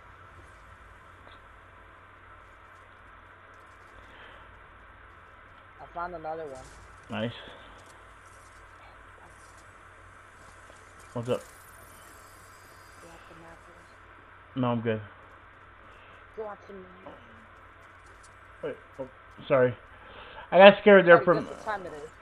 What? Hey, that's Oh. time. You know what time it is? It is 1 minute... Oh, good lord, she's throwing apples at me. I don't need the apples, though. By the way, when the circle closes, everyone, we can fight. I don't need apples. I don't want any apples. Never. Just because you say an apple day takes a doctor away, I don't want to see the doctor. The doctor's gonna touch your Cheetos. The doctor's gonna touch your toes. Oh, thank you, Winner. I appreciate that. Shout out to Winner. Oh. Did you hear that, DJ? He's gonna inspect your toes.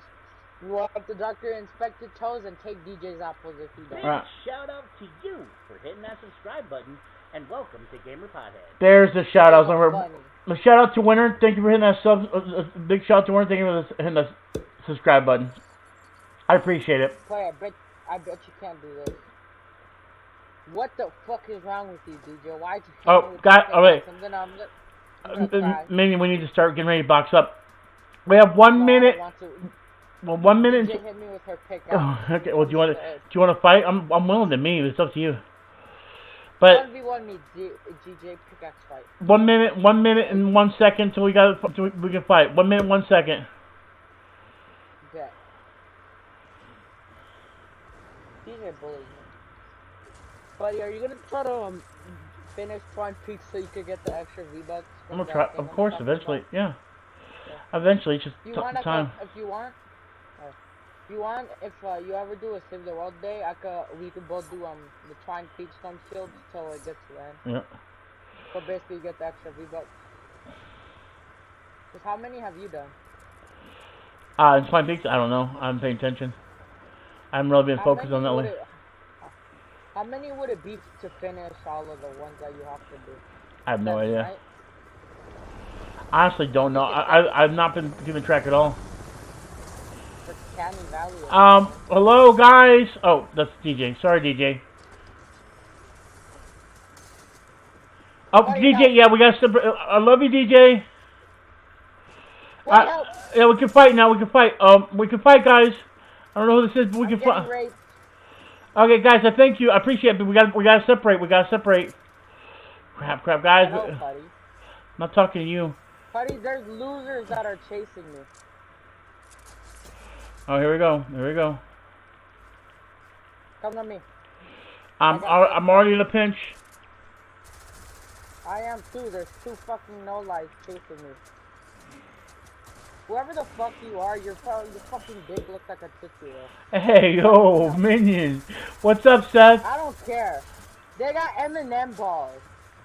DJ, leave me alone. Help me, DJ. You're supposed to be helping me. No, that would be teaming, though. We can't do that. You know, I love DJ to death. I really, really love DJ to death. But we can't be teaming. DJ's a distraction. DJ's supposed to, like, eat their cheese. And then, like, they go to the fridge and they have to go to a store to get cheese. Just like your dad wants to go get them too. Buddy, I'm scared. No, DJ! Oh, I got scared too.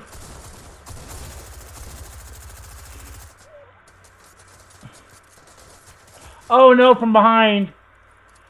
Jay just got me from the back. Fucking loser. Yes, we do, Seth. They're on the fridge. You see how many people are targeting us? I know, but unfortunately, that is a case Ross-Ron moment, minion. At least we got to play together. So bad. Holy crap, this like lagging. TTVJ. What the fuck kind of... Hey Putty, you want some Germ X?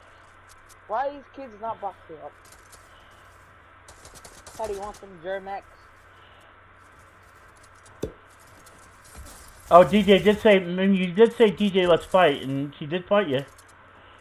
I said I was just kidding. Too late on that one, man. DJ ruined my chances. I could have killed those kids, but DJ, you're off my friends list. I'm never playing with DJ. Wow, that's cruel right there. I said I'm just kidding.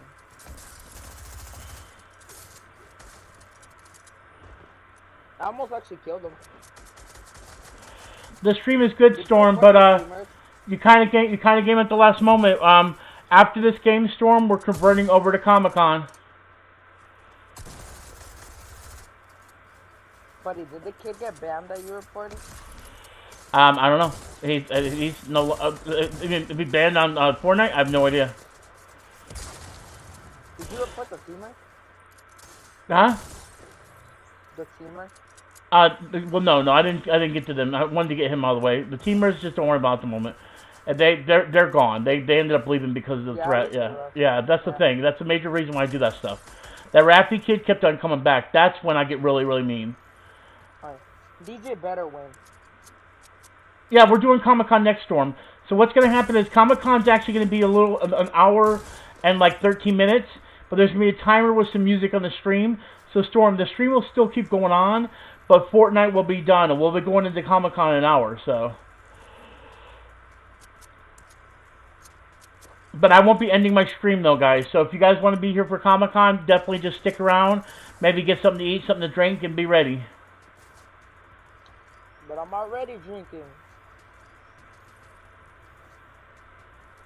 Buddy, what are you going to do about it? I'm already drinking. What? What are you going to do? You're already drinking? I'm already drinking. Yep. I don't know. Something bad happened. Uh-oh. My PS Plus ran out, and I haven't gotten the casino card, and it's gonna change. Oh, I don't know. I'm gonna tell you. I didn't get a bunch of the casino cards. Go to the casino. I need you to go to the casino, steal the car, and put it in my garage. If I could steal the car, I would have done it for myself, minion. Can you do it for me? I can't do it for myself. How am I supposed to steal it if I can't steal it myself? I can't steal it for myself. How am I supposed to steal it for you? You got things all... Steal it for both of us. I could dupe it. You got it all broken. Make 2 casinos. Is there manga?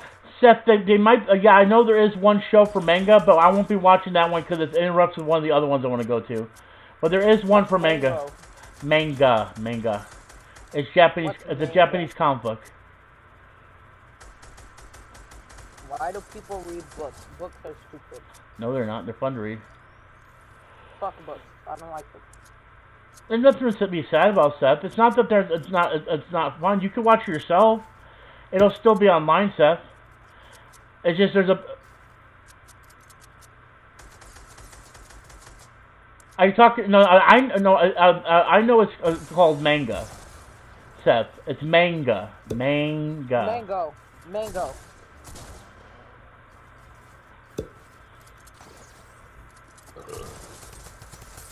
Buddy, how are you such a high level? Because I'm a professional. Alex and Fibers, let's go. No, Putty, that's me and you. We won. I never knew I bought the Aura skin though. Putty, we won. How do you feel? I feel really good. I feel really good. All right, GG, man. It was a good game, brother. Right? I love you all and everything. We're not going anywhere, guys. All right. If you're going somewhere. Do y'all want me to start up? Do you guys want me to start up a custom matchmaking for y'all? Do y'all want me to queue up a custom matchmaking for y'all? Do a solo if you want. Do you want? Okay. What do you guys want? Solo or duo? I won't be playing it, guys. I'm just gonna queue up for you. Solo or duo? I see duo, solo. Oh, for solo, if you want to do solo, see if they want to do arena. What if they want to do arena solo? Do you guys want to do arena solo, guys?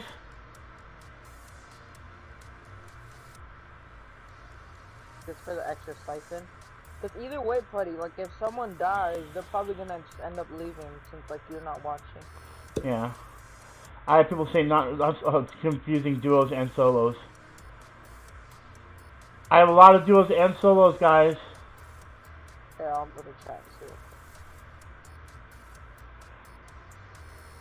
Wait a minute, I gotta go ahead and separate from you. So go ahead, if we do play duos, go ahead and get your partner, but I don't know yet.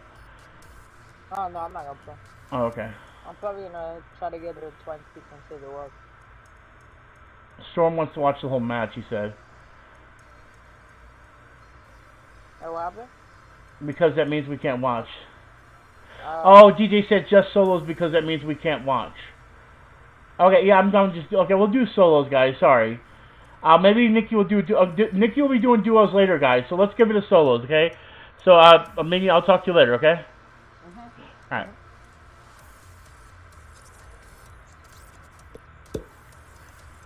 But Nikki will be doing duos later, Alex. You know that. Let's give everyone a solo, and you guys can do some duos afterwards. I just want to be able to queue it up for you guys, though. All right. Oh, sorry, I didn't even show my screen. Sorry about that, guys. I am so sorry I didn't do that. All right, so, oh, no, it started a game? Good Lord. Have mercy.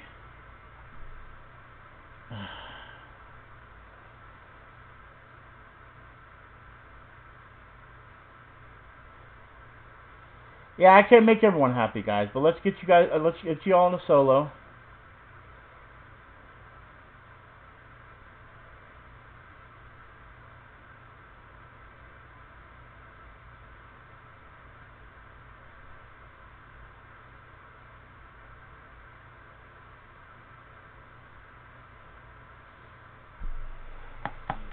Oh my God, good Lord. I can't believe it did that to me.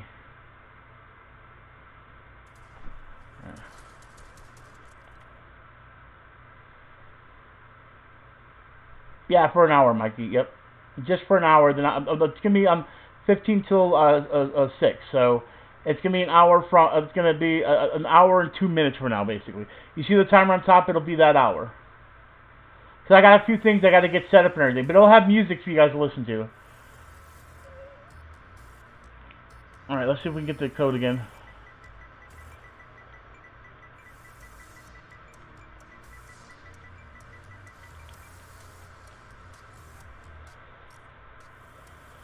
Oh yeah, you're right, North. Thank you.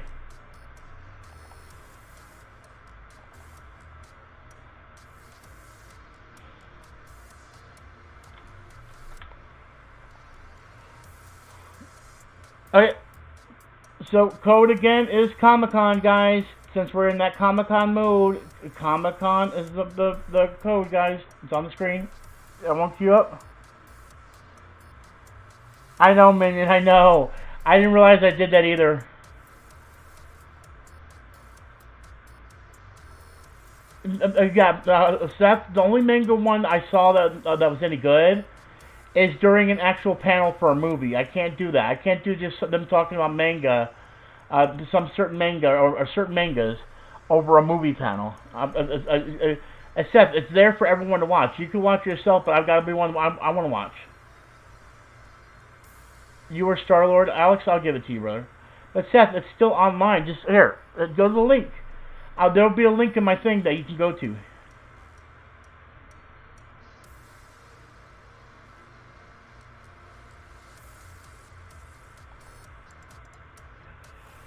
Everyone queue up. Everyone queue up. Queue up, queue up, queue up.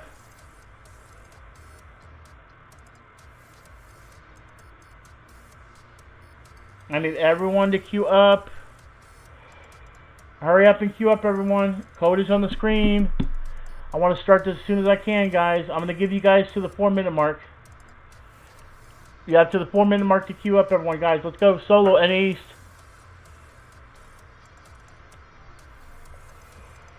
Solo and East.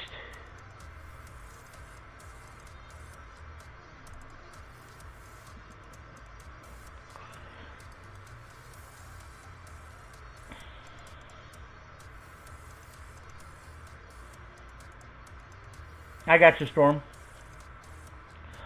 I wonder whose birthday is on Friday.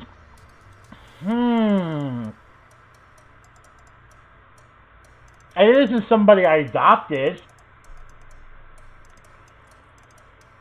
Dang, DJ.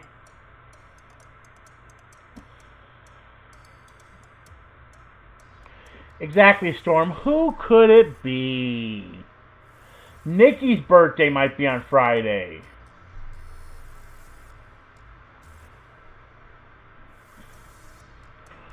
It's me. Ha ha ha. Nice, Minnie, nice. Sure, Seth, we know it's your birthday, brother. We know it's your birthday.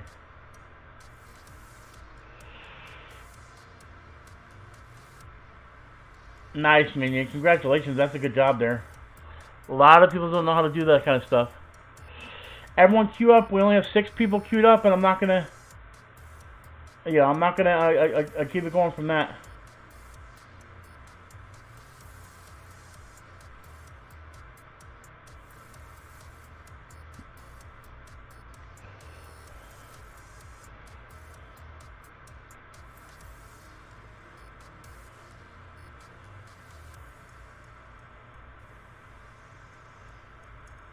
Yeah, that is hard, Minion, especially with the wires in there.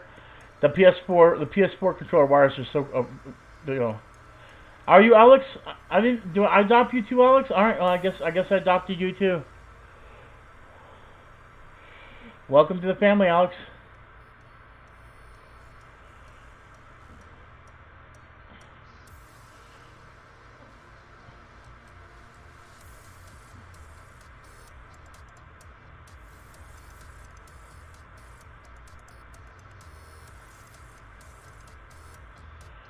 Okay, everyone, I'm going to start at the 4. I'll start at 5 minutes.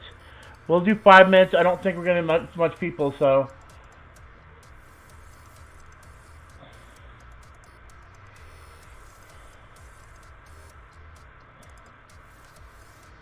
Thank you, Firm. I appreciate it. Wow, Minion, that's creepy.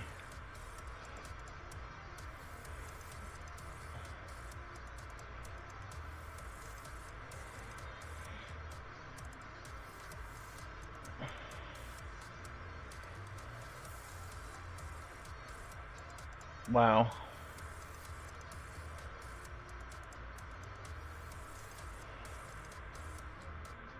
Alright, we're starting it up, guys, ladies and gentlemen. Alright, we're starting it right now. I'm going to go ahead and drop out as soon as we get the game started. Yeah, Firm, I don't think everyone wanted to join. Sorry, it's going to be a slick game, sorry. It's going to be short. Alright. So I am going to go ahead and drop in, but unfortunately, you're not going to be able to hear my game anymore. Alright. Everyone fourth zone. Everyone fourth zone.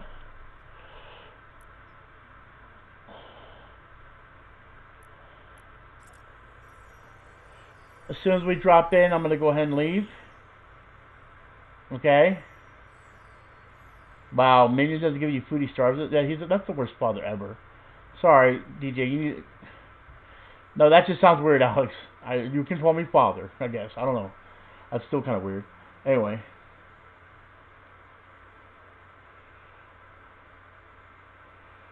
Ew, apples, exactly. Alright. As soon as we dive into the game, I'm going to go ahead and jump out.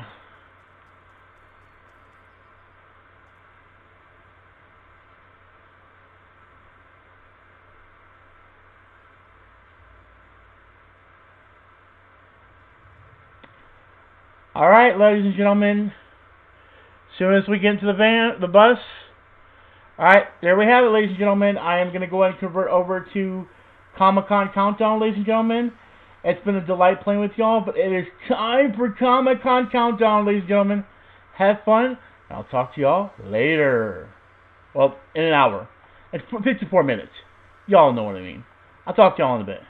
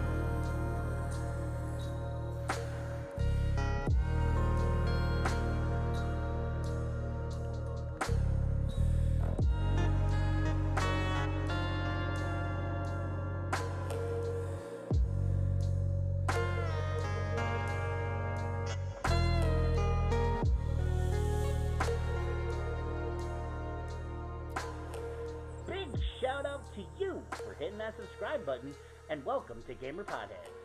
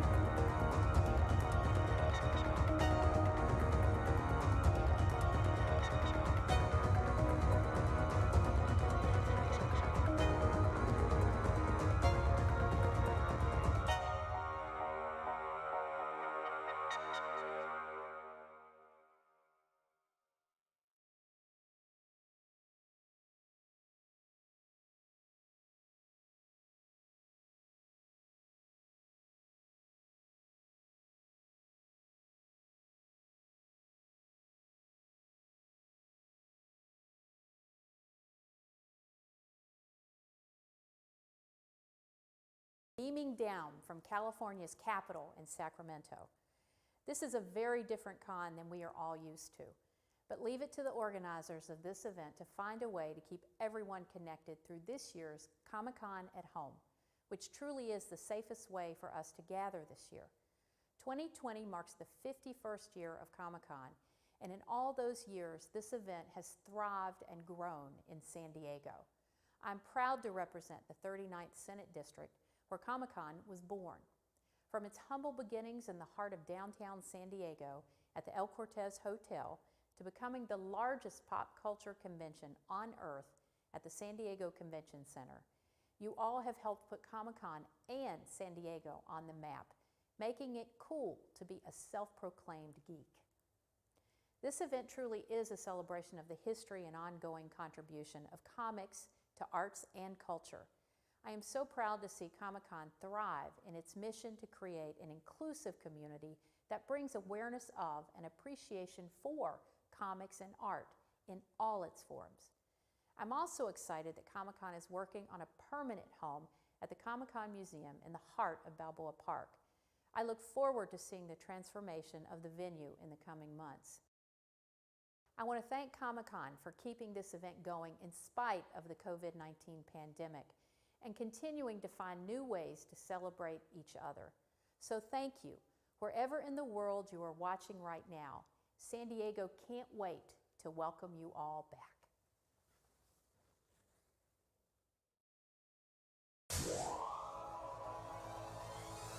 Hi, this is Mayor Kevin Faulkner. And July is hands down the best month to be in San Diego. And that's in large part because of Comic-Con International. Comic-Con weekend is an annual tradition that our entire city looks forward to every single year. And this year, of course, will be a little different. Instead of getting together in person, we'll be celebrating Comic-Con virtually this week. The real-life superheroes who put on Comic-Con have put together a fantastic lineup of action-packed panels that I know you're going to enjoy. And while the format may have changed, the most important aspect of this year's event remains. Comic-Con is for everyone. Comic-Con has always been a welcoming place for people from all walks of life to share their passion for the arts. And San Diego has the same philosophy. Our city's greatest strength is our diversity.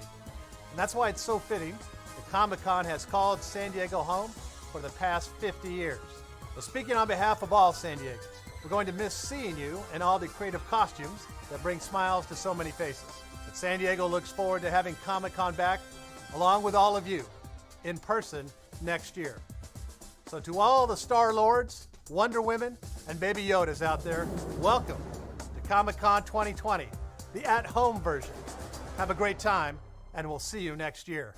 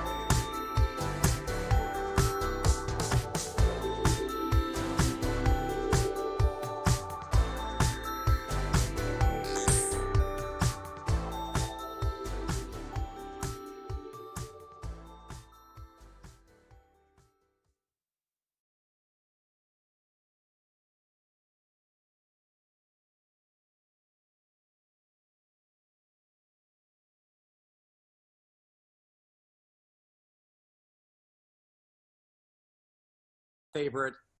Seriously, fans always ask, does the cast have a favorite episode, a favorite cutaway, a favorite moment? What comes to mind over 350 episodes? For me, it's probably our Clue episode. And then there were fewer. I'm partial to that one. How about you, Alex? I have moments that I love, and I've mentioned most of them, and there seems to be a theme. Like I was laughing because this act that we just read, Seth had a moment that it's something that we've done before, and it always makes me laugh. Him getting the phone and going, "Who is this?" Or one time when they're fighting on a boat, and Joe throws Peter something. He's like, "Don't throw things at me, Joe." Like, I just love those ridiculous moments that are just pure character. And for Lois, my favorite line of all time is, "Who wants chowder?"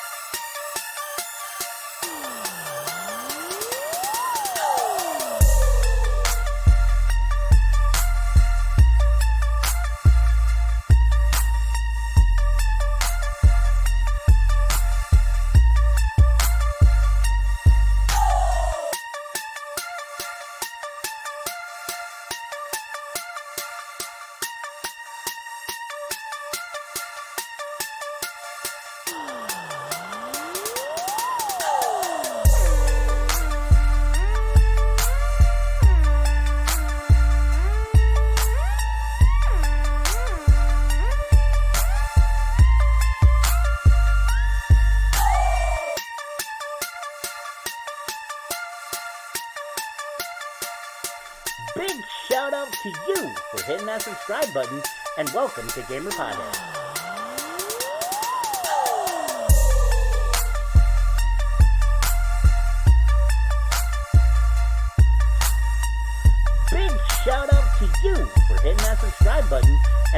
to Gamer Potheads.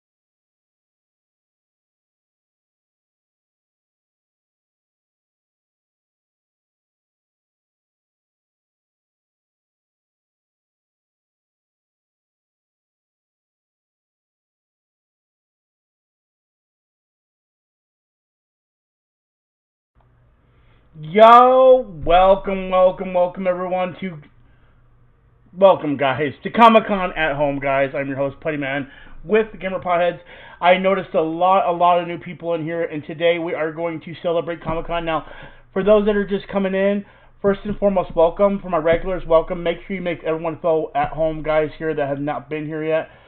So today we are celebrating Comic-Con at Home, ladies and gentlemen. Today is going to be one of the slower days, but if you do want to know about the schedule, it is definitely in the description below. You can just check it out in the description below of what events we're going to be attending. So I wanted to go ahead and get on the mic and go ahead and talk about what's going to happen through the next couple of days. I will be streaming every single bit of Comic-Con. I did pick a few things based off my video on what I wanted to see and what people voted, and then we picked the panels that I liked, and some of the ones that people that watched the video liked. So what's going to happen is I'm going to record some of the Comic-Con that happens today. We're going to watch it. We're going to enjoy it, have a little fun.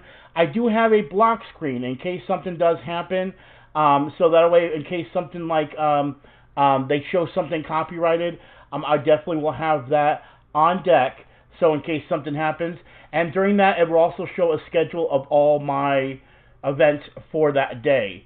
So, and I did have to change one schedule. The New Mutants panel actually comes out on tomorrow, so that's been adjusted for me to see that one as well. Now, if you guys want to watch, there's also a link below that takes you to the Comic-Con pages to where you can actually watch them yourself. That link below should be the one that says directly with the Comic-Con. I'll tell you guys right now. Give me 1 second. It should be the one below that says, for more information about Comic-Con at Home, click the following link. That'll give you all the panel locations. You may have to sign up and set up a schedule, but I do have the links for everything that I'm going to watch today below as well. So the one at 3 p.m., aka 6 p.m., which is 3 p.m. Pacific, 6 p.m. my time Eastern, that one has actually got a link below. It's called GeekED, Re-storied, Reimagining Creative Privilege. And we'll be doing that, watching that one first, which is about HBO's Watchmen, and dealing with the certain thing we're dealing with right now, if you guys want to talk about, with Mask. And then also, I do want to go ahead and address that I do want to enjoy some cosplay in this.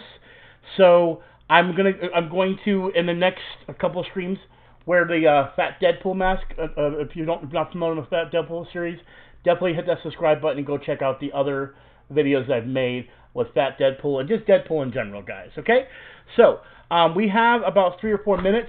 I have the video queued up for the first panel we're going to watch, which is the Watchmen one. It says it's not available at this time, but it should be available at the time of 6 p.m. I do have it linked up. We will make sure to get into there. Today is going to be one of those slower days. It might be a little bit scuffed, but we're going to be testing things out to make sure that Comic-Con at Home works. Okay, that's fine. Again, you guys can watch here. Unfortunately, it is all going to be in English. So if you are looking for it different, I don't know if there's a way to translate it or anything like that. So yeah, you can go to the link below. Every single YouTube video or every single linked video I will have below in the link. So if you guys want to watch it, you can definitely click the link below. This is going to be roughly 4 hours for this stream. The next few days it's going to be up to 10 hours. So it's going to be some long streams. Alex, I can't do last. Yeah, Alex. Alex. Unfortunately, it's not the time to talk about personal things this time. Okay. Okay. I've got you, Minion, and everything. I appreciate. I know, Alex. I know you want to get personal here, but this is not one of those times to really get too personal. We got new people coming in, so I want to make sure that address everything that we're doing today. It starts in like 2 minutes, Josie. 2 minutes. We're starting Comic-Con in 2 minutes, guys. I'm waiting for the video to get ready and everything, guys. Alex, you're still my boy, brother. You're still my boy. No, I understand. You're good. If no one understands, that's fine. I can't translate anything. I'm sorry, guys. But I appreciate you guys being out here. Right, let's refresh and see if this video has gone live. Nope. So we should get it in 1 minute, hopefully. 1 minute. Once it does go live, we will go ahead and watch the whole thing. If you want to, Minnie, yep, you could definitely do Google Translate. I think so, Alex. I don't know. The first panel's always a little scuffed, Alex. It's tomorrow, Friday, and Saturday panels are going to be the good ones. Tomorrow's Friday and Saturday. That's why today's a test run tonight, Alex. Tomorrow's Fridays and Saturdays should be really good. So, this is going to be a slower day when it comes to Comic-Con. Tomorrow, Friday, and Saturday are going to be the epic days, guys. So, if you want to make sure to hit that notification bell and that subscribe button to make sure that you actually get notifications of when Comic-Con goes live. Joaquin M, welcome. We're just waiting for the panel to go live. And why is it not going live? Alright, I'm pulling up everything right now, guys. We're going to make sure this goes live. I'm pulling up the schedule. Pull up the schedule, ladies and gentlemen. Let's go and refresh one more time. We don't want to miss it. Why is it not going live? Alright, we're going to go back to over here. I'm at the panel. What did I think? It hasn't even started yet, brother. There it is. There we go, guys. Let's enjoy this and have fun, guys.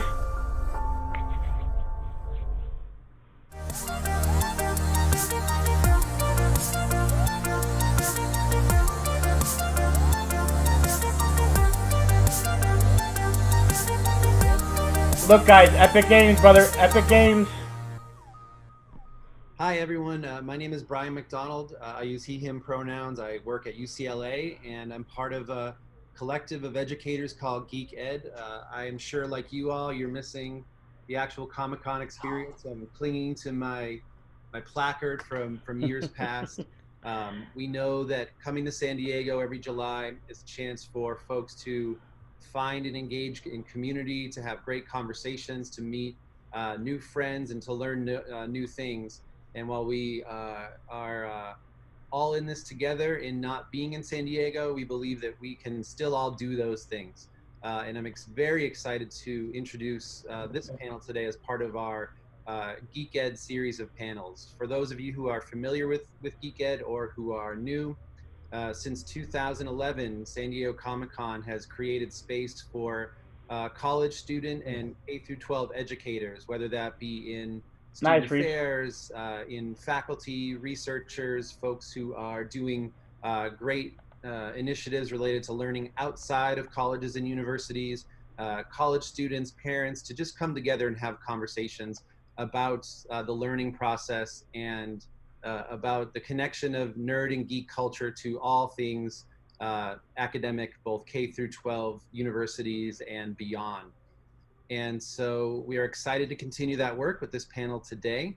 And we also want to state that it is very important that these conversations have spanned a number of different topics, from supporting college students through their experience and finding their dream job to looking critically at issues within our society as we strive towards equity. And we all know that there's multiple pop culture properties, from comics to films, that have done that. And so it is important that GeekED tells our audience that for us, the current moment is very important, as I know it is to our current panelists. And so we will continue to do this work and try to make the world a more socially just place through our little corner at Comic-Con.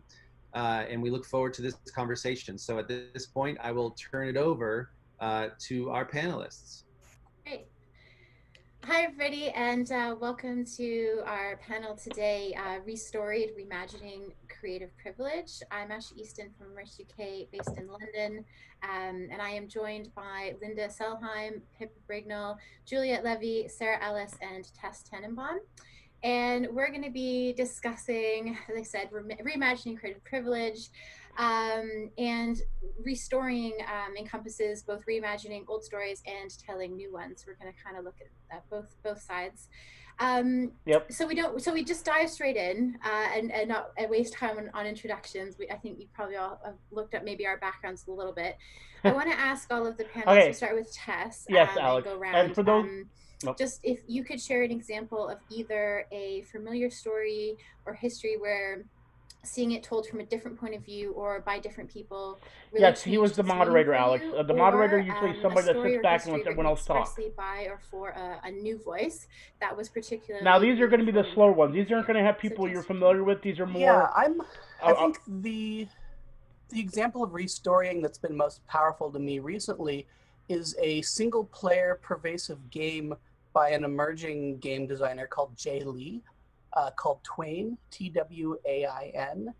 I've actually played that too. In this game, you receive a booklet, like a printed book, and it's a journal that you keep. And in that journal, you are given prompts to ask you to reimagine your own past. And the past that you're asked to reimagine is one in which you had a twin when you were growing up as a yes. child. Okay, so Reese, they are going to be doing a figure lineup in one of the panels. And if you guys do have any questions about the panels as well, and the book is the story you can. And if I am interrupting anything on this, you can definitely go click on the video or just tell me you want to hear something. Today is going to be one of those days that a lot of the panels is going to be more geek-related, more detailed stuff. The next few days we'll get stuff like Family Guy, the New Mutants movie. We'll get way better panels than we do today. Today is the day we're going to be...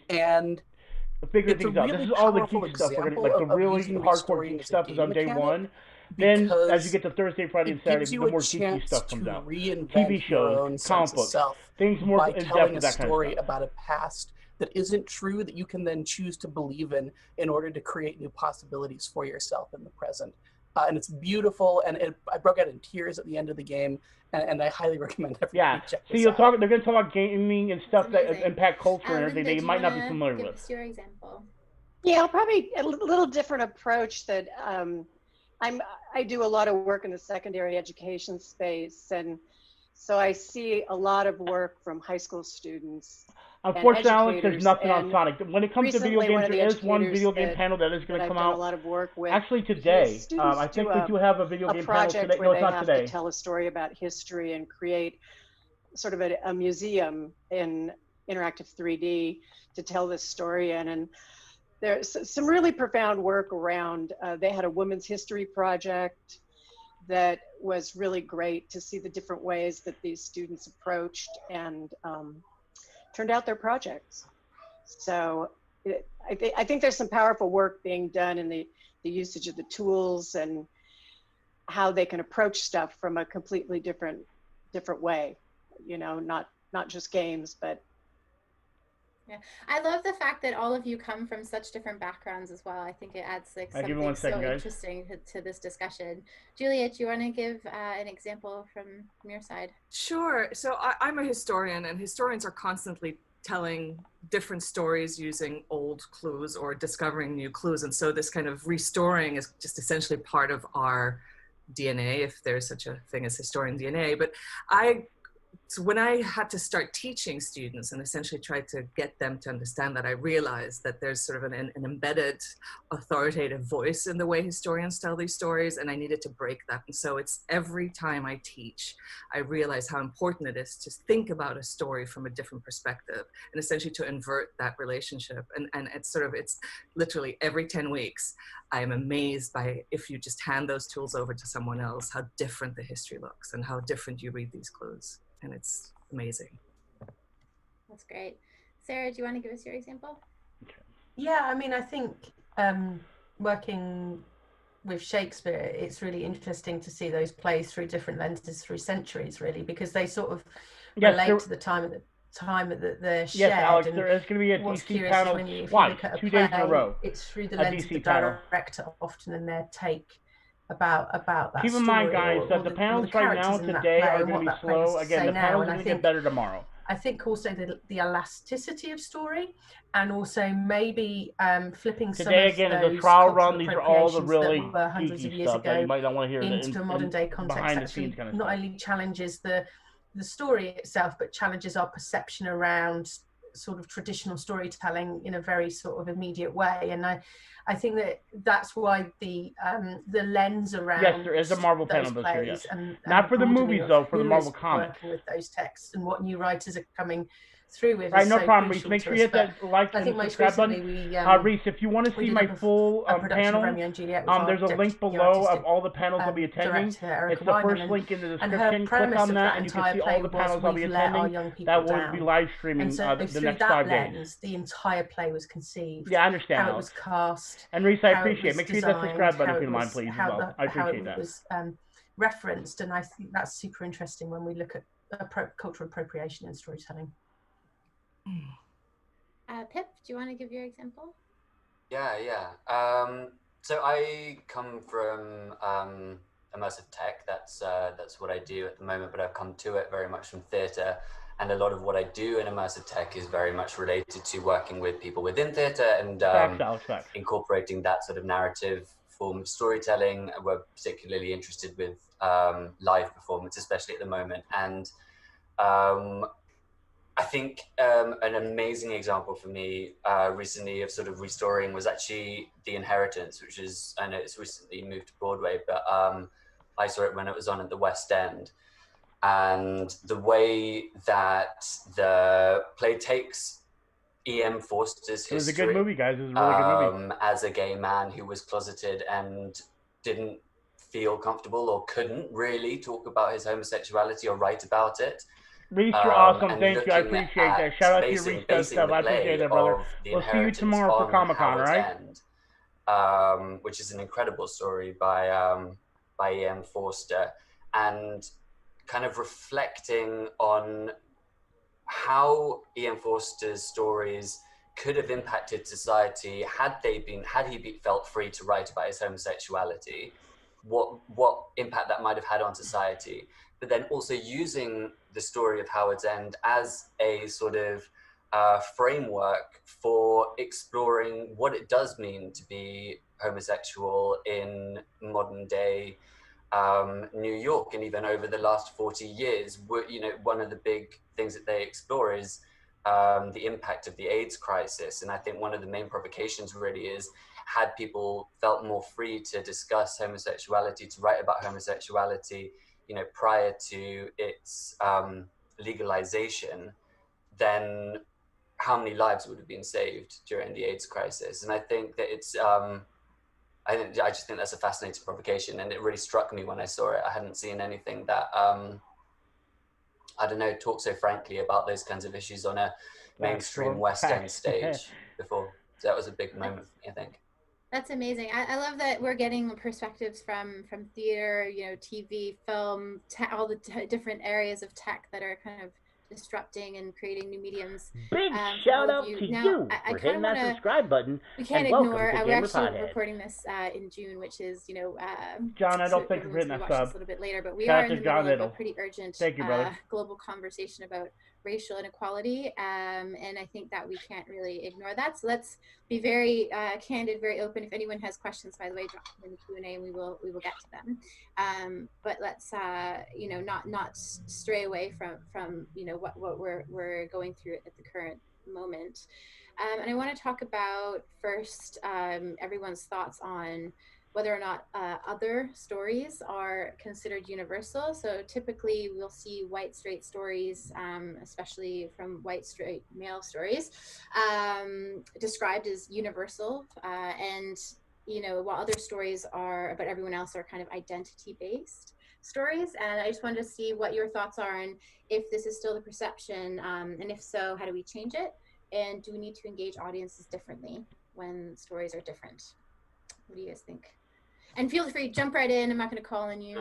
Welcome back, Jack. Welcome back. Can I actually, before I want to tackle that question, but I feel like, especially in light of our current cultural moment, I want to make certain that we're aware of where this notion of restorying comes from, because it comes from critical race studies, and it comes from a couple of Black authors in particular, Ebony Elizabeth Thomas and Amy Stornaiulo, and it's grounded expressly in practices of education around restoring agency to marginalized groups and restoring voices to people whose stories aren't typically told. And I want to make certain that when we're using this term, when we're talking about it, that we're aware of its history and we're aware of its implications, because the process of storying, right, is the process by which we as a culture produce narratives about what matters. You're good, Jack. It basically started about 11 minutes ago. Care about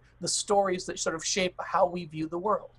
Restorying is a process that allows people who haven't been centered in those narratives to reclaim their own power and to tell new stories that give them agency that have been taken away from them when they were erased by a more so-called universal narrative. And that's how I'm going to sort of back into the question that you asked, because the notion of universality assumes a norm. And when you assume a norm, you, by definition, privilege a certain perspective and marginalize other perspectives. And so, for me, stories about others or other stories, they have the same power of universality that any story has, but they have additional value because they allow us to inhabit perspectives that are typically erased in our assumptions about what is considered normal in our current popular culture.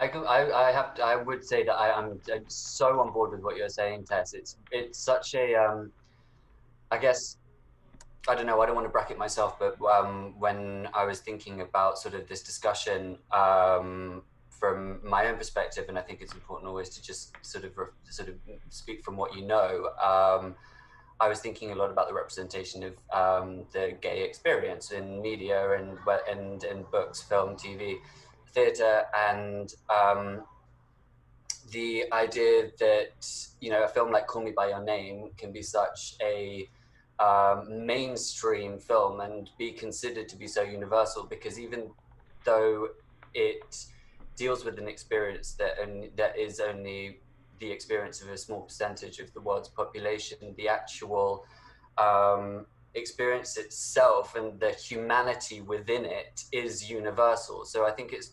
that really important thing of acknowledging the core humanity at every single marginalized people's experience. And it went dead. Oh, my.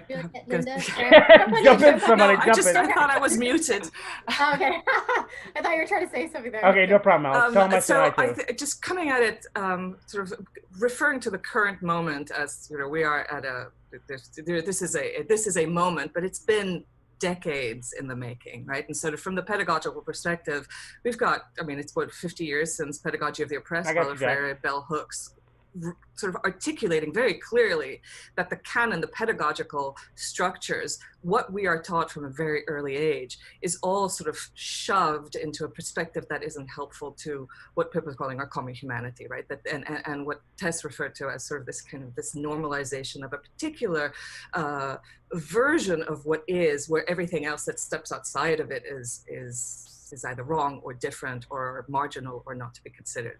And I think what's amazing about, and I'm grateful to be alive right now to observe these sort of 50 years of what was sort of pushed on the edges of the margins of pedagogy and of critical theory, sort of essentially being practiced, right? It's really wonderful when you shift from theory into practice, and I think this is where we are, and it's painful and amazing. Yeah. And needed, and a good, an important moment. Yeah. You know, actually, and that kind of feeds into, you know, talking about, I like what you said, Pip, about, you know, the difference between a story, you know, with other people and a story about being other. And like, let's have a chat about that. Like, what's the difference between a story about identity versus a story about something, like embodied by a person who is different. I just have one example, a personal one that I love. It's a TV show on Netflix called Schitt's Creek. I don't know if you've seen it. It's got Dan Levy. I'm obsessed with this show. It's one of my favorite shows.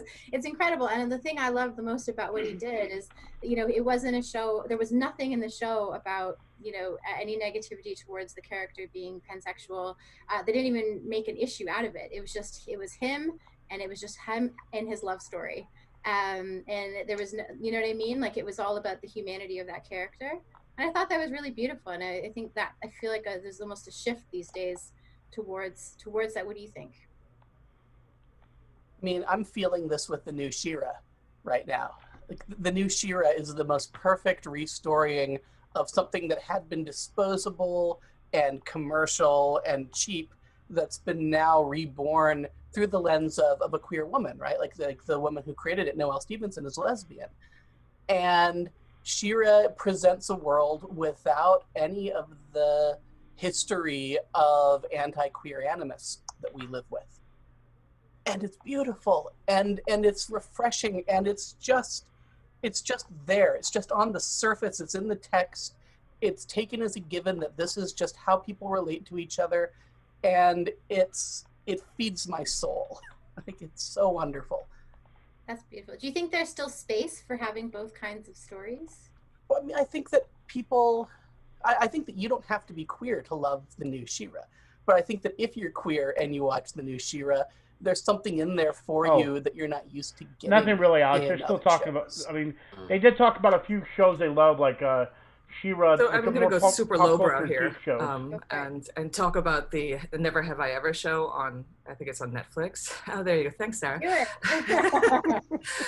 Because, I mean, this show was not made for my age group. I mean, this is, and it's sort of, and it's kind of the fact that it's a completely diverse audience, right?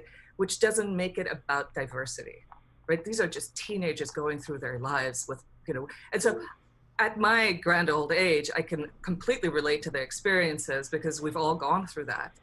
But the cast of characters is radically different than any cast of characters in any show that I might have watched when I was 14. And that again brings me back to why I'm so glad to be alive to watch this happening, because this is just it is a momentous moment, but to a 14-year-old, it's just going to be normal, and it's they're not growing up with it. Which is incredible. And Sarah and Linda, like from the theater and gaming side of things, do you see a similar shift as we're kind of seeing in TV and film? I see when I'm working in education, particularly in the secondary space, the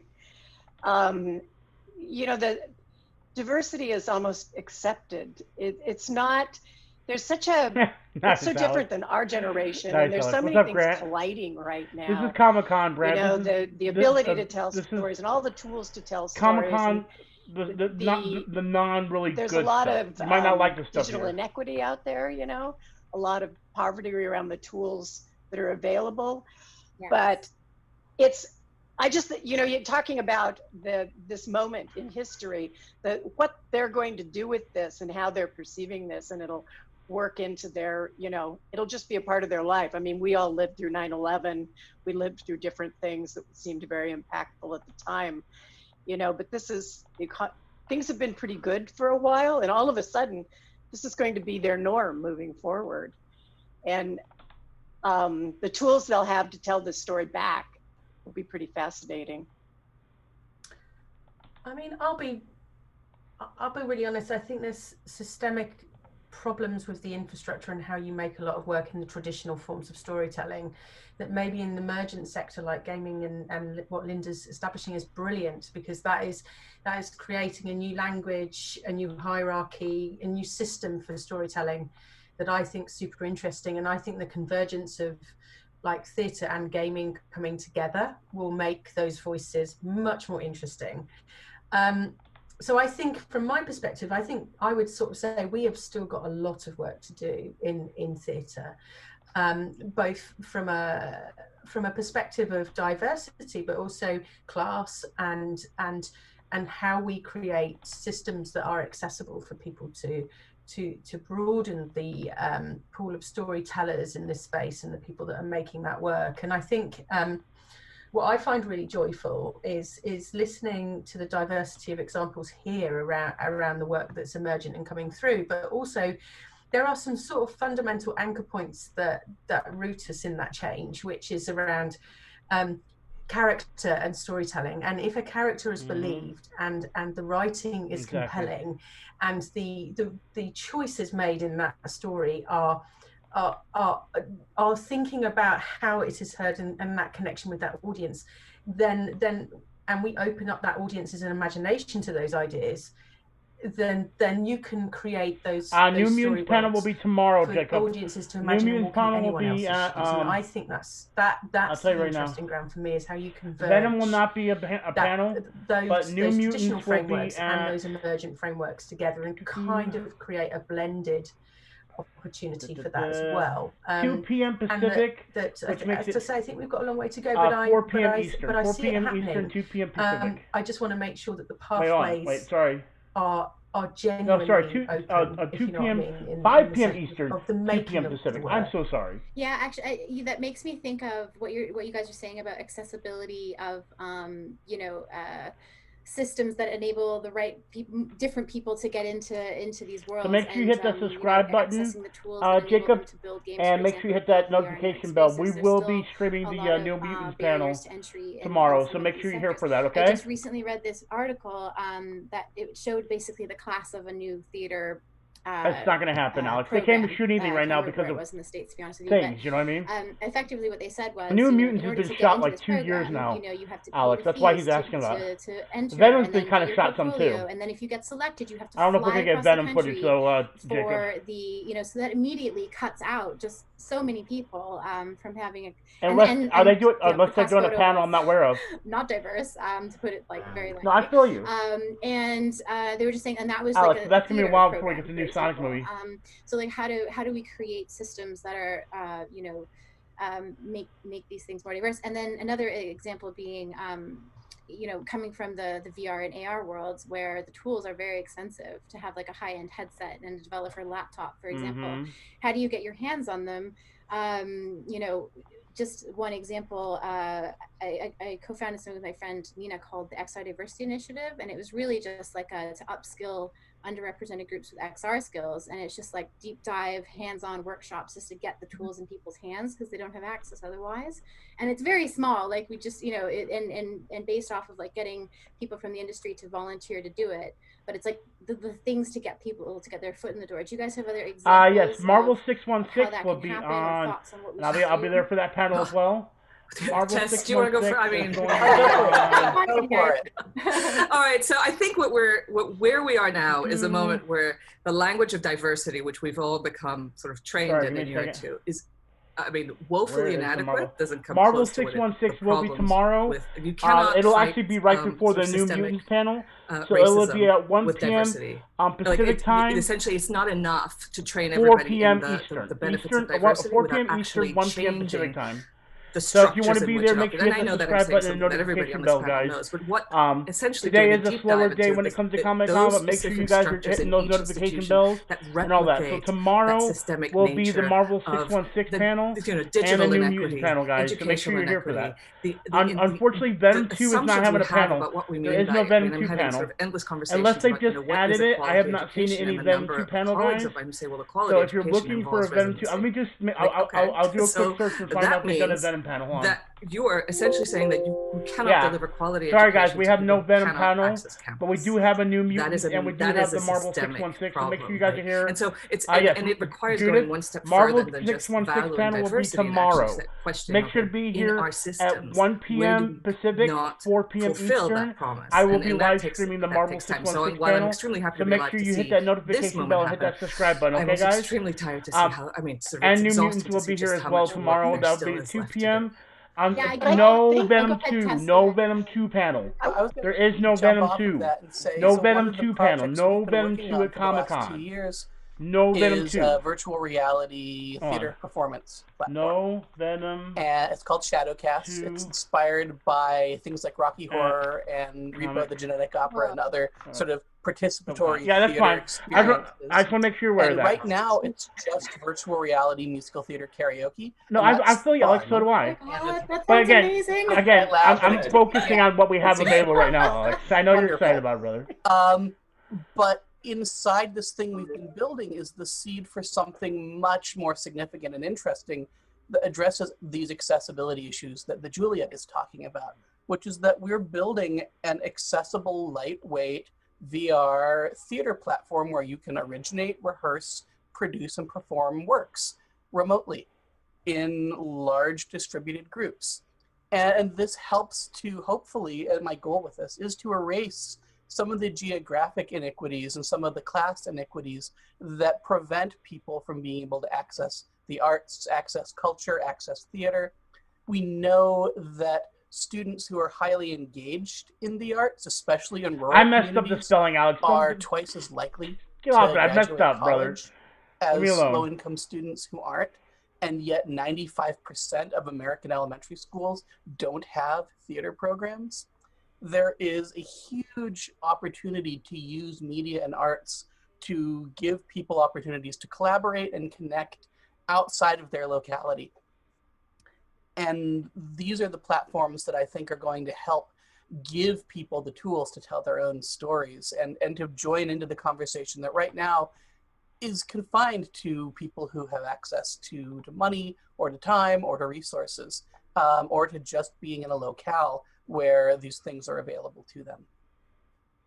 Yeah, and then Pip, you're also working on a platform as well to enable different, I'll let you explain it. You have two projects, actually. I know one's with Epic, an Epic Mega Grant, and another one is for the future of theater, so I'll give you a chance to so well, one of elaborate. the projects that we're we're currently prototyping is a platform for the creation and distribution of virtual theatre in augmented reality.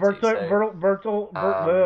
I just messed the up the idea thing. there is it came actually out of a This is about culture and COVID how response it affects from the people UK when it comes to comic books and just entertainment. Again, like I tell people before, today Vertical is more of the mild stuff.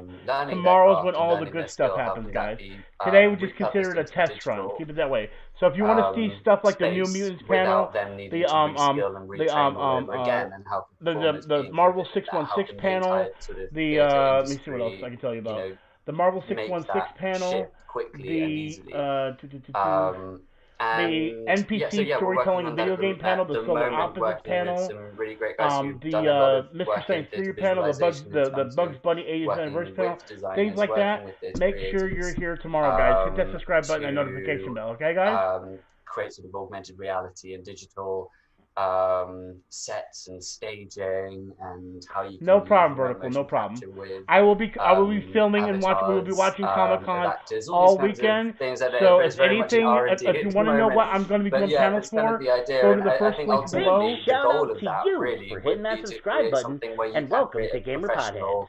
Thank you, Vertical Vortex. Thank you for hitting that subscribe button. Again, if you want to see all the panels I'll be attending, click the first link below in my description. That'll take you to the whole schedule I'll be attending. So that way, if there's certain times you want to come back, you can definitely come back. And I guess. But keep in mind, all the times are Pacific times, guys. That's California time. The accessibility of all of these tools, I think that. Well, there's 2 points really. You know, if we look at all of us, it's probably you could say it's not the most potentially the most diverse panel, and it's important to recognise when you do have privilege, and that you do have access to those tools. It's important, first of all, not to waste any opportunity that you have been given, but to use that opportunity to extend it to others and to make sure that what you're doing is beneficial to all levels of society, that you're not just making the problem worse through what you do. It's a great opportunity. It's a great opportunity to lower the barrier to entry, to the industry. But the other thing I really love and appreciate about that is it's also another opportunity to make the industry more resilient.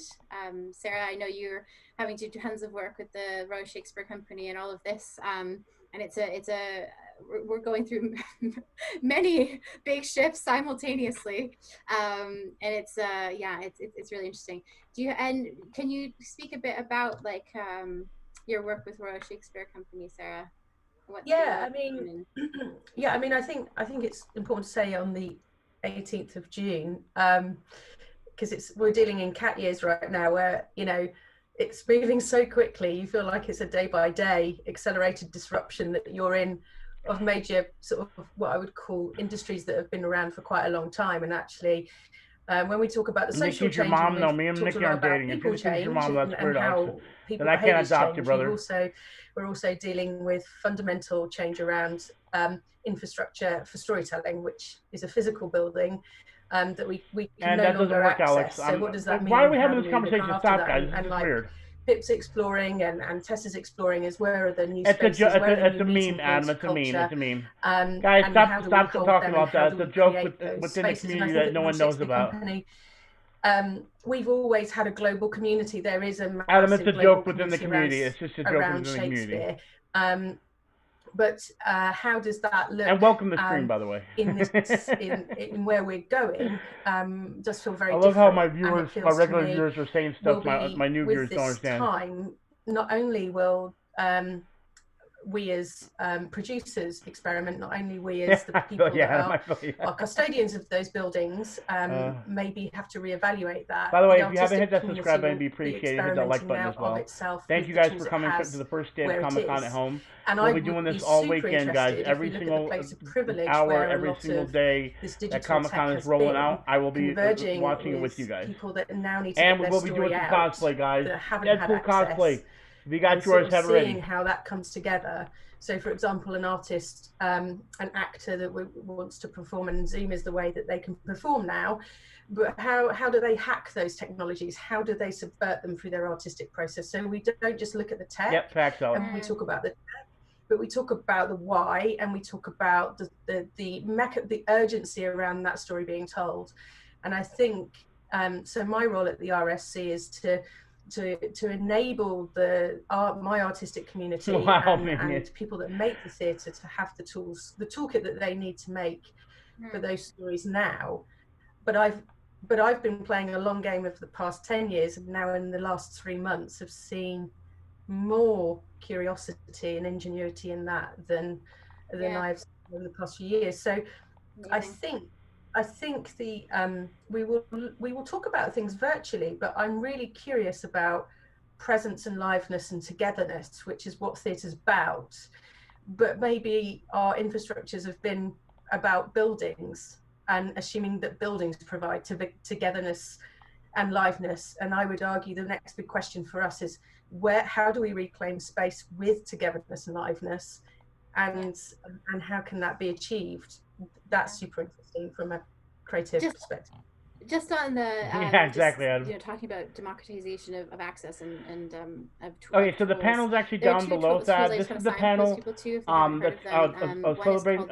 Sorry. And one is called Tabori. And Masterpiece is like a sculpting 3D tool that you what can, the you heck? can My panel just messed up. My thing messed so up. Instead of having to take like anyway, years and years this to learn is the Maya panel or, about you know, the other, 3D design software where you design 3D on 2D platform. God, you why can is it messing up on very me? intuitively. This is where they're talking about pop culture, how animate it in Tabori in a way things in pop culture have changed things. They're talking to creators of things like comic books. Like there's a director from Epic Games, things of that nature. Actually, let me get that information because unfortunately it deleted for me. To see where that goes. Hold on, I'll tell you right now. And when that can mean. So far, who do we have here? New stories. So I mean, Reality Check Productions. We have Royal Shakespeare Company. The University of California Riverside. And we have Education Program Manager at Epic Games and University of California Irvine what are going to be the next versions of those stories? Like who are going to be the people creating them, and what tools will be available to make it easier to do so? Yeah, well, I mean, it's.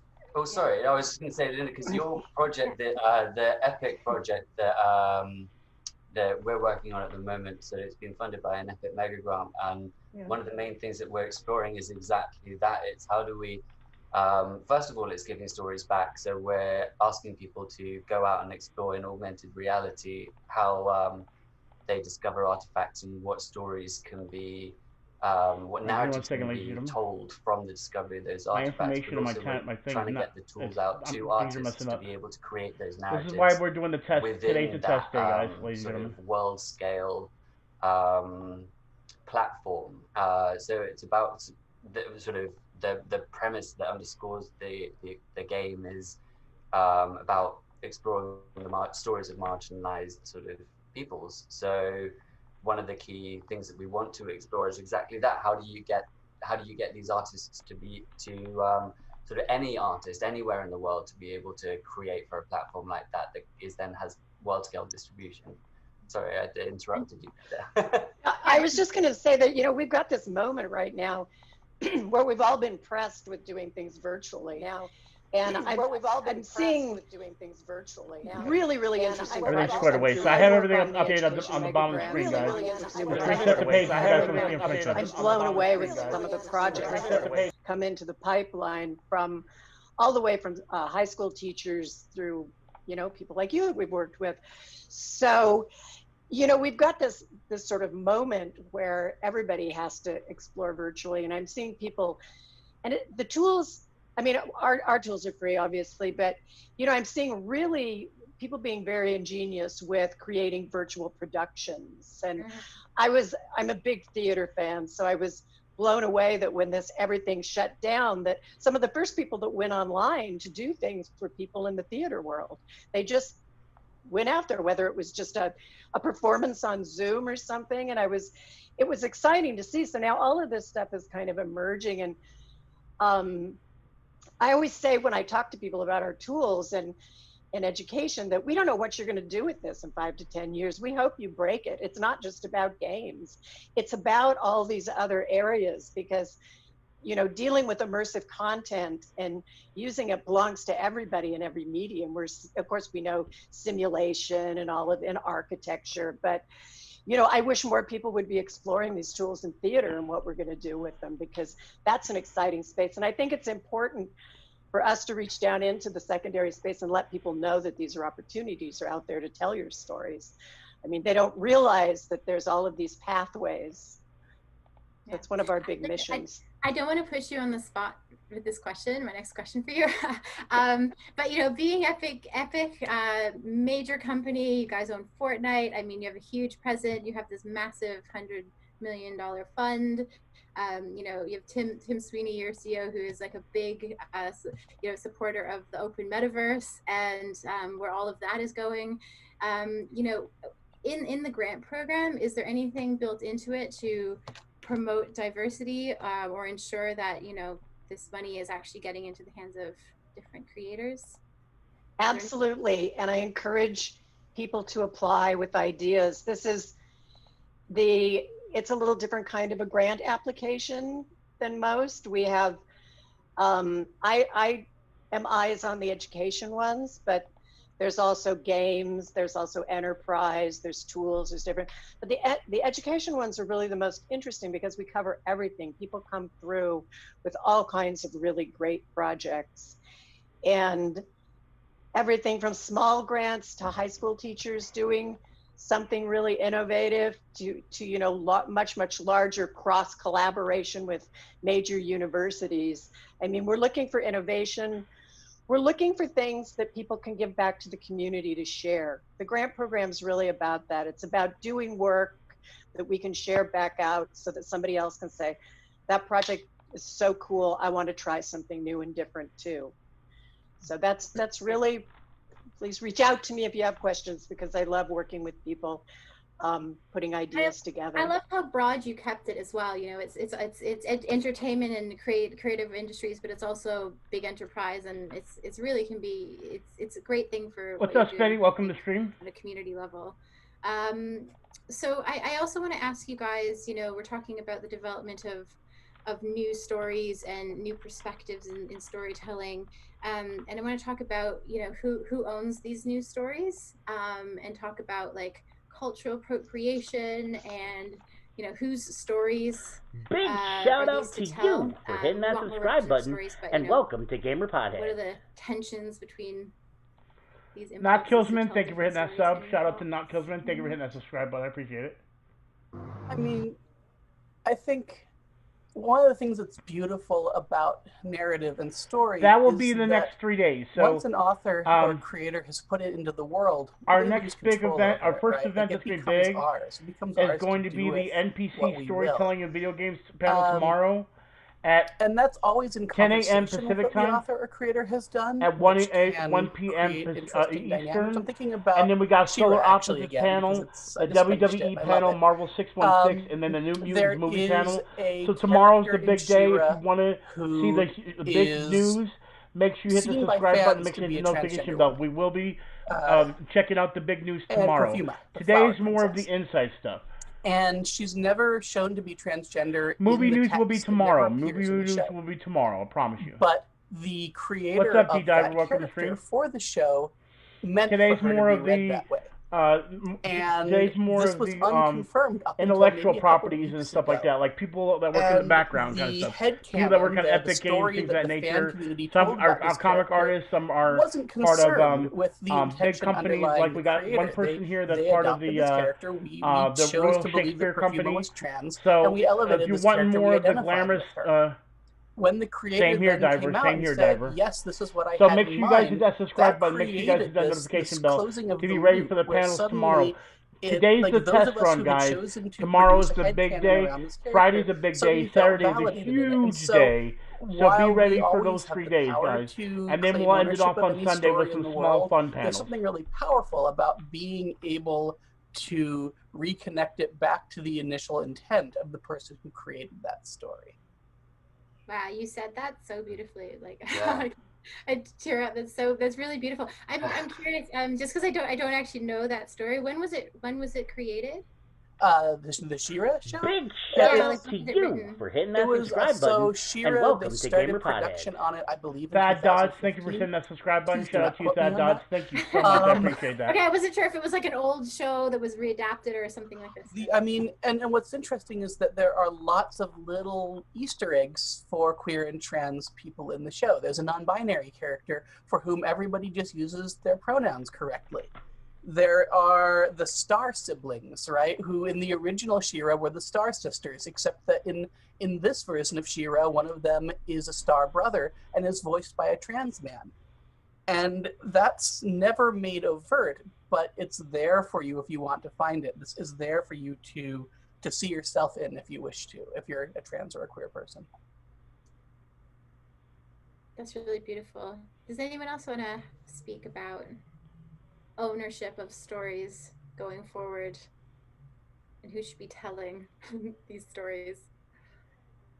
So I just want to add that I think should is a dangerous word, and we should here I am repeating it. Good. But we should not say that specific persons should be telling a particular story, right? There are stories that are told wrongly. There are stories that are lies. There are stories that are hurtful and that are dangerous. But I'd be wary of saying that only certain type of people can tell certain types of stories. And you know, I'm in the nonfiction world, right? So and God knows the history field is littered with lies and with the wrong people telling the wrong story. But I think the issue is more on process and on structures, back to sort of structures of power, right? So understanding what structures of power allow it for certain voices to be heard and certain voices not to be heard, right? And so, and developing a structure in which, in the fiction or in the nonfiction world, we can see these developments in which we reflect the shift in those structures rather than replicate them. And I think that's sort of from my sort of field and from the perspective of sort of an academic historian, that is really what I hope to see. I want to remind everyone who's watching that if you have any questions, you can put them in the Q&A. I want to also, I guess, you know, go back to actions, guys, because what else can we do, you know, to work on expanding the narrative landscape? Revolt. Oh, I'm sorry. I didn't realize I was on. Wow. So this is such a great time to give back because it's virtual. I mean, you can share your time in a classroom or with a community group, or you can tell us, you know, you can tell your story or bring people together because a lot of people are stuck. You know, I mean, this I think is a really great time for people to participate that maybe haven't participating and giving something to the community in terms of what you're doing. Yeah. I think I don't know, something that I've found really cool during the last few months, just again thinking about theatre really, is seeing so many companies broadcast their shows, you know, via YouTube for free, and you know, people can donate if they want. But in terms of expanding the reach of theatre and kind of making that accessible, I think that's been really great, and that's just a really cool use of technology, I suppose, to yeah, increase access and yeah. I would just argue, listen, and you know, use those traditional platforms as ways to maybe look at a shift in how we make that content, and use the time when people are curious about how we have to do things differently. Use that as a call to action to follow that through. But in order to do that, I think you need a moment to listen, to hear the voices, and let those voices just rise up a little bit, and not make sort of what I would call culturally biased assumptions about what that means. And that needs some proper care and attention. I think to pivot straight into a sort of like a solution based on old cultural norms would be a missed opportunity right now. I also, and I just to piggyback on that, because that is exactly it, right? We're in a moment where there's sort of an urgency and a sort of a need to act, right? Which is itself a cultural norm of like, we need to find a solution to this problem. And the fact is, maybe we just need to look at that problem really deeply and wait for, you know, like, we may not be the ones to solve the problem. And I think having a greater humility about you know, what the problem is, and maybe we don't understand the full scope of it, and a greater sort of acceptance. And as you said, just listen to more people, just wait for more voices to join in. Yeah. First step is acknowledging that there is a problem, right? Tess, any final thoughts from you? I mean, I struggle a bit with this, because to a certain extent, there are certain stories I can tell. Right? There are certain stories that I'm uniquely equipped to tell, and there are certain stories that I am not equipped to tell, and I want to sort of stay quiet for those stories and make room for the people who are equipped to tell them. At the same time, I think that there is a paradox that comes from power differentials in our society, which is that if you have been historically silenced, then it's not enough to simply get out of the way and let you speak. We have to do more. We have to do more than just... Okay, they're filling in spots right now, guys. I'm being very honest. I feel like they're just repeating themselves. This definitely is a panel that is a start off. So it's definitely a rough panel for the first Comic-Con. But keep in mind, I knew today would be a rough day. The first day one of Comic-Con always has those rough panels, no matter what. It's more the in-depth thought process when it comes to being, especially with this being at home. I knew there were going to be some panels that were scuffed. Tomorrow's panels are going to be the much better ones. I can't wait. I don't have a solution to this, right? Like, I don't want to be the token trans person in the room speaking for all trans people. I'm just one trans person. If we had a black person here, I would feel really uncomfortable asking for them to speak for all black people. At the same time, like, how do we create opportunities to shift and they have to fill in so differential, much time right now. Balance of power and whose stories are told, a bit cringy in that way. And I don't have an answer to that. I think that we're all trying to figure that out. I think that's a really beautiful point to end on. I have just one last thing. It's a positive thing that I've seen come out of the last few months that I think has been really beautiful, and you know, in this whole idea of, you know, giving back to the community, which you brought up. It's about seeing, you know, people utilizing like just culture, because the thing is right now, Humble, for the first day, they're talking about, you know, culture changes when it comes to geek culture and the epidemic we're going through. So there's a lot of that conversation. And then, you know, different talents coming in and we're about to get in depth with one of the things that's going to get this which may not have ever video kind of like demonetized. So this when it comes to this Comic-Con video, it's gonna be bad, and tomorrow is gonna be epically great. So I can't wait till tomorrow. I've seen it happen. I'd love to see it happen more. I'm sure we all would. But yeah, thank you all, guys. I think we've come up to Yeah, it's run over a a little bit boring the just first over day, our Humble. time. Of course it's getting boring. But you're an excellent panel. Thank you so much. This was a great conversation. Thank you. You did a Thank great you. job. Yeah, thank you, Asha. And thank you, Comic-Con. Yeah, Thank you, Comic-Con. Comic-Con. Yay, thank you, Comic-Con. Apologies for not having the right screen. We miss you in person. Yeah. Yes, oh, we do. Thank you for giving us this platform. Yeah, thank you, Brian. Much appreciated. All right, everybody. Thank you so much for joining us. Brian, I don't know if you're still around and want to have a final word. Otherwise, we will just call it a morning for those of us on the West Coast and an evening for those of us in the UK. And talk to you all later. Okay, thanks, guys. Thank you all so much. Thanks. Bye. All right, guys. So now we're just waiting for the next panel. As I stated before, guys, and I will state it again, these panels today are not going to be as good as tomorrow.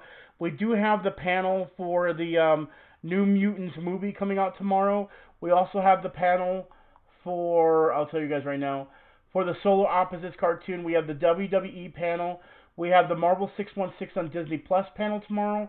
The 80th anniversary of Bugs Bunny, and we have the Mystery Science Theater 3000, just to name a few. We also have some with cast the characters from a television with the LVG community. Yeah, WWE will be tomorrow, Humble. It's called Mattel and WWE Elite Squad Fan Panel, and that will be tomorrow. So definitely make sure you be here. But we're going to be seeing this panel in next 6 minutes, guys. So we're going to go ahead and discuss some of the stuff. I know today, when it comes to this panel, this was really, really boring, guys. And I know that's how it's going to be. Actually, Humble, you kind of missed it. We had people coming in and out and everything that were asking about several different panels that are happening in the next 3 weeks. So the next panel, for everyone that wants to know, is about HBO's Watchmen put forth the idea that masks make one cruel. On college campuses, many people, both students and non-students, have taken up with virtual masks to make statements and take action that would not be acceptable if done in public. Zoom bombing, doxing, and anonymous threats have caused much dismay, particularly as campuses move to remote learning due to, the thing I'm not going to say. Come hear what educators have to say about the power of masks and how Watchmen and other comics show us a path towards heroism or villainy. And then they talk to a Phoenix Creative Collective, from someone from University of Oklahoma. These are all the geek stuff, guys. This is going to be all the stuff that's going to be the stuff from campuses. Again, the good panels will be tomorrow, but that's why we're doing a test run today, guys. We're doing all the test running today, so that way, when I do the really good panels tomorrow, like the Science of Back to the Future and all those cool panels, that will be tomorrow. That will be the good ones we'll be doing tomorrow. Like the first panel tomorrow, guys, is PS, NPC, storytelling in video games. They're going to talk about how they use storytelling to make NPCs in their video games, and they're going to be talking to people from Epic Games, people from Elder Scrolls. Yeah, Back to the Future. Yep, there's a panel for Back to the Future.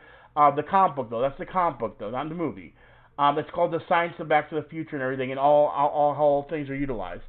Then, of course, and that's just tomorrow. So tomorrow's going to be the video game NPC, the Solar Opposites cartoon, which, by the way, Solar Opposites made by the same people that make Rick and Morty. We have the Mattel and WWE Elite Squad fan panel, the Look Inside Marvel 616 on Disney Plus, the New Mutants panel with the New Mutants cast for the New Mutants movie, the Science of Back to the Future, Bugs Bunny 80th Anniversary Extravaganza, the LGBTQ characters on television, which has one of my favorite actresses in there that's playing a role. She's gorgeous. She's not lesbian or anything like that. She's playing a character like that, and it's freaking amazing. And then last but not least, Mystery Science 3000, a panel panorama. It's re-putting all the people from MS Street. If you're a Mystery Science Theater 3000 fan, you're gonna love that, and I am a fan. And that is just tomorrow. The next day we have DC at Home. We talk DC Comics, Marvel Comics, next big thing, Lucasfilm. We actually talked to the artists of Teenage Mutant Ninja Turtles when they first made the first guys that made Ninja Turtles. They're gonna draw Ninja Turtles. I've done it before. I will draw with you guys as well.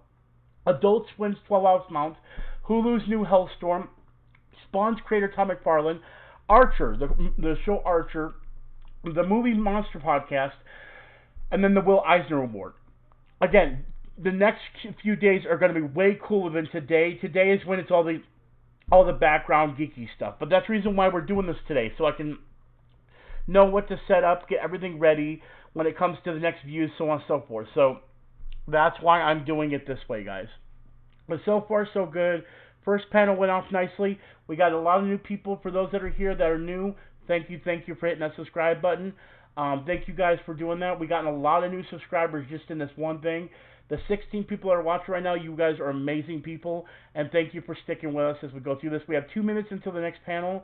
If you guys are new to Gamer Potheads, we do live stream every single day. We do with this Comic-Con thing, it's a special thing, and hopefully by the time everything gets together, I'll be actually be able to attend Comic-Con and get actual footage of an actual panel.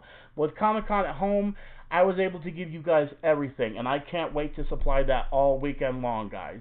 Oh yeah, of course, Minnie, you were here all along. I just removed one of the Putty Man ones, Humble, just the Putty Man one. Anyway, so for those that are just tuning in, thank you so much. We're about to see the next panel, so make sure you guys are ready to watch it. I am ready as well. We're waiting 1 more minute. They usually don't start until like a minute after, but they do give us time to reset it and bring it up. The next panel is going to be the Watchmen panel, but it's going to be more in-depth, talking about how Watchmen applies to all the stuff we're going through when it comes to doxing, things of that nature. All the geekier stuff today. That's why I keep on saying, guys, keep in mind, this is day 1 of Comic-Con. The better stuff will come tomorrow. Today's like the test run to make sure everything goes smoothly. So make sure you hit the subscribe button and make sure you hit the little notification bell, guys, because that means that you guys can see when I start Comic-Con streaming tomorrow, and you guys will be ready to be there as well. All right? So hopefully we got 1 more minute until the next panel starts up, guys. And also, I will be trying to do some cosplay in between whenever we have these dead times like now. I'm not doing it right now because today's just a test run, guys. We'll see how it goes when we have way more people and much cooler panels to just go crazy on and everything. So, it is 7 o'clock my time. It should be time for the next panel. I'm going to keep refurbishing until it comes in. And then once it does, we will start and go ahead and get in discussion. Let me go ahead and bring up the screen for it first. Let me go ahead and hide that. Boom. And let's see if we can get this started. Oh, come on. I feel like what they've done is they've given us the wrong links, guys. And so I'm going to have to just start going here and getting the links from here. So that's exactly what I'm going to have to do. There we go, guys. Yep, that's what I'm going to have to do, guys. Get the links from there. So my links aren't good. Yay. Welcome, and thank you for joining us. We are GeekED, a coalition of educators who investigate and interrogate the intersection between higher education and popular culture. My name is Alfred Day. I am the Associate Dean of Students and Director of the Center for Support and Intervention at the University of California, Berkeley. I use he, him, and his pronouns, and I would like to read something, and then I'll have my colleagues introduce themselves. A couple saves their son from the destruction of their advanced civilization with a message of hope. That child goes on to become a symbol of hope and inspiration in 1938, establishing a new idea, the superhero. This story applies to both Superman, largely acknowledged to be the inspiration for the modern era of the superhero, and to Watchmen's hooded justice in HBO's Watchmen, based on the comic book Watchmen by Alan Moore and Dave Gibbons. This very intentional allusion to Superman gives us a narrative that significantly complicates the trope of the masked Avenger. In fiction, a symbol of inspiration, but in real life, a symbol of a much more troubling nature. David, why don't you introduce yourself? Hi, David Surratt. I use he, him pronouns. I'm Vice President for Student Affairs and Dean of Students at the University of Oklahoma and your mic is native horrible. Oklahoma as well. I love the Black Panther shirt. And Kalinda. Hello, Kalinda Eaton, she, her, hers pronouns. I am a professor of African and African American Studies at the University of Oklahoma. Haley. Hi, I'm Haley Lopez, she, her, hers pronouns, and I'm a case manager for Student Affairs at the Center for Intervention and Support at UC Berkeley. And Rob. I am Robert Hypes. I am a Community Impact Manager for United Way Merced County, and I use he, him, his pronouns.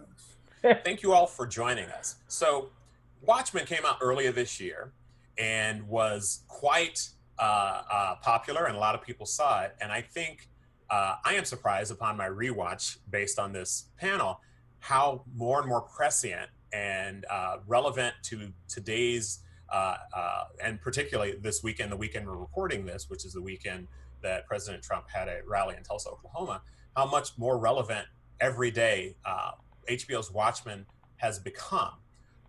In thinking about Watchmen, and particularly thinking about the ideas behind masks and the idea that masks make one cruel, what are folks thinking about? How is this impacting them, particularly in light of this weekend's events? Does anybody have initial thoughts?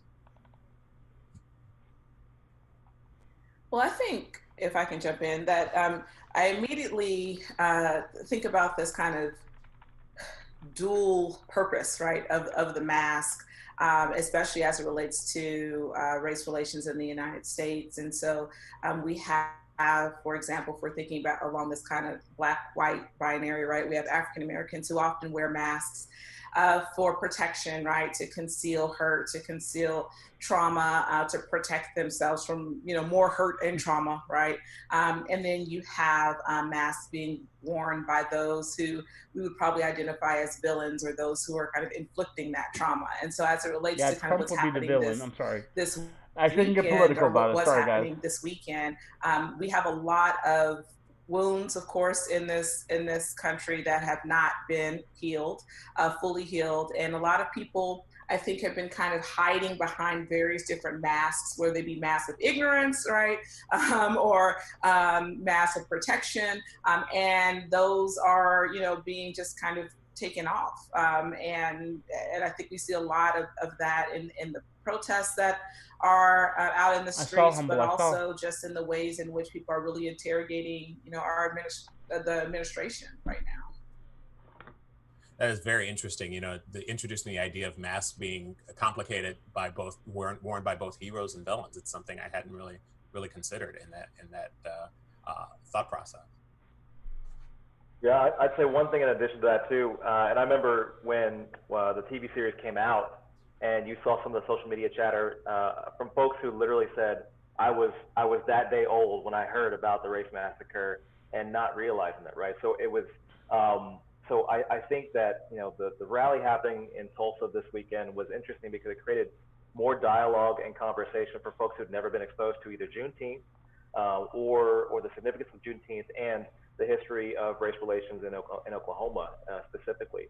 And when the series came out, I remember just texting a few friends and scholars too, and just saying, this is a very interesting time right now, because when you start thinking about the convergence of pop culture and this history of our country, especially history of ill, I found it to be a tremendously important moment in our time, and so I'm glad we're having this conversation as well too, because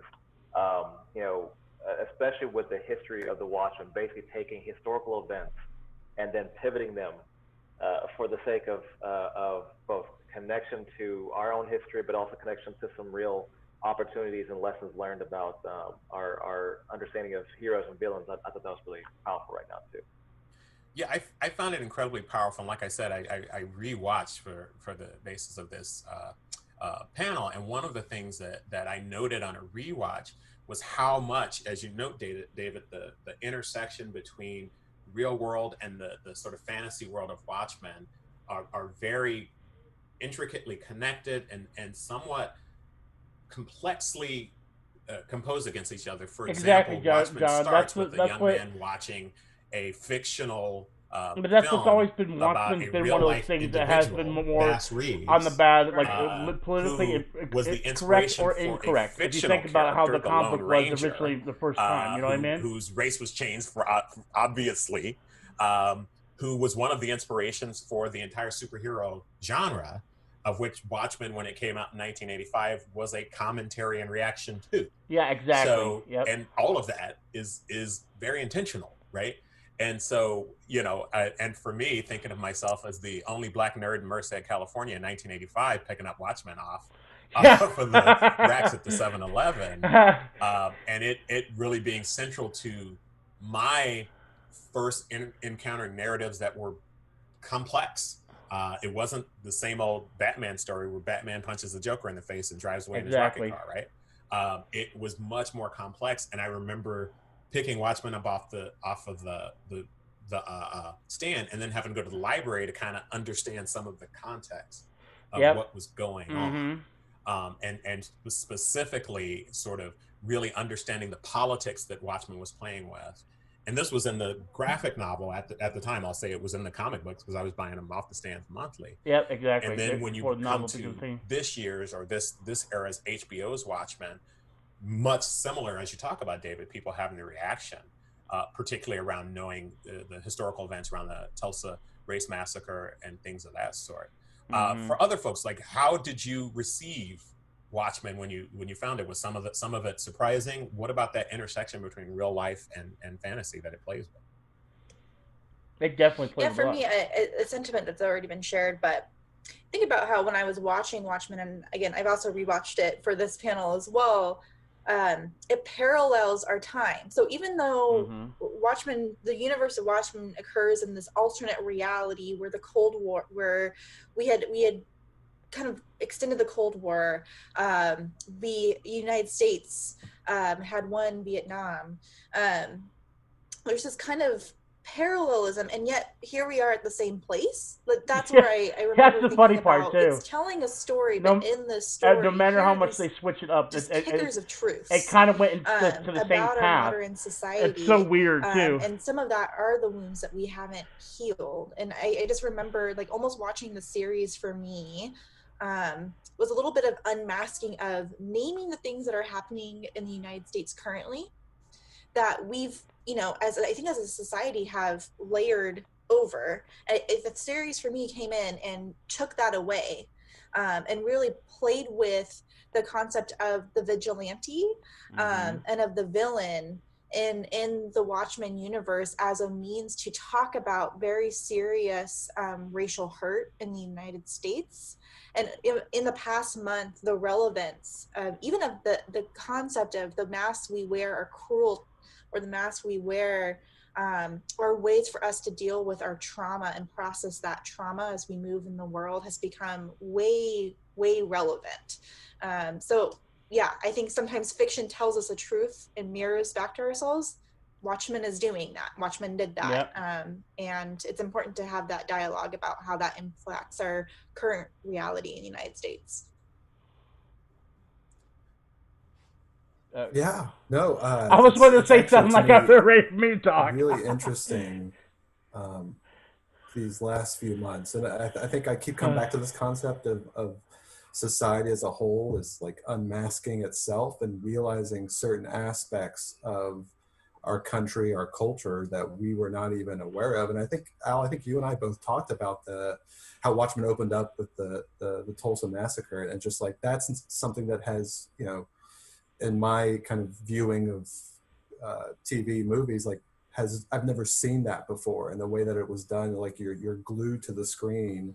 And then like you, like I was reading all these reviews as well as all these comments of people like, I had no idea that this ever occurred.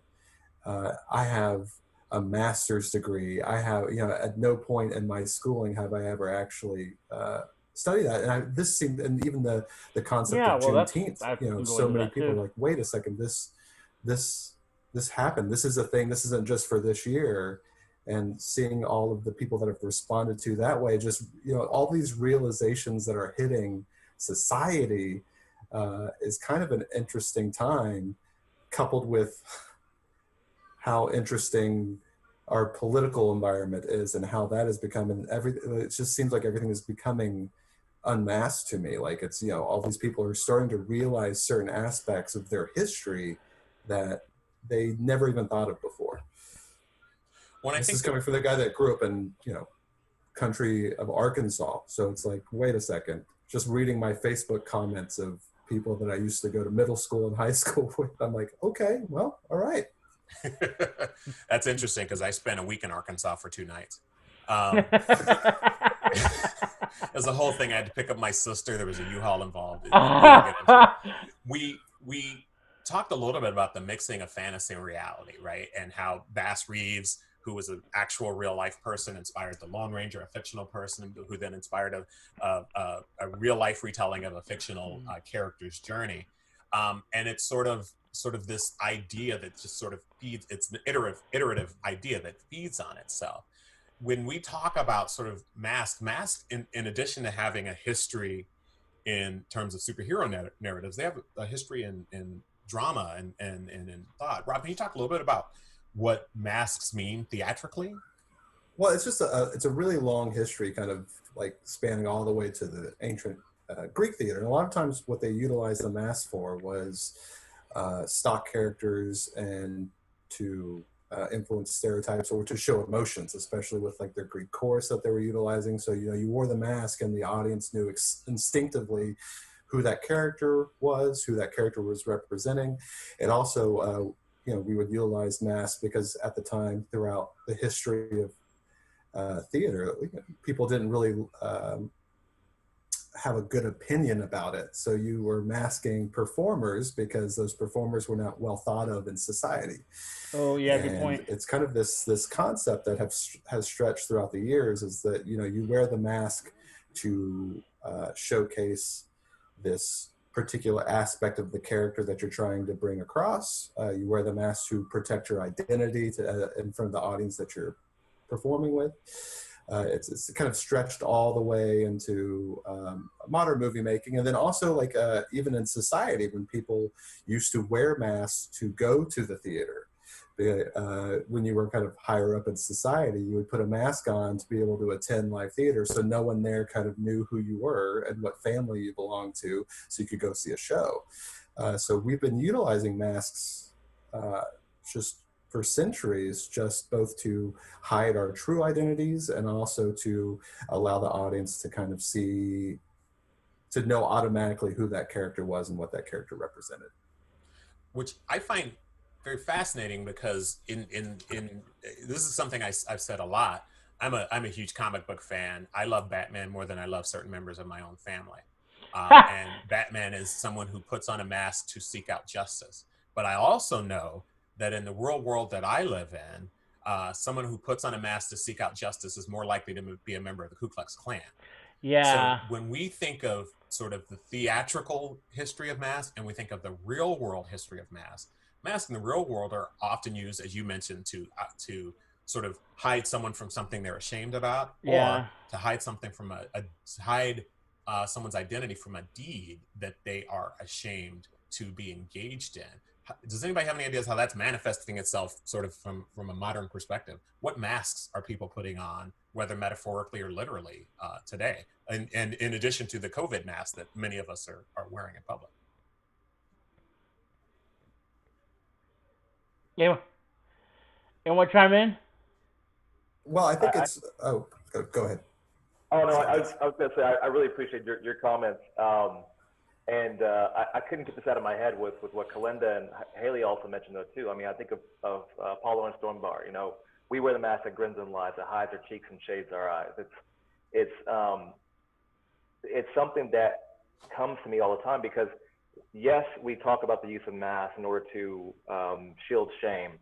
But then also, I think there's two other folds of it. There's one probably around the idea of even modesty in some form or fashion, of trying to maintain a sense of humility, but there's also a self-preservation part, or even managing certain types of trauma or navigating life every day, in which masks are worn. And so, and to Robert's point too, you reminded me of that around the idea of even life stations, right? So if historically masks were seen as a way to hopefully strip down either class differences or whatnot, to be able to attend certain social functions as well, and sort of create this sort of I guess, level field, but then unintentionally it upholds these hierarchies and the supremacy, either economic or social supremacy that happens, because without that mask, you know what's real, what's happening in your environment. So for me, you know, one of the things that I just think about is you know, Hooded Justice as a character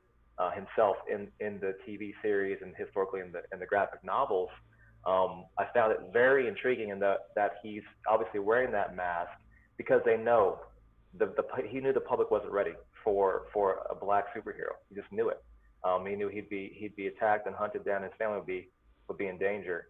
But then also the fact that he's wearing that hood, and also that the noose around his neck, it's some way of him trying to even mask or even get through his trauma by almost echoing it for anyone that he he encounters to say this is what you caused. And so it's really that's one part of it that really stood out to me. I agree, and I think also back to this question of kind of in the modern day, also thinking about, you know, we wear the mask that grins and lies, right? That people often wear masks in order to play a game. Right, they're playing the game, so to speak, right? And so I'm thinking about, even if you think, I know the Klan was mentioned earlier in this kind of this history of the Klan, and how, you know, once it manifests into something more menacing than I guess what it started out being, the masks were worn to startle and kind of terrorize, right? Yep. African Americans, based on this belief that African Americans were afraid of ghosts. Right, and that you know, this was going to be some way to kind of, you know, unnerve them, and so this kind of idea that, you know, they were playing, that the people in wearing the hoods were going to kind of play on the fears, right, of these African Americans, but many African Americans knew who were, you know, the people who knew who they were, right, the people who were actually under the hoods, and so they would also kind of like play back, right? I mean, this is of course when murder was not involved, right? But, you know, kind of play back, right? And just kind of, you know, pretend, right? That, you know, they were kind of very terrified or terrorized or what have you, but at the same time kind of playing this game to say, okay, you know, we see what you're doing to us, but we also, you know, have a plan B, right? You know, and so then it, you know, it kind of manifests in ways that are a lot more menacing and terrorizing, and, you know, people are kind of, you know, running through towns and what have you, and killing others. But in the kind of very beginning, it was just like, oh, you think that you're going to, you know, cause us to submit. We'll pretend like we are, but we really aren't. So there's a lot of pretending with mask wearing as well, that I think that's important throughout history, but also I think a lot of what we do in the day-to-day, right? Even on our jobs sometimes, you know, there's some masks that are being worn that people don't always reveal. Not a physical mask, but something fake. It's an interesting All right, point you have when a good you talk night, about Jack. sort of the play back and forth of you know, between the folks who knew that there was a Klan, the Klan pretending that they didn't know, and then the oppressed folks being like, oh, let me pretend that I'm scared. This sort of going back to Rob's point, this sort of murderous theater sort of going back and forth amongst them. Well, that's like Don Johnson's character. I don't remember names. I'm a horrible.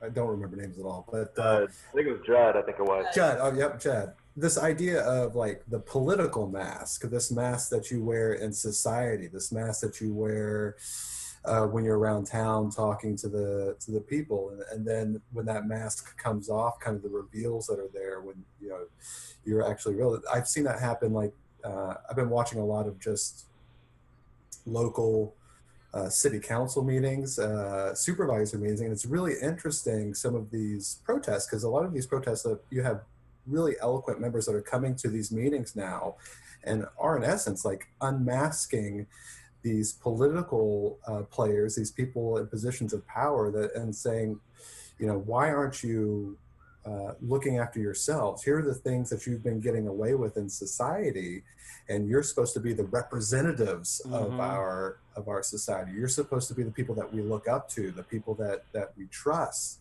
And I find that that's happening politically all across the country, where people are being, you know, political figures are being unmasked, and you're kind of seeing what lies beneath, almost kind of like it just reminded me of just seeing Judd and, you know, kind of what you saw at the very beginning, and actually going, hey, you know, for me personally, it's like, I love Don Johnson. I'm like, oh, hey, you're so nice. Okay. And then all of a sudden the reveal happens, and you go, oh my God, okay.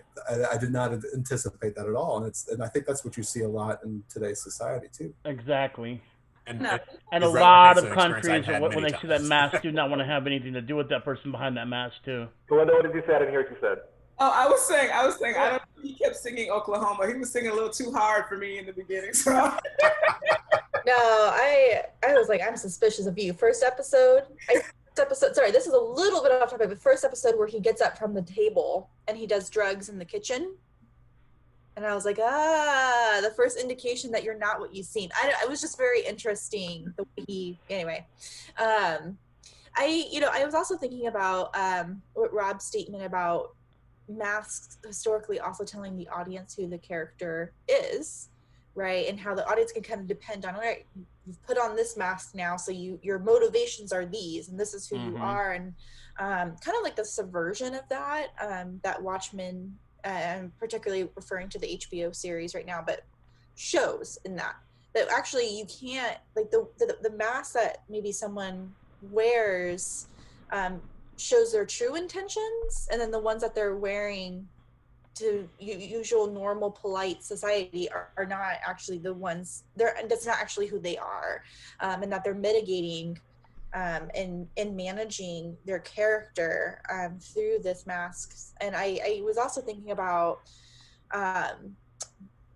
electronic masks in some way too. I've been seeing that a lot lately as well. Students, for example, using different social medias, and I'm thinking about particularly the Finstagrams and other methods of selecting who gets to see what you post, then what you post to the social media account that you have that is supposed to be public, and seeing the bias, particularly bias recently, has been happening a lot on these private platforms where someone is kind of saying perhaps what they're really thinking, and then someone there posting that to their real platform, and noting like, well, you've said this word here or displayed these sentiments over here, I want you held accountable for that.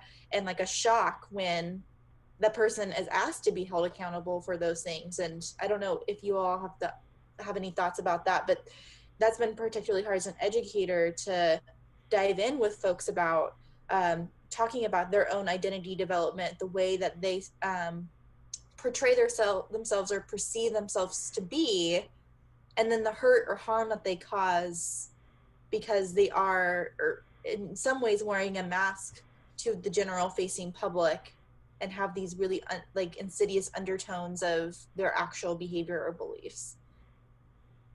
No, that's really real. I'll just say quickly, so my office, we work in coordination with our Division for Diversity, Equity, and Inclusion, and we are responding to bias incidents all the time. And I think particularly as the campaign's going to heat up, and also in the last 3 weeks with the amount of welcome, Melvin, guys. How do you across the world in some ways too. We've been seeing more reports where people have been, I guess, if you're trying to log into Comic-Con Home, it shouldn't be hard. Just go to the website. I've got the link below. If you haven't made an account for the schedule thing, you got to make one there. And I feel like so if you're trying to log into Comic-Con itself, those aren't working at the moment. But if you're trying to log into the schedule to set up your schedule, just follow the link below. The second link below that says for more information, click the following link, and you should be able to get there properly. You just have to make an account for your scheduling. Myself or my colleague, who's the Vice President for Diversity, Equity, and Inclusion, to try to respond to these things. I'm not sure why it might not be working. It's very, very interesting because the amount of labor that we're having to put in. I'll look into it, but I'm not sure. Contact students who we know are engaging. It could be down. Did you scroll down and go to click here to create a My Schedule account now? To our core values as an institution. And yet we're caught in the crux because there's also First Amendment protections that allow even hate speech to be able to exist, right, in certain ways. But that same protection allows me to speak out on social media myself and call out things, or my colleagues do the same thing. So that's the one thing that kind of comes out to me. But the one other thing that I think about too, from the connection, I think they figured out how to do it. The TV series. I think about the character looking. Well, I was happy to help. Hopefully, you can hit that subscribe button, Melvin. It'd be appreciated. Sees himself and enjoy Comic-Con. He's exercising his own trauma because of feeling he got deceived, and so he's so focused and fixated as a law enforcement officer to not just discover his identity, but to hopefully reveal ugliness in other people in his own way of managing his own trauma. But in some ways, I think it's our kind of job of trying to help process this with our students. And so when I'm having a conversation with a student who uses the N-word in social media and gets called out, or does misogynist things and statements like that, and when I read it back to them, and I literally mirror it for them and say it, and they realize how outlandish it sounds hearing my voice, and realizing it doesn't connect to their core values. No problem, Melvin. I appreciate it. Appreciate your time as well with my channel. That's the hard part of our job as educators, is trying to control for my own my own values and my own bias in those situations. Because sometimes, frankly, I want to just I want to shake some folks, really, I do. I appreciate that, Melvin. Thank you. But we're trying to get them right. We're trying to get them to have alignment between what they hope their core values are going to be and where their actions are. And so that's the biggest part that it reminds me of in your question too. I just have a question with that, I guess, for whomever, in terms of just this unmasking, right, that people are doing, that their peers are doing. We see this with entertainers as well as students on campus, where they will, post, these particular conversations or things that were private, right? And so then they're unmasking these others. And kind of who is this? Do you also see this as a form of vigilantism, as I was trying to say, are these vigilantes, oh, I'm going to expose this one, I'm going to expose that one. I mean, kind of who has the power to unmask and who doesn't? Because I'm thinking about Watchmen, right? And Judd tells, it might have been Looking Glass, I don't remember. I'm sure someone on the panel will correct me. A good storm. Good. But he says, when he has his mask up, he says, pull your face down, right? When, he's like, he's about to go out back into public. It's like, I can tell you, when to put your mask on and when to take it off, right? I have this power, right? And I'm just wondering how that fits in with kind of the ways in which these other students are saying, are kind of, telling their peers, like, okay, I can unmask you, right? Or I can, kind of let you allow you rather to be masked, right? By not, calling you out. So I'm just wondering what you all think, or if that makes any sense. Oh, yeah, yes. That makes perfect sense to me, because that's, well, even in context, like I remember even maybe a year ago where you had some people that were just saying ridiculous things or stupid things, or in one certain case, someone posting something as gospel from the Babylon Bee and having to be like, that's a satire website, I hope you know that. Right. And what's interesting now is you're seeing more and more people that are calling people out on social media saying that's wrong. That's what you're saying right now. That is wrong. That's not right. That's not moral. And it's kind of an interesting, because to me, like always in the past, like the internet was always like this lawless Wild West that encouraged like the worst dregs of humanity to come out and say whatever they wanted to because they finally could. Usually it was regulated to, pop culture like Watchmen or Star Wars or Game of Thrones. It was regulated to that. But now you see like people that are just coming out saying like the worst things that you can, and even the most uneducated, but then being called out. Yes, you do, like people that they know that you saw maybe a year ago, like they were all hanging out together, and now you have like people that are calling out. And I think it is a form of like vigilante. I won't be able to say that word, but you know what I mean. I think it's a very interesting dilemma, right? Because I've always, because I'm a comic book fan, I've always differentiated between vigilantism and sort of the superhero trope, and I don't think the two are equal. I think the distinction that we may be seeing is that the people who are calling folks out are not wearing a mask and are often standing behind what they're saying. And I think that's a distinct difference between Give me 1 second, guys. I'm sort of gonna putting keep a mask everything going, on, but I'll saying, be hey, right this back person as did far as my this, but camera don't and ask me everything. about it, I don't want to be involved. And saying, no, I witnessed this person say this thing or do this thing, and I want you to know, and I'm gonna hold you to account, to hold them to account, right?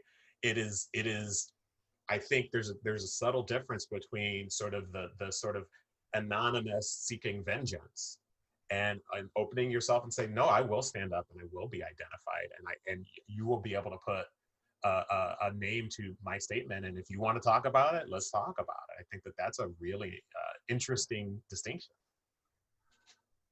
Yeah, I got excited when Kalinda mentioned the idea of vigilantism in sort of this electronic world too, because I was like, I didn't ever think about why it was a challenge for me, because there are moments where there's social justice kind of vigilantism that shows up.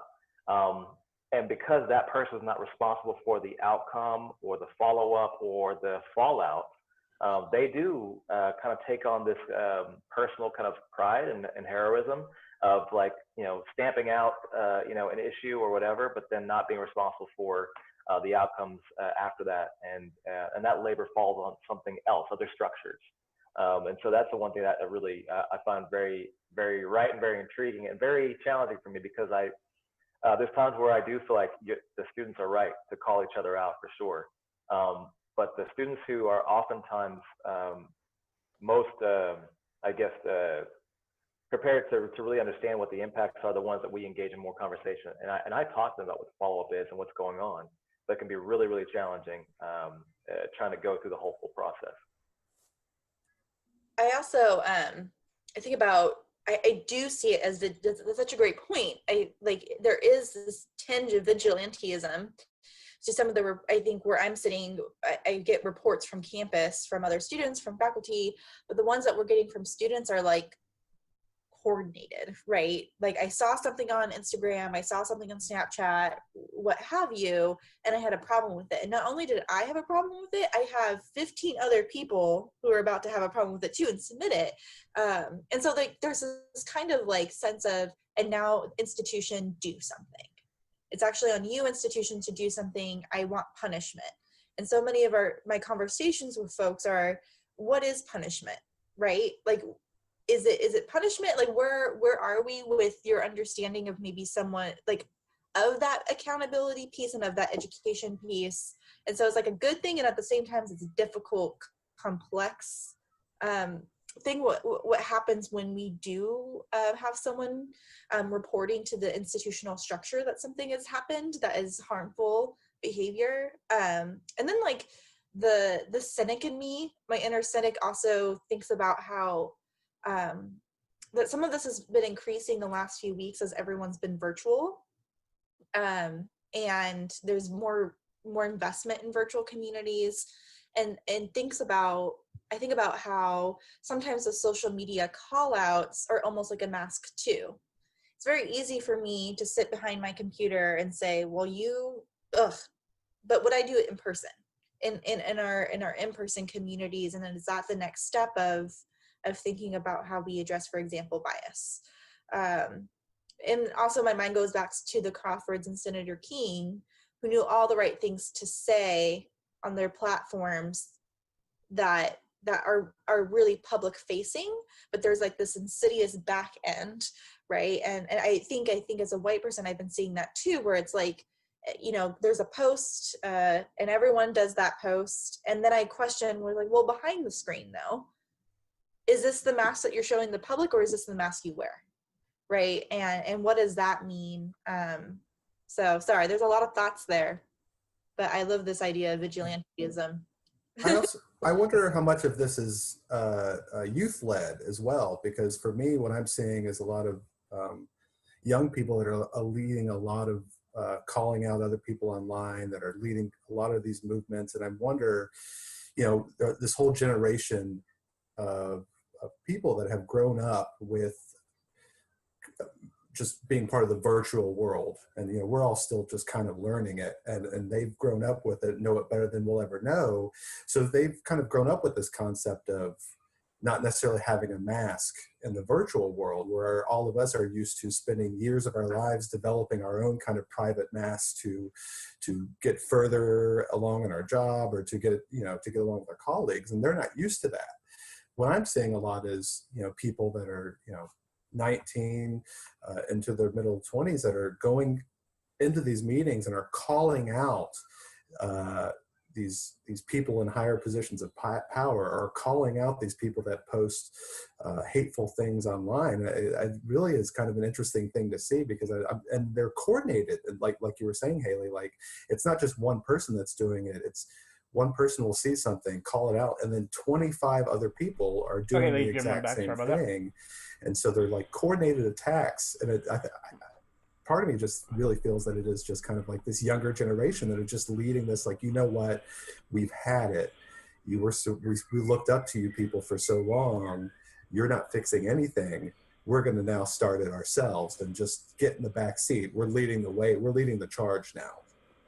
And how much of it, quite frankly, is, and I'll just speak for myself, because I don't want to speak on behalf of other people, how much of the reaction is, well, I had to learn respectability politics, and I had to learn how to get along and you all are coming along and you're not playing respectability politics, right? And how much do I have to sort of check myself and be like, and I experience that as a live streamer every single day when it comes to gaming, when I was especially with coming up, games like and I had Fortnite. over concerns about how I was going to be perceived that this generation doesn't. Well, something that when Rob was talking about, and also you just picked up on, that I was thinking about another way that we haven't talked about masking, and that is as a filter, right? And so they have no filter, right? And so, and we do, right? And those of us who have had to kind of put up this filter in order to, as he was saying, you know, progress in various different, you know, ladders and different levels or what have you, have this filtering sort of mask. I mean, I know we think about it in terms of, you know, public health, right? And, you know, in the global pandemic and COVID, right? The filter. But what about these other sorts of filters that do tie in definitely with, you know, what's known as respectability politics and the fact that they can be damaging in some way, right? I mean, there is an argument to be made about not filtering and you know, to be cliche, but right, kind of like speaking truth, right, where it needs to be spoken, rather than kind of like, you know, hiding behind what we think is the appropriate way of presenting an issue.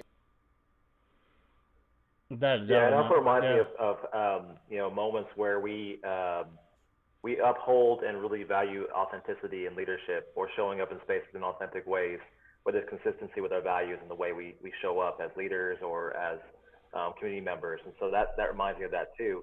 And what I also find intriguing is how younger folks, especially young activists, are looking at one strategy in social movement building where they are literally telling us, you said this, but this is not consistent with what you said. Now do what you said you were going to do, right? And so that's the hard part, is when we're oftentimes probably even caught in situations where we're the ones who are upholding the consistencies or legitimacy of organizations that we represent. That's the one thing that I give a lot of grace to with our students, especially when they are coming up and saying, you believe in this, but yet you're allowing certain types of things. And so it's a challenging thing, but I think that's part of it too. Yeah, David, and I think you hit part of the nail on the head, which is not only our generation of students holding each other accountable, but they're holding us to account. And I liked it better when they didn't hold me to account, right? Like, you know, I want to do what I want to do. And this is a generation of students that if you say these are your values, they're going to expect you to live up to those values, and they're going to remind you when you don't. As we wrap up, I just want to make sure that we sort of talk finally about sort of, as we discuss masks and we discuss sort of how we are interfacing with this, if just sort of one final round, what masks are we wearing as a society or in education or in the organizations you're a part of that we need to learn how to take off? Anyone want to jump in? Anyone? Someone's got to jump in. Wow, the death silence. For me personally, I think the number one mask to take off is, as I discussed, it gets to be so easy to fall into this. Mario, if you want to see any of the videos, they should be on the Comic-Con website. If not, follow the second link below. It'll take you to the actual schedule. You can pick where you want to watch. If you're wanting to see, what I've learned over the last 2 weeks, 3 weeks is this concept. How are you wanting to join, Mario? If you're just wanting to watch the videos yourself, go to the second link in my description. It'll take you straight to the Comic-Con page and show you the schedule. And you have to pick where you want to go, and those schedules will have the YouTube links inside them. I work in such a small town; it's so easy to get. If you guys want to stick around after this video, I'll show you guys how it works. If everyone sticks around, for those that want to know, I will try to show you how it works. Kind of move forward or to get the donations that you're looking for. But part of me is, since I work at so strongly with a nonprofit, is, well, what's the point if it's just about moving forward to try and further your company within a certain society or a certain group of people, or to get donations? And if you're not actually fulfilling the mission, which is to help out the residents of your community, what's the point of doing it? And so I think, for me, like I kind of that's not till Saturday, Mario. And being more active. That's not till Saturday. Engaged. It's all on schedule. You have to look at the times and dates, Mario. I will be live streaming the Bill and Ted for sure. That's my top That's my second panel of this year's Comic-Con. For me, throughout again, But that's the not HBO till Saturday, series, Mario. I That's refer to it not a till lot, Saturday. But we hear all these different statements about masks. So we hear Lori say, people who wear masks have trauma. We hear Angela's father tell Mario, Angela at the picnic that they're Mario, at stick that, around. I'll show you. People who wear masks are scary or have something to hide. Adrian says masks are cruel, right? And at the end, Stick around after this panel. Will I will Reeves show tells everyone Angela how it after works. she's like lost her husband and gone through this really emotionally hard journey of learning her family history and who she is, where she comes from, that wounds need air. And that we need to take off those masks and acknowledge the hurt to move forward.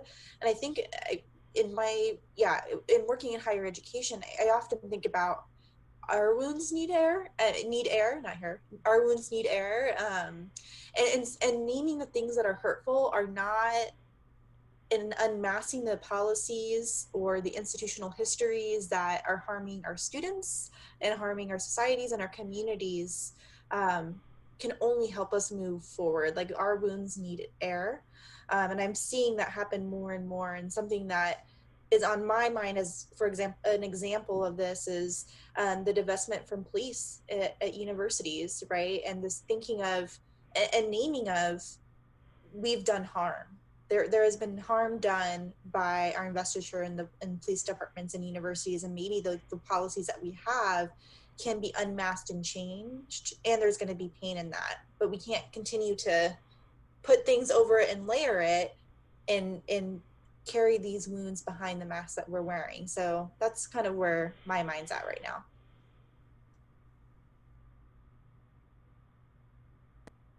I guess I would just add to that, especially going back to that exchange. All right. I think people are delayed on what to say on some of these panels. I can't wait till the panels. When she does say, people who are wearing the mask are driven by trauma or what have you, and Angela's response is, I wear the mask to protect myself. Right, and then she cuts in from the pain. And so I guess when I think about that, just being an educator and being in the classroom and mentoring students and advising them, they're always coming to my office to talk about their pain, right, and their issues and their trauma and how they are being affected negatively. Not all the time, but a lot of the times negatively by experiences they're having in the classroom or whatever the case may be. And I've always seen it. Well, until recently, I should say, I always seen it as my role to just kind of be the quiet listener and give advice, right? But not attempt to try and, kind of unmask, right, myself, right? And I also see it as kind of a way of protection as well. Like there has to be that got in the house, right? Between, the professor and the student. But I've been noticing just even in my own experience that I've been opening up a lot more and explaining to them that this is also this has many levels. What you're experiencing has many levels, and that there are people around you who are experiencing some of the same, whether they be microaggressions or whatever the case may be, right? Same things on different levels in different ways. And I found that those conversations are much richer, right, when I'm kind of taking off the mask to use the term, right? And just kind of saying this is something that we all are in together, and how can we move forward, right? As a solid body, rather than it being kind of a, us versus them sort of situation. Yeah, that's a deep question now. I mean, honestly, and I feel like I was short on answers. I think the first thing that really is salient for me is really echoing what others have said, but also a reminder of me in terms of positionality and leadership that I take on in a university setting. One of the things I've tried to do throughout my entire career is figure out Big shout out to you for hitting that subscribe button, and welcome to Gamer Pothead. Henson is a noob. Thank you for hitting that sub. Henson is a noob. Appreciate it. Shout out to you, not brother. Easy. And I know you and I talked about this even before I left UC Berkeley and came back to Oklahoma. I recognize there are certain types of things and experiences in Oklahoma that are very different than other places I've lived, whether it be New York or California. But one of the things that I always remind myself too is that There's a time and place for every opportunity, and if this is the opportunity for me or colleagues of mine to speak up when we were afraid, this is the time. I had a good conversation with some of our activists on campus actually recently, because our Twitter handle had tweeted Black Lives Matter. This is University of Oklahoma tweeting Black Lives Matter, right? So on one fold, we definitely got dinged hard for performative kind of social justice, because if Black Lives really mattered, it would have showed up in our processes, our policies, the way we operate the university, right? So it seemed disingenuous to some people for sure, because they didn't experience it. I was a student here too. I didn't experience that way. Hell, a year ago, I was tokenized as the new man of color that was hired as the new vice president for student affairs. Right, Yuki? But what I wish they were also doing a panel on that. reflected on is that there's no better time than today to unmask something and say, at least if it's not the reality, it's an opportunity, and that's our goal. And also it gives other people permission. Let's hope they use Rogue, though. Take off that would be something, definitely a even great if time small- to start small bringing those sliver of X-Men itself, characters to and say, have yeah, Rogue get her Black Lives powers Matter from Captain Marvel. Because you would have never heard that from Lincoln Riley or other prominent people who've given permission to other folks in Oklahoma, at least I could say, to say that Black Lives Matter too. And so I'd say that's probably one of the masks for me that I try to think about, is there's times when my dad educated me on how to survive. Yep, exactly. And that meant trying to make sure I be careful who I reveal my full self to, and be watchful of that. And Muro, I apologize, I don't speak Spanish, try sorry. to channel a little bit of Audrey Lorde, right? That we're oftentimes afraid to speak because it won't be welcomed or heard. But if we don't speak it, we are still afraid. So it's better to speak. Someone's kid just got into the thing right there, guys. So yeah, I think that's the one thing I'm That's going to pretty think funny. about the process about this conversation. Well, I thank you for all for showing up and unmasking with your authentic selves here today. We very much appreciate it, and we thank you for your time. Talk to you all later. Bye-bye. All right, guys. Okay, there's a social media context. Okay, so we had some people that were asking questions about how the thing works on a thing. Okay, so this isn't the link you need to go to, okay? The link that I have the thing is going to be the one I'm going to paste right here, guys. All right? Now, when you're here, all right, Mario, if you're still here, hopefully you're listening, okay? When you come down here, all right? Nice, Ryuki. You need to click here to create a My Schedule account first. Okay? Once you do that, all right? If you go here, you're going to go to another site, all right? Once you do that, it's automatically going to bring you to the Comic-Con thing, and you're going to see all these. These are all the panels you can choose from. You have to select the ones that you want. Okay? Then what happens is when you select the ones that you want, you have to save them. So you'll go down, and this is a long list, by the way. A long list. You have to go down and make sure that you get every single one of them. Alright? Once you click that, if you want information on where you got to go, like for example, our next panel is going to be right here, Geek, College, and the Nerd Mind. You'll see a link. This link is going to take you to the thing. Now, the video is not available until exactly 8 o'clock, alright? So the video won't be available, so we can't go to it right now. We got to wait till the link there. But if you're trying to see yours as a whole by itself, what happens is you'll see that you have your channel. If you go to your icon when you made your account and go to My Schedule, you'll see your schedule is now lined up based on what check marks you put in there. Okay? And you'll see that my schedule is lined up. But unfortunately, for 12 p.m. on Saturday, I couldn't decide between Jim Lee's X-Men Artist or the new Magic the Gathering set. It's hard for me to choose. I love both. So it is super complicated, but that's how it works, guys. So you got to go to My Schedule to make it. Alright? You got to go to My Schedule to make your account. Right here. Once you make your account, you're going to have to pick what you want for your schedule, and then you go to the one you want. That's the reason why I'm hosting these streams, guys, because I know a lot of it's complicated, so I figured you guys can go through me, or you can go to the links below, and hopefully find something you like to make your own schedule. This is actually how Comic-Con is all the time, guys. This schedule that you're seeing is what people do when they go to Comic-Con when they're trying to go to different panels. They have to make a schedule and make sure to be there on those times. So instead of having YouTube saying YouTube channel here, it will say something like Hall H or, you know, Hall C. You know what I mean? Or it'll say floor panel, things of that nature. It'll tell you those locations instead of saying like the YouTube channel. So that's the reason why it's crucial that you make a schedule so you know exactly where you want to go. I already made my schedule. We've got everything set up. This is going to be the next one we're going to watch, which is going to happen at 8 o'clock. This is going to be about teachers, education administrators, and student affairs professionals are being called to respond to a wide variety of mental health concerns across the educational landscape, with students today managing greater educational debt, digital identities, and high expectations for academic performance. Now, the reason I'm doing this one is I felt it helps a lot of the viewers that I have and everything.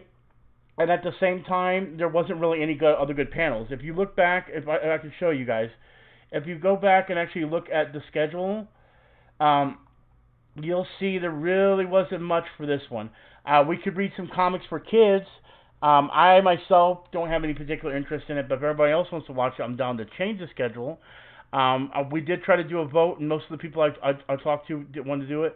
Again, when it comes to today, just like I posted right here, when it comes to today, this is going to be the bad days. But what's good is tomorrow we literally have a video game panel, a video game panel. We have a Solar Opposites panel for the cartoon show on Hulu.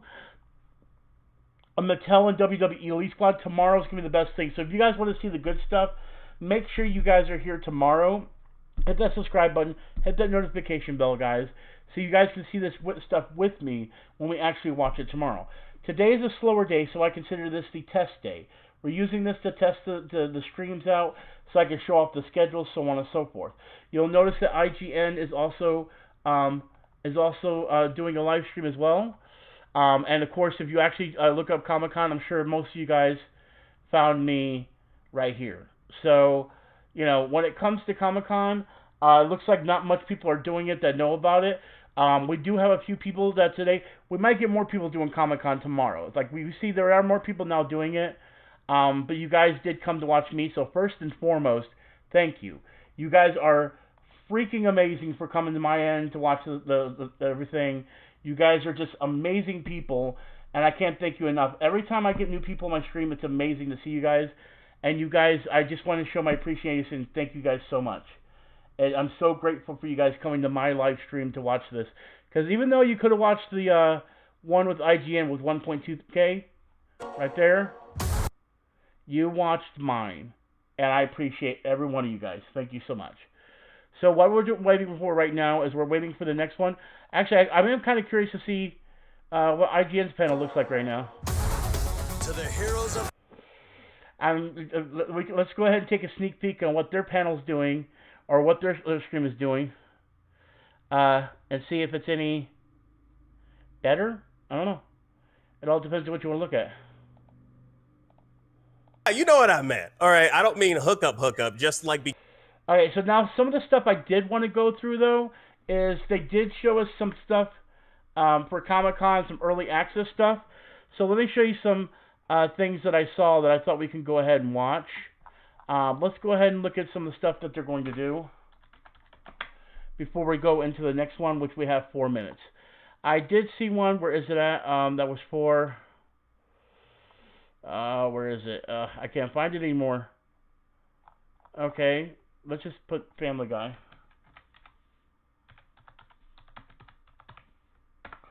We saw an early glimpse of the Family Guy panel right here. Yep, there it is. It was actually posted by IGN. And then, so we did get a clip. What we'll do is to let you guys see this real quick before we go into the next panel, guys. So let's watch this. Does the cast have a favorite episode, a favorite cutaway, a favorite moment? What comes to mind over 350 episodes? You know, for me, it's probably our Clue episode. And then there were fewer. I'm partial to that one. How about you, Alex? I have moments that I love, and I've mentioned most of them, but and there seems to be a theme. Like I was laughing because this act that we just read, Seth had a moment that it's something that we've done before, and it always makes me laugh. Him getting the phone and going, "Who is this?" Or one time when they're fighting on a boat and Joe throws Peter something. He's like, "Don't throw things at me." Yeah, Joe. you're right. Like, I just love those Ryuki. Yeah, you're ridiculous moments that are just pure character. And for Lois, my favorite line It'd be funny of if he all talked time like is, what's "Who his name wants too. chowder?" But yep, there's the so that's basically a sneak peek at the Family Guy panel that's going to be happening on Saturday, I think it is. I'll tell you guys right now. The Family Guy panel is on, it might be Friday. No, it's Saturday. It's Saturday. There it is. So that'll be at 2 p.m. So that'll be 5 p.m. Eastern Time, 2 p.m. Pacific. And I do have that. That'll be right before the Bill and Ted's Face the Music one. I'm a huge Kevin Smith fan, so we're going to have a double whammy of Kevin Smith that night. Pretty excited about it. We do have the History of Comic-Con exclusive action figures for the person that was asking about that. Comic shops and their loss. Yeah, Jeff Goldblum. That's who I was trying to think of. Ryuki. Yep, exactly. Things of that nature, guys. So I am pretty excited about that, and I will keep doing what I can when it comes to footage and things of that nature, guys. But yeah, that's how you find that. You don't have to go to the Comic-Con page. Just go to the second link, and you have to set up your own account.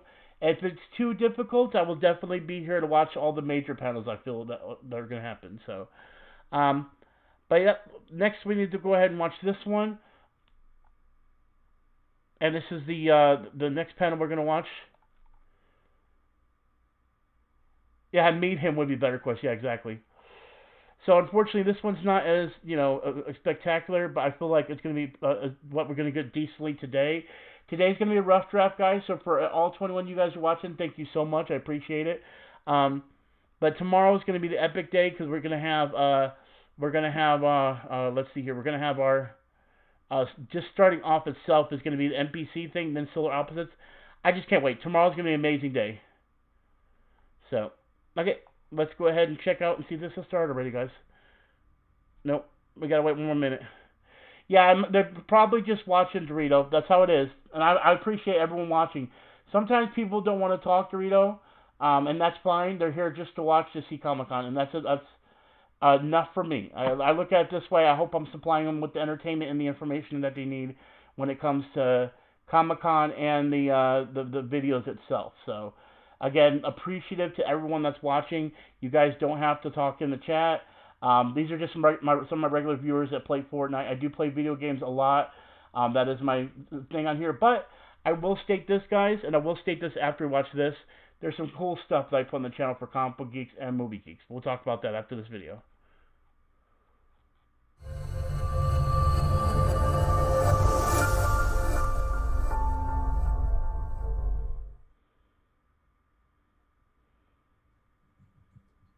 Welcome, everyone. We are GeekED. We are a collection of professionals in higher education who want to explore the intersection We just had him in our last panel. education and popular culture.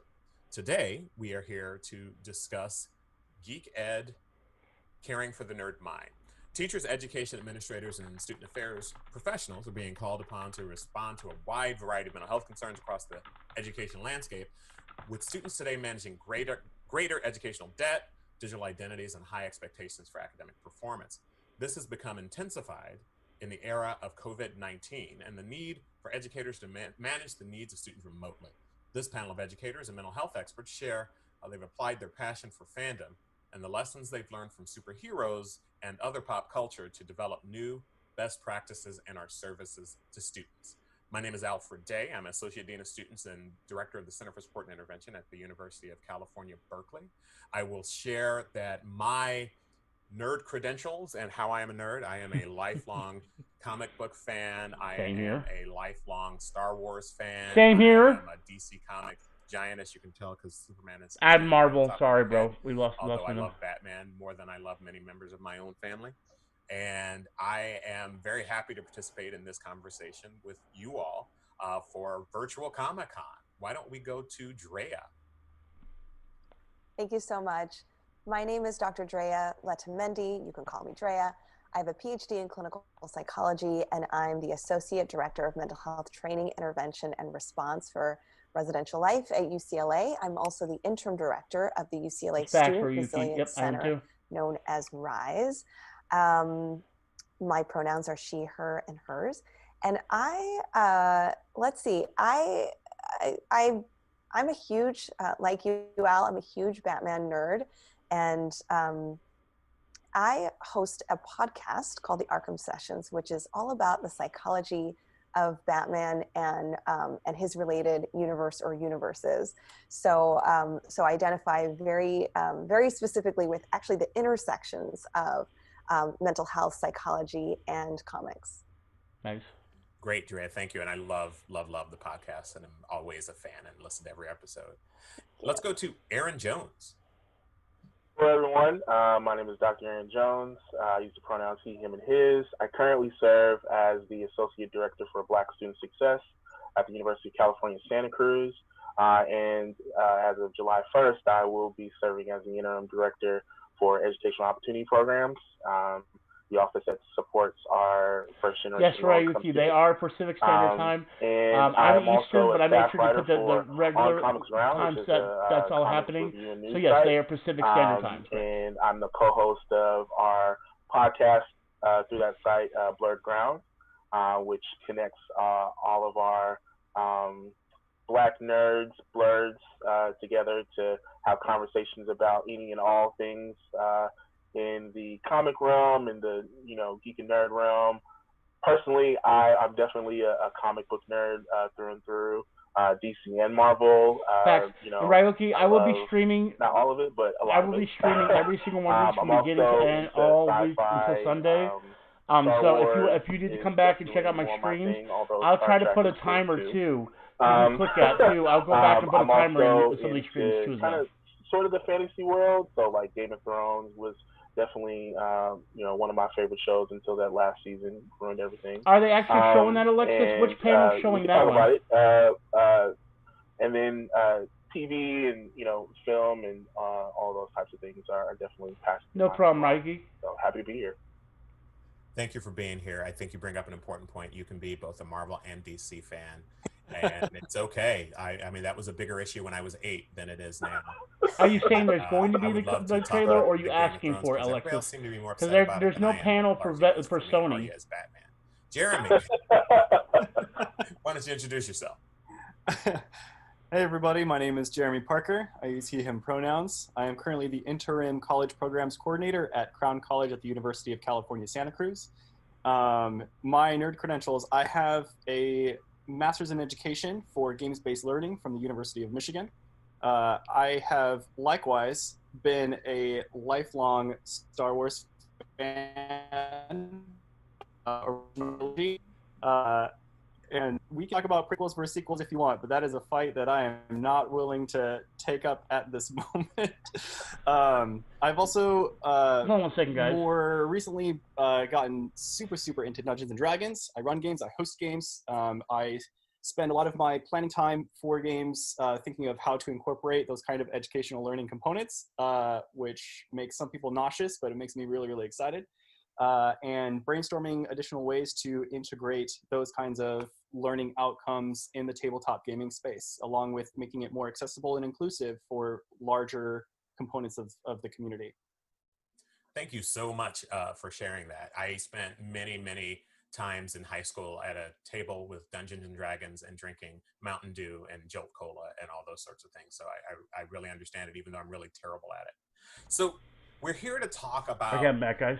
The care for the nerd mind, particularly Alexis. as it relates to college students. What would you all say comprises or the components that compose of nerd identity? What is it? What makes someone a nerd or geek or whatever the phrasing of your choice might be? And I mean it in the most positive of way because I identify as one myself. I think that you're also naming something that that a lot of us professionals wrestle with, especially if we identify as a nerd or a geek, that like our belongingness in this community is tense. Like there are some great things about it, and I think there's also some struggles related to it. I have to say, as as a person who identifies as a woman, as someone who grew up, from 10 on, wanting to be a part of this community, loving Star Wars, loving Twilight Zone, getting into science fiction. And then, the gateway for my love of Batman was Batman the Animated Series in '92. I think that for me, it's such a personal belongingness, and I understand that as we're introducing and welcoming students into this space, that I've got to also work out my own issues with this, right? Like whether I'm defensive about it, whether I feel ownership over it, to understand that students have this individual journey that they're exploring, and also to know that it's Big not shout out easy. to Getting you into any for kind hitting of that space is subscribe not button. easy, but And welcome the to membership Gamer Pod. around What's geek up, brother? identity is like, Thank you for hitting that has sub. I this appreciate it. tension, Had to has show this, off my weird geek ownership, creds, right, and guys? has issues Geek like creds any are community, everywhere around right? the room, Has right? issues Don't worry about it. related Geek to creds are everywhere. gender, has I'm not issues just hosting related Comic-Con to for views, guys. I am a whiteness, Comic-Con has geek, issues right? related to all You sorts guys of don't things have to that worry play about that. I'm not out through representing our just because community building and through our I membership want to get views. engagement I'm doing and this because welcoming and I've inclusion. always So there wanted are to go to two things Comic-Con that and be a part of it, that guys. I think about that I just want And to we're doing offer good, up. Neil, by the way. We're doing One good. is All right, the let's concept that I continue think with the panel, guys. is framing for all students in a college or university But Ryuki, university space. shout out which to you, is, brother. Thank you for hitting that sub. the individualism piece. So how am I unique? How am I self-efficacious? What do I bring to the table that's like totally me? And then that belongingness. The belongingness is I know, right, Neil? How am I I told you, feeling the like next so 5 days validated are going to be and connected amazing because for me, brother. others And this is the share slow my day today, experience, my Neil. likes, my This dislikes, is the and slow then my day. affinity for the things that we're talking about.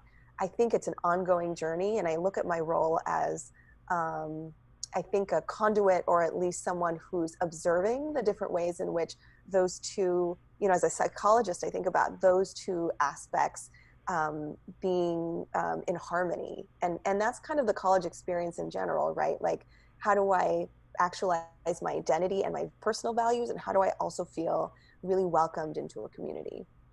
Very good. As long as I've been a part of sort of nerd space, for lack of a better term, there's been this dual sort of tension between the gatekeeping piece and the piece that's about bringing people into the space, whoever wants to be in the space. And I think that you nailed exactly the tension that sometimes exists when someone wants to be a part of a community, and that there's some sort of part of your identity that values being the only person who loves that thing.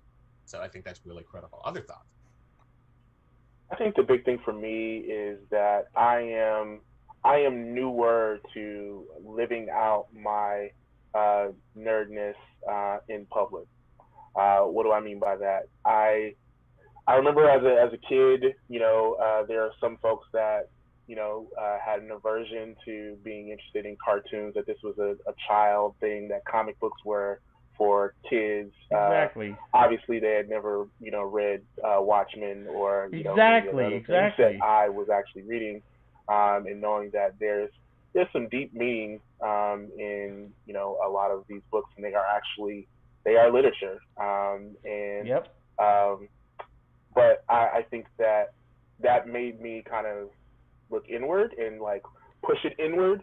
That okay, this is a personal thing that I'm going to do by myself. I embraced it. Like I'm going to be looking over my shoulder when I'm heading to the comic book store and grabbing things, because this is kind of there's like some subversiveness to it, that it is not as accepted in the public.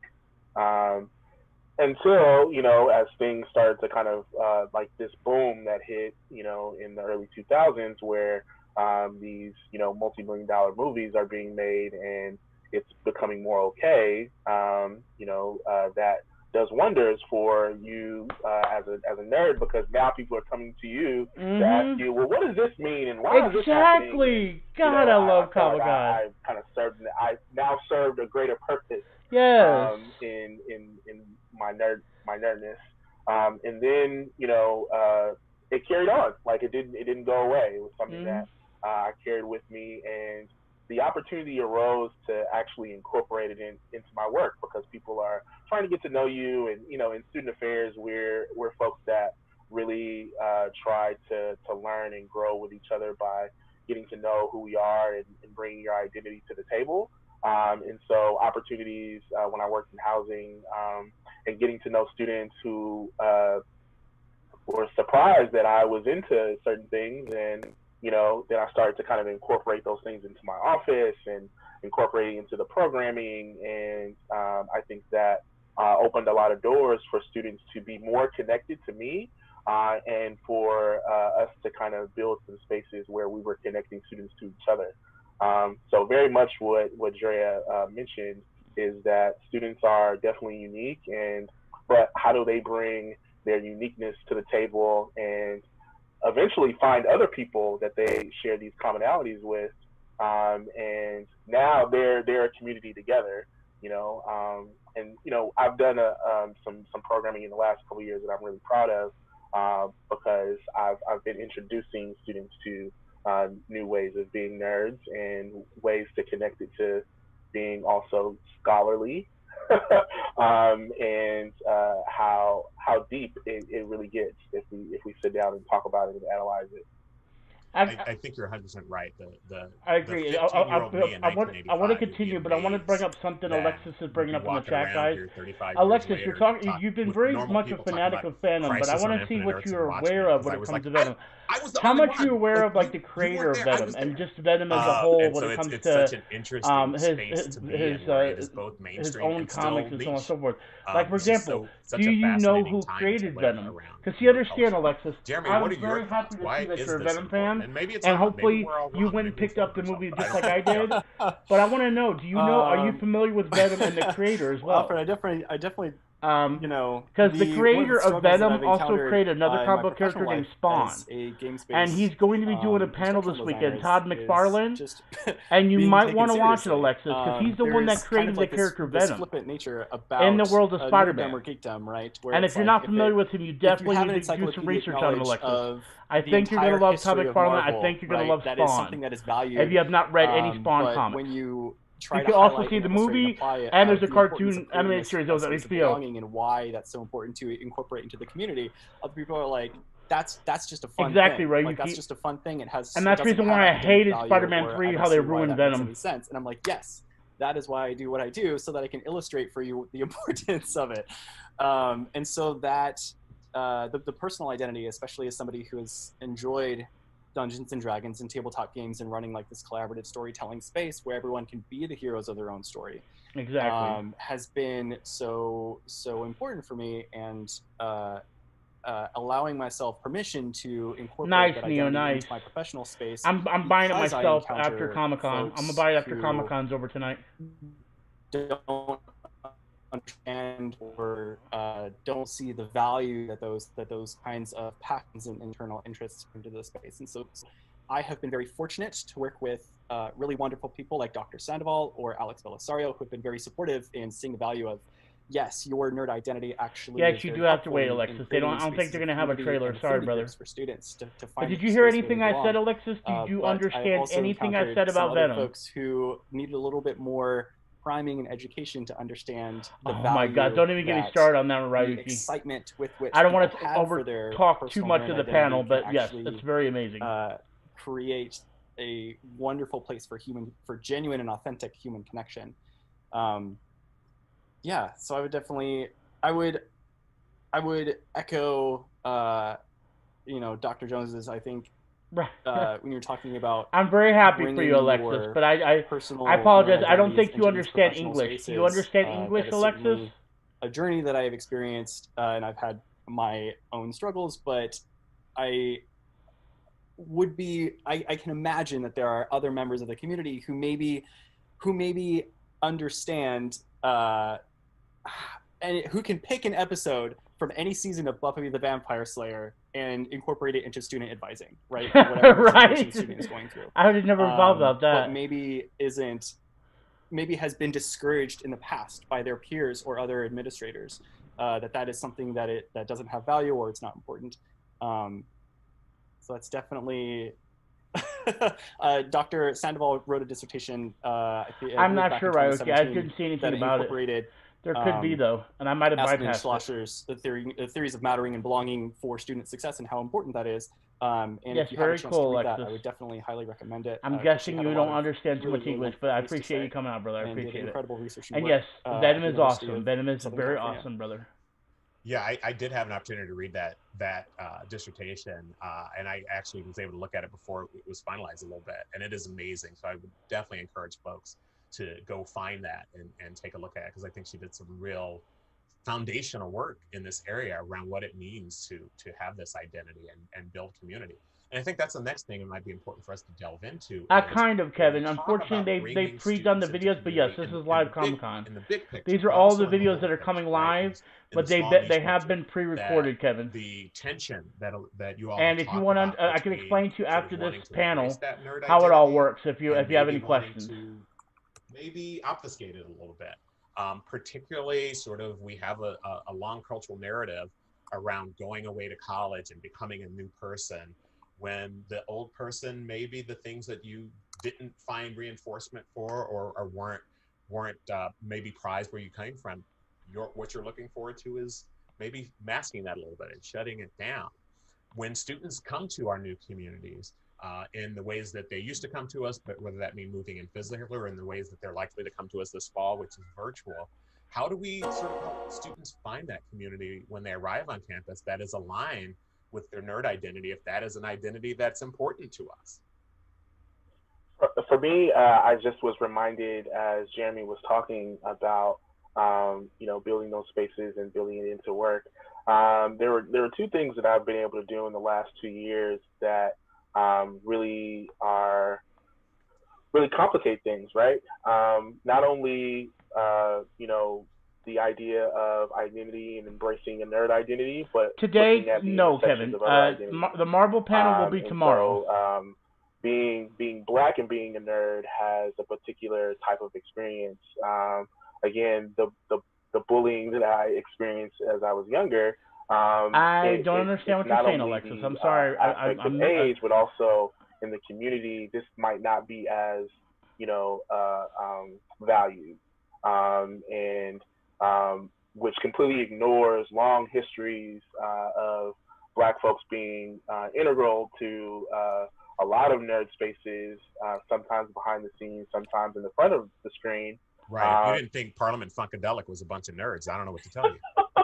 Right. No, unfortunately, I didn't. There's no Disney Channel panels. I think that really revealing some of that for so did I, Ryuki. Unfortunately, there's no Gus panel. There is a Thundercats panel that's going to be this weekend, and there is a Back to the Future type panel. Wakanda Forever, because I was so excited, and it was a year out, and I told my supervisor, I don't know what we're gonna do, but we're gonna do something on this day, something to do with this movie.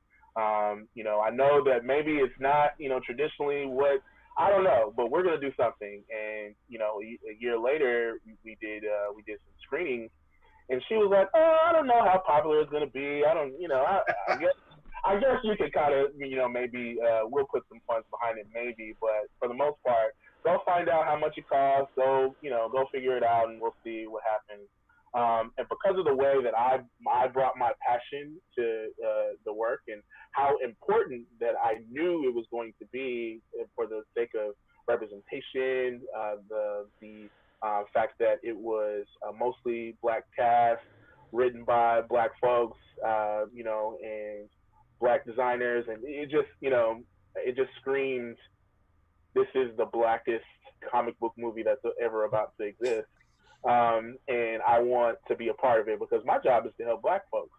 No, I know that, Dorito, but I don't translate. And also, maybe unearth a latent. I don't know how to explain to him, Dorito. I tried to tell him that there is no Venom panel, but I did want to tell him about Todd McFarlane, the guy that made Venom, also made a thing called Spawn, and they will talk to the creator of Venom this weekend, and but it won't be about the movie. I was able to get money from all over the place. We actually had 2 screenings. And we have money to, have popcorn. Tell him they will talk to the creator of Venom, but they won't talk about the movie. Books to hand out. We had a are you able to do that, Dorito, or no? It was a really great time. Actually, it'd be great to have G right here right having almost 200 folks being served across 2 days, including the opening Thursday. And it was so much fun, and it really excited people to ask for more. Like, hey, I want to talk about more. I want to actually read things. What should I read? And then we kind of roll that into this program that I do called It's Lit, and because it's literature, because literature, and having conversations about comics and what they mean in the greater scheme and how they bring us together and have us think about identity in such a that might be happening, Kevin. Through starting from that particular film, and folks are feeling more comfortable to wear their wares, and to talk about what kind of favor this is a cultural phenomenon now in other aspects. Exactly. So it was a really fun time, and I think it was so important. Oh, please don't tell me God. I thought my stream crashed here When for you a second, talk guys. I got about scared. the conversation afterward, that's kind of what I frame my work around as a psychologist and mental health practitioner. And I found that, well, I want to say two things because you name the social connection we have. When you're presenting yourself with your wares, like like Jeremy has, his hat tells me not only does he like Star Wars, but he's willing to engage in a dialogue about the dark side and the light side, which could be a whole other panel, right? Yep. So just by, Jeremy and I have never paneled before, but just that cue is like accelerates a social connection between us. I've loved Star Wars most of my life, if not all my life, from what I can remember. And this concept of who do you affiliate with, especially when it comes to the last film, episode 9, and different ways in which that film divided us and caused, created dialogue and created narrative around not my Star Wars. Oh, this is my Star Wars. I did too, Ryoki. So already, what's up, Zulu? There's this acceleration of social and emotional connection that we have just by that. We also then understand that we at some level have experienced something related to fandom, whether it's feeling left out, feeling excluded, having imposter syndrome at a university, whatever those things are. So it could lead to a whole bunch of different ways in which we can form understanding, empathy, and healing. So I love what Dr. Jones is talking about as far as like being present with your identity. And I've shared previously I think it was Al on this panel before, I've had very negative experiences with this in the beginning of my geek journey where, I would have, I had at one time it was like a Kindle cover with a bunch of Star Wars stuff, and I was at the airport. And it went through the TSA stuff, and this white man standing next to me got engaged. The TSA person engaged him. Like, oh, you love Star Wars? Let's have a conversation. And it was such an invisible moment. Like, oh, that's mine. And you don't see me. Like, you just don't see my existence yet. So I think to have, have those moments of visibility and connection are so important. And the other thing I'll say, because I didn't really answer your question directly, Al, is at UCLA, we certainly have an annual event called Geek Week, where we have programs, panels, fun activity screenings, a week-long sort of extravaganza, Comic-Con essentially, to gather students and either introduce them to some of these concepts and some of these wonderful genres, or to engage them around things that they already love. And as a mental health, identity and role, I like to have conversations. So after Endgame, actually after Infinity War, I wanted to build dialogue around folks are feeling pain, they're feeling sadness. What is this? And they're also feeling within the fandom blame. Like, well, these characters don't die. Well, some of them come back. And I want to bring in that conversation around, well, let's just be in the moment about this grief and loss. What does this narrative, we know these characters aren't real, but what does this narrative teach us about the way in which we experience grief and loss and the way in which we recover I've never heal gotten to go to from Comic-Con, so that's the reason why I'm hosting this. And this is a can then big lead deal to me, to Zulu. additional This is my first conversation, time if not attending Comic-Con. It's like an in vivo and experience now around what I'm it hosting means to come to panels and people are community coming in and watching. and share with one another This is the a dream for me coming feelings, true, and I've the gotten feelings so of many subs of uncertainty comic and book fans grief, that have come and in to process and that gotten with to one show my another through geekiness this that you like guys kind of always safe see and go, way. oh, Putty, So stop, I you know really too much about this. embrace, But the people that are when we coming have in moments like that in understand comics, why I when have we have this knowledge. catastrophes and You know, disasters, like I I'm just like, tried to this is educate where somebody we step on in. the This is an opportunity for us creator of to have Venom. You know, something a conversation lot of and people don't know dialogue about. around You know what I mean? I saw it in theaters twice. Yep, facts, and I Ryuki. cried Yeah, they're both doing times. Pokemon Go. Oh, I was Unfortunately, I won't be able to attend those. There are other stuff to go Jeremy, to. There's a do- lot of see Pokemon you panels wanna going on jump this in? weekend. Yeah, I just wanted to add on, Dr. Jones and Dr. Drea, both of you kind of talked about in being open and inviting students to bring their nerd identities and their fandom, and inviting professional educators to also incorporate that into the space.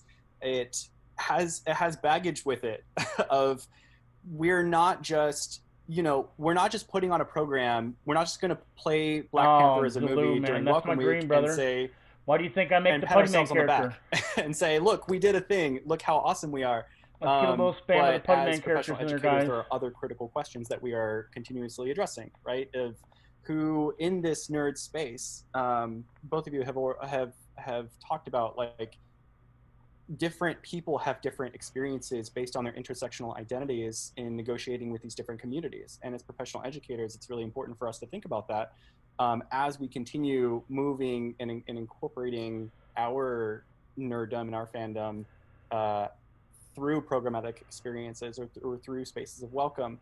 And so thinking about who is the space accessible for? Who's allowed to be in the space? One of the things that our office thinks about critically is during our advertising, when we do Movie on the Wall or when we have our 300-person board game night, is it's a small thing, but it's to select images that are representative of the student body, of the diversity of our student body in our community, because we're aware that there is a stigma of, like, who's allowed to play D, right? and being very critical in interrogating, like, the appearance that our own identities are bringing as these educators who are facilitating these programs, because no matter how inclusive I aim to be and accessible that I aim to be, students are just going to get a different sense of a program that is put on by someone who looks like me as opposed to somebody who looks like the complete opposite from me, right? And so during the planning phase, continuing to interrogate those processes. And so I just wanted to include that, but I wanted to ask Dr. Jones and Dr. Drea of how do you, in your capacities, in creating these spaces for belonging, how do you amplify student voices or amplify students' own identities and excitement about the things that they geek out about as part of these spaces? Well, I can give an example. We certainly, when we notice students coming together with responses to what's happening in our social political climate, and when there's this, often there's an intersection with what's happening on screen and what we're experiencing in our lives. And so, Black Panther is one really good example where it gives us an opportunity to start with the narrative and start with fiction, and then let that lead us to conversations that matter around our identities and belongingness. I had a really wonderful conversation with another student affairs professional in our LGBTQ center at UCLA. Her name is Megan Vandertoon, and we were actually putting before COVID, we're putting together what would be a series called I Love You 3000. And the series would be us coming together and processing our reactions and responses to what happens to certain characters, usually who identify as gay and trans, in this media. That is and freaking amazing. To kind of shine light. So to answer Levy, your let's question, go. Jeremy, certainly to Levy, brother, I appreciate it. Everyone drop a GG in the chat, guys. Their experiences. Levy, you did this at a perfect time, brother. They connect with, either don't have that relationship. Highly unrated comic hero. Yeah, I know, Ryuki. I know. Seeing myself there. Or underrated. I know, Ryuki. I know. I've loved Star Wars, but Star Wars doesn't love me. Let me be real. Yeah, I've right. loved a thing that does not love me back. What does that mean? Maximum with the effort. LGBTQ Thank you so much for that donation. Everyone drop a GG in the chat. Let's show that donor some love. Do not recognize. It's Levitation donated $2 through Super Chat. Comment GG in the chat. Have some cash, you'll see you around. Levy, you're awesome. Thank you, brother. They're eliminated and they're erased in these narratives. And so in some shows, for instance, The 100 was one of these examples where the character that many people formed a parasocial relationship with. In other words, this kind of like I've heard of that one, Zulu. but I'm not a very big fan. I haven't read it myself. Like was killed off the show. I've seen it in Wizard magazine back in a lot of expressed pain and maybe I haven't. I'm not sure. And I've heard it somewhere. It might not be be Wizard magazine though, Zulu. So I think those smaller conversations with students that are directly planned around their relationship to this fiction, I think can be really profound. And it's not to take away from these bigger events like big screenings and kind of other things that get attention, but I think could really augment the dialogue on an ongoing basis. Yeah, and for me, I really let students kind of drive what we focus on. So the Black Panther thing, that came out of my own personal excitement and connection to that character in that film emerging. But afterward, I did less of the driving because students wanted to have further dialogues. Students wanted to come together and talk about the different books. We then moved on to Bitterroot, which is a really great comic that was created by David Walker, Safford Green, and it is really awesome, and it is in the Harlem Renaissance. And in our conversation about that book, students then connected it to Watchmen, because around the same time Watchmen came out, and of course it has these scenes and connections to the Tulsa race massacre, and so some of that is happening as well in the Bitterroot comic, and so they were able to make some of those connections and wanted to draw in discussions about Watchmen as well, and me giving a little historical background to that book, and so we're making connections across many lines, and what students, based upon what students want to have those conversations about. I think as well, very similar to Dr. Drea, which I like as a nickname. That's pretty cool. And because Dre, never mind. But I think that it's in those smaller conversations too that what are you reading? What are you watching? What are you what are you connecting to right now? And that usually is that first level of conversation. So before we get to talk about classes or academics, let's talk about life. Let's talk about what's bringing you joy right now. Is that a comic? Or what's frustrating you about a comic? And I think again it goes back to things that remind students of, oh yeah, Aaron is about all these comics, and I may come to work with a Black Panther or a Spider-Man or a Batman T-shirt on, and that as well will drive some of our conversations as well.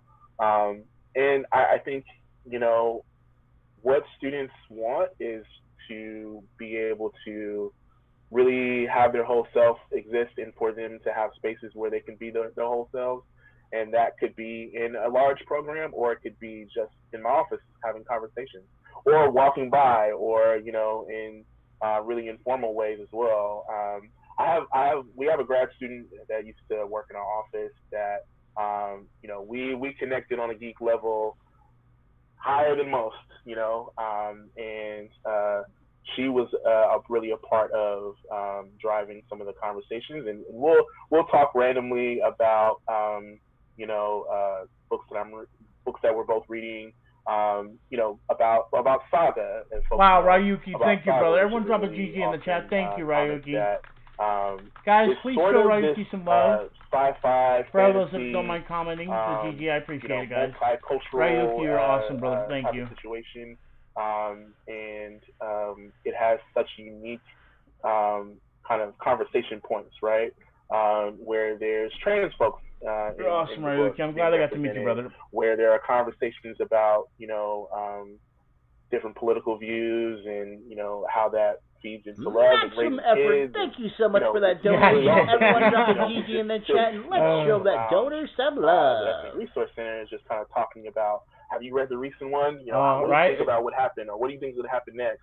And I think in those moments, students feel most comfortable when they know that there are people that are around that they can have those conversations with. I think it's one of the critical points that folks are making is as we, as staff and faculty and administrators, work towards creating space for these students, it is less about us transmitting our love to them and more about us creating a space for the things they love, because the things that they love made. I mean, I've waited 30 some years to have a conversation about Watchmen, but if the students want to have a conversation about Steven Universe, then maybe we need to let them have a conversation about Steven Universe, even though I'm like, but Watchmen, but we're yeah, right. We're running towards the end of the time for the conversation, but I want to just get people's last thoughts. We are presenting for Comic-Con virtually, which is because of COVID. We have not been able to gather in the space of San Diego and the convention center. Right, Ryuki. And that's sort of a loss. I know a lot of people, that sort of community space is really important. And I think mirrored in that is the ability for us to create those community spaces on our campus. In just the last few minutes we have here, what would you say, how can students sort of overcome that loss of that community?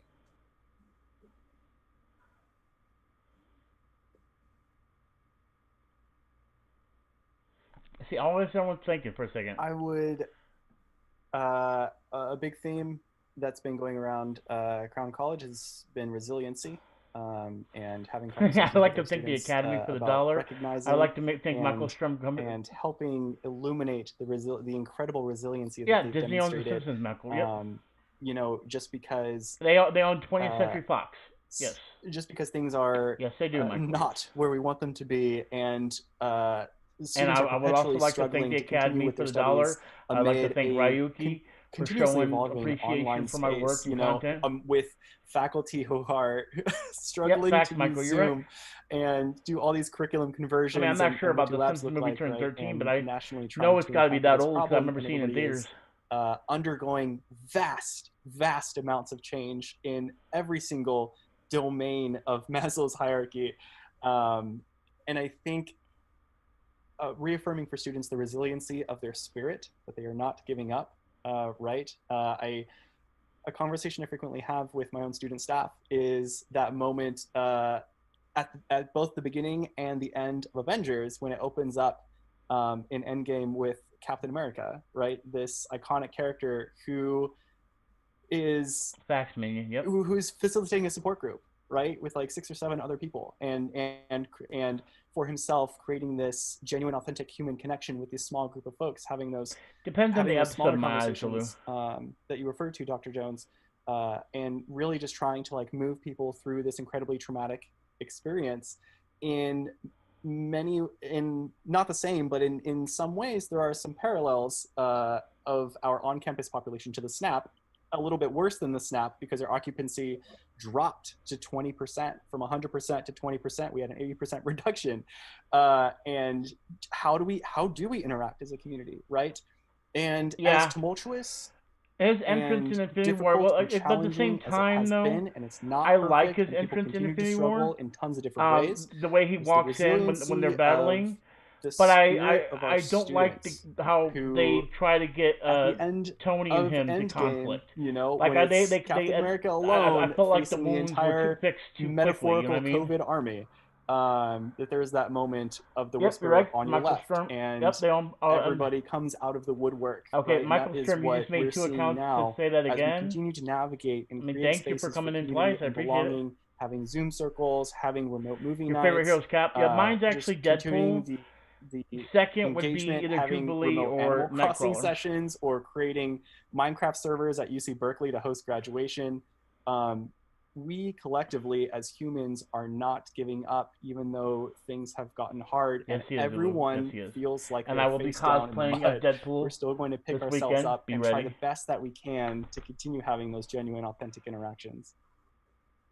I'm going to use Marvel. I'm going to use Endgame as well to to respond to that. I mean, Jeremy provided such a lovely summary of how we're adjusting to the things that I say are toxic to our mental health. The uncertainty, the disruption to our routine, the social lens, the amplification of social injustice. Like COVID is not just this is not a medical thing. We're protecting our bodies, but we're also going out into the world with hyper visibility and hyper awareness of our bodies.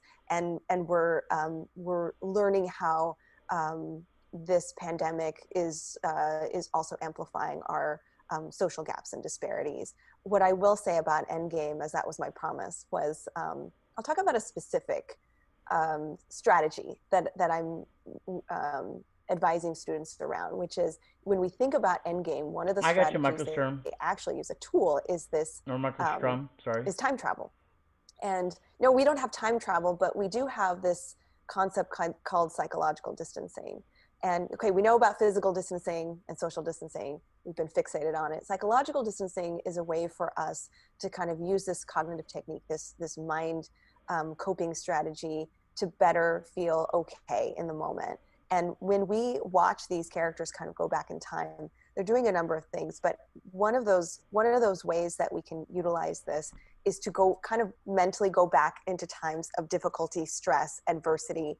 Some of us, for instance, experienced social unrest in '92 in Los Angeles. I can go back to that time and think about ways in which I adjusted. Some of us experienced 9/11. How do we go back to that moment and think about the ways in which we accessed our resilience? And for our current university and college generation, this will be a profound moment of adversity for them. So how do they, as Jeremy's talking about, access and understand their own resilience within if he keeps on going, Zulu, I'll do it. But so this is he's got his point across. If he compassion, keeps going, it's utilizing ingenuity, and it's utilizing a flexibility, which I think they're going to be great at. So I think it's kind of intersecting a lot of our the strategies we've already been using, and thinking about ways we can be pretty innovative. What's up, Josh? I'll try to use it in game too, since this is the Love it. So something really caught me really interesting that Jeremy mentioned is that about Maslow's hierarchy of needs, and not only is it hitting all of those aspects, but it's also creating a new hierarchy of needs, and some of the most basic needs are now a laptop, a mask, and Wi-Fi. And so, okay, Michael Sturm, I'm going to ask you to stop, please. What I Thank think you. about a lot, if you don't mind, my please. supporting of students is, how do we show up for them? How do we assemble for them, like in that final moment of Endgame? Oh, nice. How do we really come together, as all the Infinity Stones to fill in those spaces and places where things need to get done, and really reaffirm for them that you have people here, although we're having to find. Okay, Michael Strum, sorry, brother. Yeah, you're just going on too much. Info Sorry. and support to you, asynchronous and synchronous ways, using social media, having these Zoom spaces, having we did a program that we were going to do in person. We turned it into a podcast. And it was Revenge of the Blurred, and we were going to have a conversation with students about our blurredness, myself and a couple of other staff members on campus, and nobody showed up because we got hit with the shelter-in-place orders. So we then recorded it and then shared that out with folks, so that they could hear it, feel it, comment on it. And as well, just kind of just being present, letting folks know that we're here and we're still supporting just from afar. So I think that's kind of where my priorities are. And sometimes, we're missing students, and we have to do whatever we can to kind of reach out and make sure that they know that we're here. Well, that sounds great, and I'm afraid we are at the end of our time, so I thank you all for participating in this. This is a longer, more participating panel. I like this panel. And this is the one I didn't think was going to be good either. That was amazing. That was actually a really good panel in my eyes. What's up, Jack? What's up, Lauren from New York City? Welcome. Well, that was actually really, really fun panel, actually. That's just one fly. I'm going to get rid of it. I'm going to swat it later. So our next one is going to be Comics on Campus, Fandom of Academia. That's the next one we're going to do. We still have 13 minutes left. Now, I know some people were talking with me because I had some people come in. They were talking about, our knowledge of comic books, things of that nature. And I started talking to that one guy about Todd McFarlane that made Venom, a.k.a. also Spawn. And what it comes to my reality is that, people are going to come in and they're like, is this guy really a comic book geek? And without a doubt, I am. So what it is I don't really do any reviews on comic books, which I definitely probably should. But I do a lot on movies and television. And if you notice, I've got the reviews of Birds of Prey and the Sonic the Hedgehog. I've got my top 10 movie reviews of last year. I did reviews of every single Mandalorian. I also did the Star Wars Rise of Skywalker review. But just to make things clear and show you guys, I did a lot of reviews of different comic books. Every Mandalorian episode I did Jay and Silent Bob, of course, Joker, Spider-Man Far From Home, a Dark Phoenix. Why is this in here? Actually, no, that would be in there. Never mind. Of course, I did pass away. I did cry when Peter Mayhew died. Avengers Endgame, Shazam, Captain Marvel review, Glass review. I did a dual Spider-Man and Aquaman. Had a little bit of a situation in my life, so I couldn't do the reviews until later for those. I did 2 tributes to Stan Lee because that killed me, guys. That killed me when he died. I cried. I still tear up whenever I see tributes to him. Venom, the casting, talking about Disney Fox merger complete. Ant-Man and the Wasp, Solo. It goes on and on. My Deadpool reviews and secret stuff, Solo. It goes on and on and on and on and on and on. And I think if you guys get a chance, go to my movie and television reviews. You'll see how knowledgeable I am about those comic books. And I would love for you guys to find out for yourself, hey, this guy kind of knows what he's talking about. You know what I mean? But again, it also goes down to, I've got playlists for Deadpool where I've done Deadpool videos, where I do funny Deadpool videos. I do a lot of stuff. I talk about movies because I always see movies in theaters. The new phases in Marvel. I'm just a geek overall, guys. I'm a huge geek and everything. And I hope my videos represent those for you guys. You know what I mean? Represent who I am as a geek. I even have Aqua Teen Hunger Force, the Carl rant thing. Stuff on Stranger Things and all that kind of stuff. Destiny, of course, video games though. All right, with last putty, this guy that has Scary Story Channel, 30 kind of subs. I told him a ghost story, and he is making a video telling it. It's dope. Nice, Jack. Nice. No, you're fine, Lauren. You're fine. But anyway, I wanted to show you guys that, and I appreciate you coming out, Lauren. By the way, I want to make sure I make that aware. I don't want to sound like I was being stingy. I apologize. But yeah, anyway, people kept on coming in, asking, talking about, my love of things and everything. So make sure you guys hit that subscribe button, check out those stuff as well. If there's, find some stuff like that you'll find interesting, so on and so forth. Now, right now, we are currently waiting 10 minutes until the next and the last, thing of the night. This is going to be the one talking about college and universities embracing comic books. This is going to be a different story, but this is another one of those. This actually is not one of those geeked ones. So I figured this is going to be a little bit different, so I thought we tried something else out in that situation.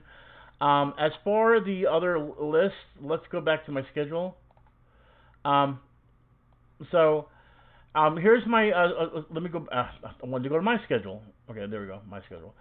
So, the way this is going to work, guys, is we have before, they actually want to give feedback. Actually might do a video on feedback on those.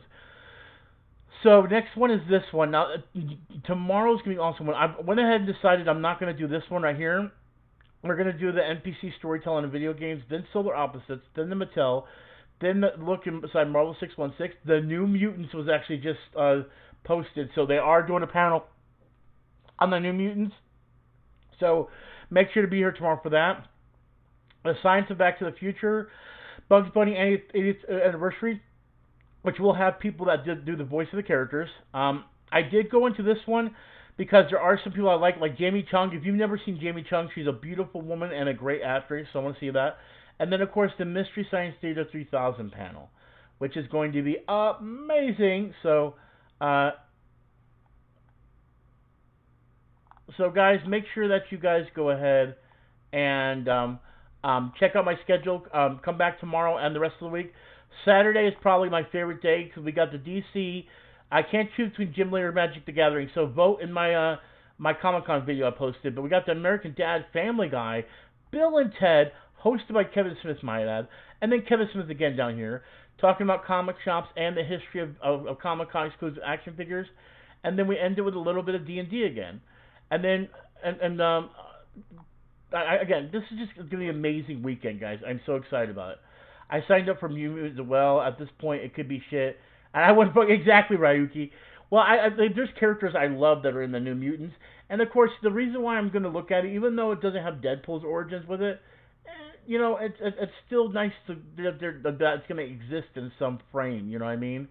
I'm going to just go in with an open mind and just have fun with it, even though it might not be that good. It's the last, and if you really think about it, this is actually going to be the last Fox Marvel movie.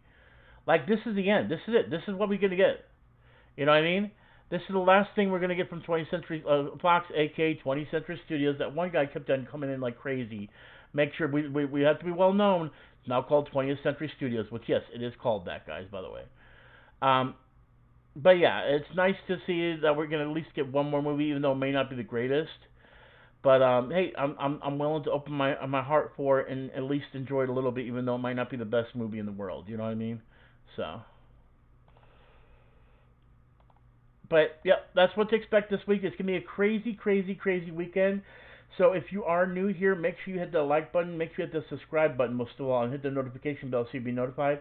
I'll be doing streams all weekend for a Comic-Con. My income is streaming, but my income is streaming and streaming Fortnite. A lot of the people you'll see in here that are my mods are a lot of Fortnite players, but I'm getting a lot of people that are comic geeks like I am in here, so I'm very happy to see you guys, and hopefully you guys will come back and have a discussion with me when it comes to comic books and things of that nature. By the way, if you are a Kevin Smith fan, make sure you go check out my Live from Behind video. It also talks about how I actually got Kevin Smith's autograph on a poster, and I got featured, and I got messaged by Jason Mewes. It's a lot. This is like one of the biggest things that ever happened in my life. It's so awesome. G-Day, Australia. My superhero name is Human. Okay. Well, Hook, I appreciate you being here and welcome to the stream. I appreciate you coming out. But yeah, guys, make sure you guys come back and check us out in those situations. Also, Aquaman made a big splash in Fortnite as well, so that's a little bit of comic book leaking into video games, you know. Right, okay, 1 in a million there, exactly. Yep, that came out of nowhere, but you know what? If it came out of nowhere, I like to see. If it oh, that sounds horrible. That came out of nowhere that I like to see, so. But we're going to make things interesting and entertaining in the next couple of days, so I hope you guys will hit that subscribe button. No matter how unlikely it happens all the time. Yeah, facts, Hook, yep. But, guys, what do you guys think so far as today's Comic-Con? Have you guys been enjoying it? Do you feel like you've gotten a lot out of it as far as what we've been seeing, so on and so forth? I can't believe you got messaged by Jason. Yeah, I'll give you guys a preview. I'll show it to you guys real quick. For those that don't know me, my name is Putty Man. People call me Putty Man because, see, look, wow, Putty, that really had a documentary feel, great job. I'm known as Putty Man because I used to go by that name before I made Gamer Potheads. So I actually got messaged. Let me show it to you real quick. I got a signed poster, or my video was picked. Then I had to go through and submit my name. I'll show you guys real quick. See, there's my Twitter, my old Twitter handle, and I've got messaged by Jason Mewes. And then here I am, and I'll show you guys real quick. I'm showing all my Kevin Smith stuff off. And then here is the signed poster, signed by both Kevin Smith and Jason Mewes right there. And it's because my video got picked for the show, but if you guys want more detail about it, definitely go watch the video. Definitely go check it out and see if you guys like it and everything. It's got a documentary feel, a short documentary feel about, you know, what it was like to get my video submitted and winning. You know what I mean? I just had to submit a video for his one night event, and I got to be a part of it. It was a huge deal. I got the poster. I got mentioned by Jason Mewes. I actually had Jason Mewes and Kevin Smith both see me on the big screen. It was an amazing, amazing situation that I just couldn't believe happened, and I was so proud of that happening, you know. And again, it's a video that doesn't have many views because a lot of people aren't even aware that it actually exists. And I tweeted it to Kevin Smith because the problem is he's never put the video out for that, and that's because there was a technical difficulty that happened because it was a live broadcast to the theaters, and there was a technical difficulty that happened that unfortunately made it to where they couldn't save it on video, so it had to scrap it. But there is footage online of the actual event, but not the actual event my video gets picked. But my video that was picked is actually in there too, so you guys can definitely check that out. So, all right, guys, we got 2 minutes until the next show, guys. 2 minutes. So we're gonna go ahead and make sure right here to make sure we get into this show for the next 2 minutes. After this show, guys, we'll do the end call outs, say goodbye to everyone, that kind of situation, and then make sure that if you're not interested in this video and you do leave before now, make sure that you come back for tomorrow when we do all the special events tomorrow, guys. So make sure that you're here for tomorrow, guys, for tomorrow. So, and I'll definitely be posting an early stream connection for that as well. So, all right. So we got 1 minute, guys. 1 minute till the last panel of the night. What was your thoughts on the reboot of Jay and Silent Bob? I loved it.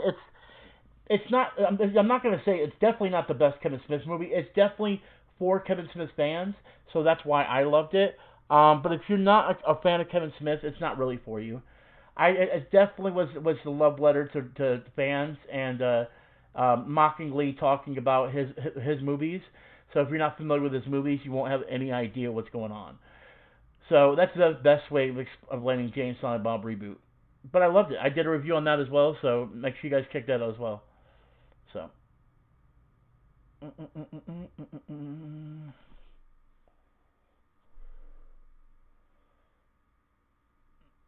9 o'clock, guys. Let's go ahead and watch the final panel of the night, ladies and gentlemen, and enjoy. I'll talk to you.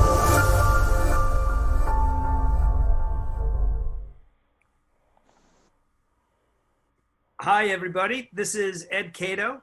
Welcome to our San Diego 2020 at-home panel. Today we're going to talk about the intersection of academia and fandom. Yeah, he is. Jack, he gets on every night. He'll be on tonight. Array of smart, forward-thinking academics and leaders of the industry to talk about the things they're doing to really understand their views of what's going on today, what are some of the issues, and what's happening in the future. So we're really excited for this one. Let me start by introducing this group of panelists. Karen, would you please start us off? My name's Karen Green. I am the curator for comics and cartoons at the Rare Book and Manuscript Library at Columbia University in New York. Oh, thank you. That's great. And we also have from the West Coast, Rob Salkowitz. Rob, can you remind us a little bit about what you do and who you are? Sure. My name is Rob Salkowitz. I'm a writer and sayer of things about comics, mostly in the pages of Forbes, ICV2, and Publishers Weekly. In this context, I teach comics as communication platform in the graduate program of communications at the University of Washington. Fantastic. Good. Darlene Overbaugh, I know you quite well, and I've known you for a few years, but could you please introduce yourself for this audience? Sure. My name is Darlene Overbaugh. I come at this from a little different angle. I am an events producer and researcher, particularly in the fan culture field. So I have worked on events in the Ithaca area along with Ed, but I'm currently researching the digital futures of fan culture of events. Super, that's great. Frank Camuso, also in the central New York region, based out of Syracuse, New York, though. Could you please introduce yourself, Frank? Yeah, my name is Frank Camuso, and I'm a graphic novelist, and I also teach at Syracuse University. University. Look at the background. The graphic novels I've done so far, I do I do a lot of kids graphic novels. The series I have going on right now from Penguin Random House is Edison Beaker Creature Seeker. So I'm working on the third one right now. And when I'm at SU, I teach comics. I teach history of comics and sequential illustration.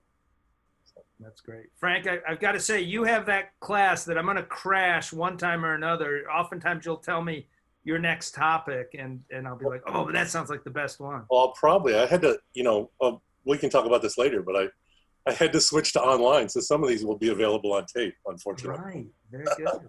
Very good. And we also have Paul Levitz. Paul, I know you started a fanzine and were an intern at DC Comics. Did you do anything else with your career after that? Actually, I never was an intern. I missed that experience in life. I went straight on the masthead as an assistant editor. I see. That ruined my joke. I've done a bunch of stuff. Pretty much anything in comics that you can do without being able to draw. I can't do that to save my life. When I got up from the desk after finishing up as president and publisher at DC about a decade ago, it was, what do I want to do with the rest of my life? And having had some wonderful teachers in the course of my education, I said, well, that could be fun. And despite the fact that I'm a college dropout, so I don't have any of the appropriate credentials, I've managed to convince a number of schools to let me ruin their kids' minds. So I've taught comics as a writing course. I've taught comics as a business of publishing course in Pace's Masters in Publishing program. I've taught comics as a literature course, and I've taught it at Cameron's fine institution as both literature and as part of their American Studies program.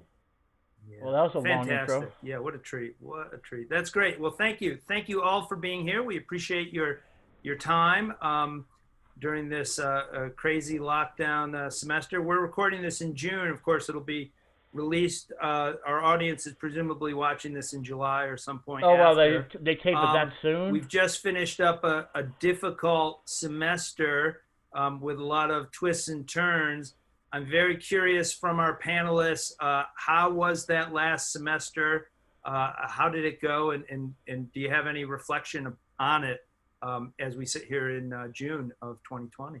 And I'll throw that open to whoever wants to start. Actually, so the class I teach in the graduate program has a difficult format, even in person. It So meets this for panel's 8 quite hours, different. It doesn't show Saturday, the faces all 9 around to like 5, the other one. every other week. I 5 kind of like meetings the old for 40 panels, the way they hours. were doing it. To see So even people's when you do reactions. that in person, you got to be pretty good on your time management and stuff like that. It's seminar style, so I usually get between, say, 8 to 15 students in that. And of course, I divide up the time and I have like guest speakers and workshops and student presentations.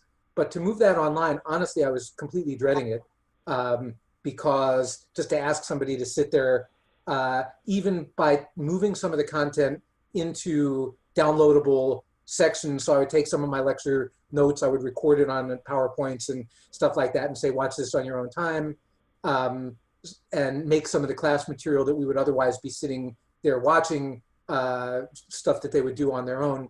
But even so, it seemed like it was going to be a challenge. And I got to credit my students. These guys really stepped up. Not only did they adapt very well to the online format, but in a situation where you've got all kinds of other things distracting you and all kinds of other stuff on your mind, a lot of these students are international students that were, couldn't be with their families and had all this other stuff going on. They were there for 5-6 hours a day, in these sessions. And it went at least as well as some of the in-person classes I've taught, and I was just That'll be stunned. tomorrow, Jack. And I give all the credit to the since this is folks kind of a that mundane put themselves into it, situation 'cause right now, I let me if go I and was them, I explain wouldn't to you have- what's I going to wouldn't come have in the been next as few good as they days. were. Sure. Jack, Sure. Oh, that's and you'll great. understand. Yeah, I already know, Mike. You already know.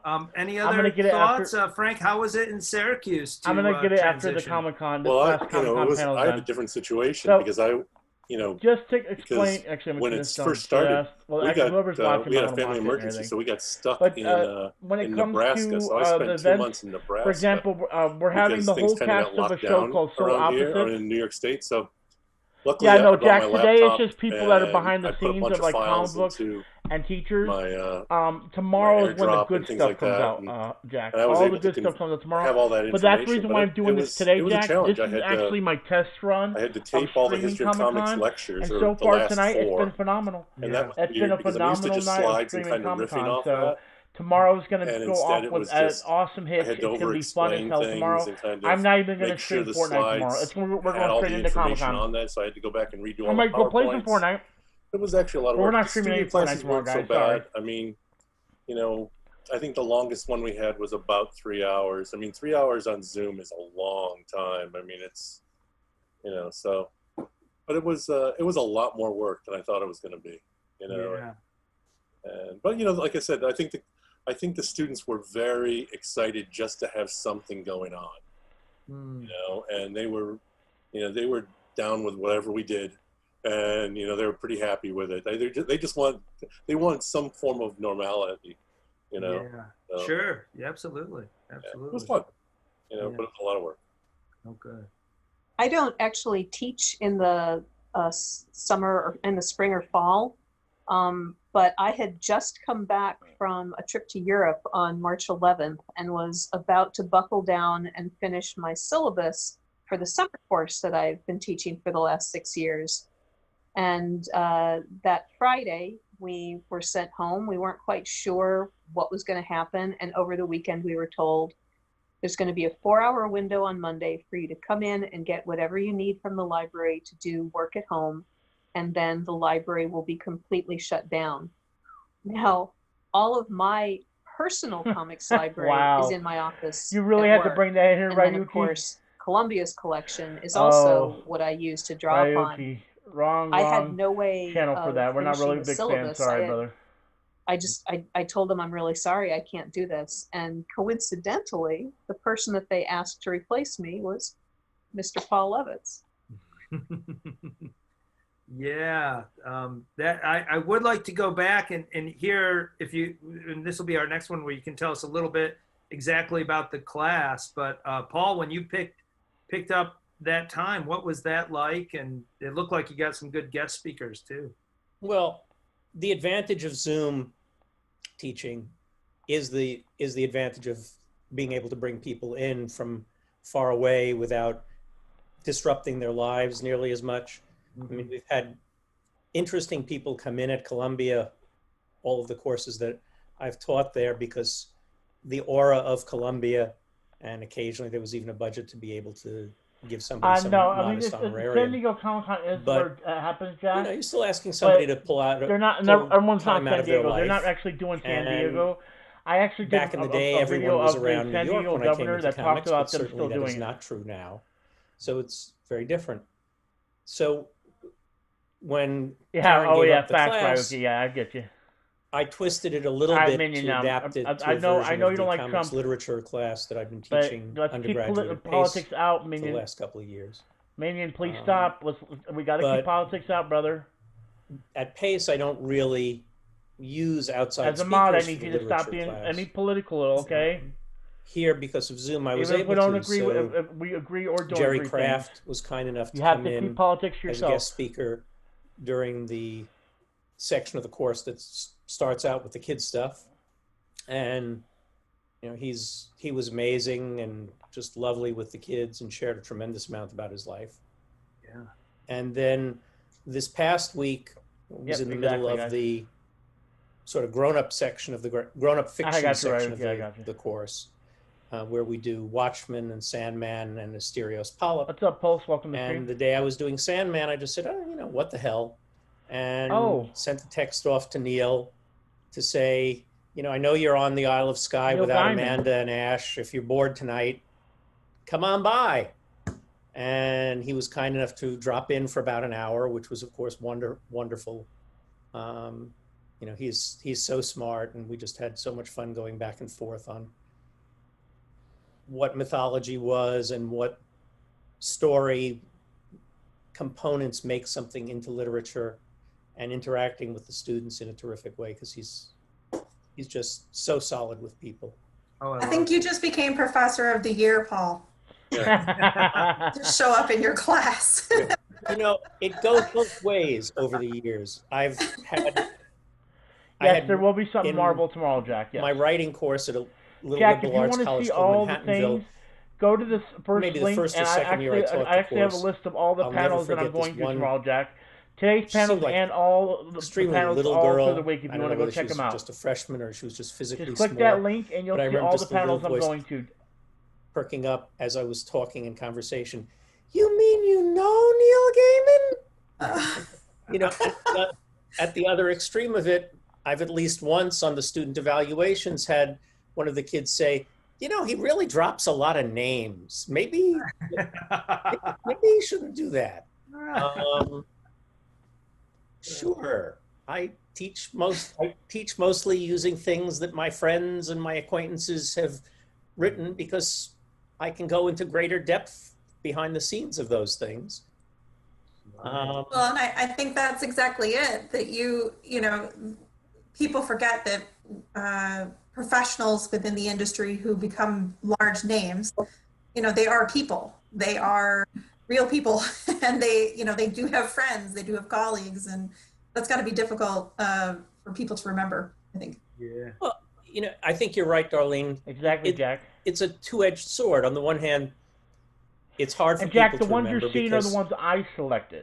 You there idealize these there are people about 100 other ones you can go to that you can select I was a if you comic go fan. I was a and science make your fiction own fan. plan. I still remember That's my schedule. I being made called that into schedule, one of the Jack. editor's offices to be introduced to Isaac Asimov, and just sort of melting on the floor because that was the writing I had grown up on. I have no memory of anything that I said because I don't think it was anything in a coherent sentence. But on the other hand, one of the things that I found fabulous in bringing in guest speakers over the years is to have kids hear the journey. Because you, as a kid, you meet these people as a finished and successful creature. Right. Neil Gaiman is Neil Gaiman. Isaac Asimov was Isaac Asimov. But when you actually hear their life story in many cases, you understand that Jerry Craft was not only not an overnight success, but 30 years of self-publishing and working on other people's books before he became an author in his own right, clearly and cleanly, before he won the Newbery. That's great for the kids to hear because none of us had a straight line path to what we did in life. And at that age, 20 something, right? It's really easy to have a fantasy that the Tooth Fairy is going to come by and is going to induct you into the Major League Baseball team, yeah, you can rewatch or them, the Jack, or you can graphic watch them novel on world. Yeah, you can actually watch and the you actual will be links they have blessed, there later. and your entire life They're will all proceed videos. as the fantasy Comic-Con that this you would year is just ideally gonna be like it to basically be. videos. And that doesn't work for most people. And even for those of us who were lucky enough to have the Tooth Fairy drop by, the path was nowhere near the straight line that we might have expected, even if we got to hit most of the stops along the way eventually. You know, another aspect of that, though, Paul, is that for the most part, the Columbia students, I know that the ones I teach, and often the ones that you teach with, the course that you co-teach with Jeremy, don't have a big comics background. They know comics from the movies. They know comics from Calvin and Hobbes. They know comics from like Batman the Animated Series, but they're not immersed in the world. So they don't understand that you are a big name. When that comment came across in your evaluation that you dropped names, I mentioned it to Jeremy, and he said, don't they understand that his is a name that people drop? Yeah, and that's the reason why I actually picked this one, because of his name. They don't get who you are, so they just think you're some schmo dropping all these names. Well, and that was very much our experience, Ed. Yeah, talk to them. Because our experience was that we co-taught a course together. Ed was like the business side, and I was more of the events production side. But I happened to also come from a background of comics, so we had that even playing field. And we utilized that, you know, we had a split semester. So we had half the semester in person and then half the semester not in person. And interestingly enough, a week before our quarantine began, that was when we made the call March 13th. Oh yeah, crazy.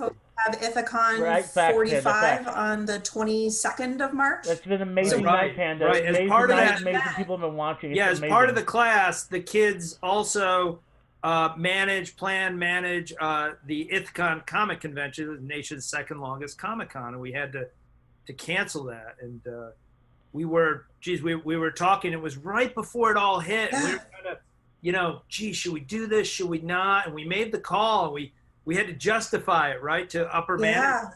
And then 3 days later, everybody was canceling everything. Yeah, and it was a total synonymous time. I mean, it was weird because you could tell that upper management at the institution are you talking was about the one with the mice? I actually read it one time, but I don't remember. But they weren't also if that's the one you're talking about, communicating with us. And we the were one kind about of the making mice decisions that as kind well. of did And the whole we like had the Schindler's added List bonus thing of it's a co-collaborated production. It's the institution, Ithaca College, as well as I read it one the time. Comic My Book friend Club of actually had the Ithaca. book, and I was at his house that weekend. It's not and just I read it, and interfering with the academic world, it's interfering with the community.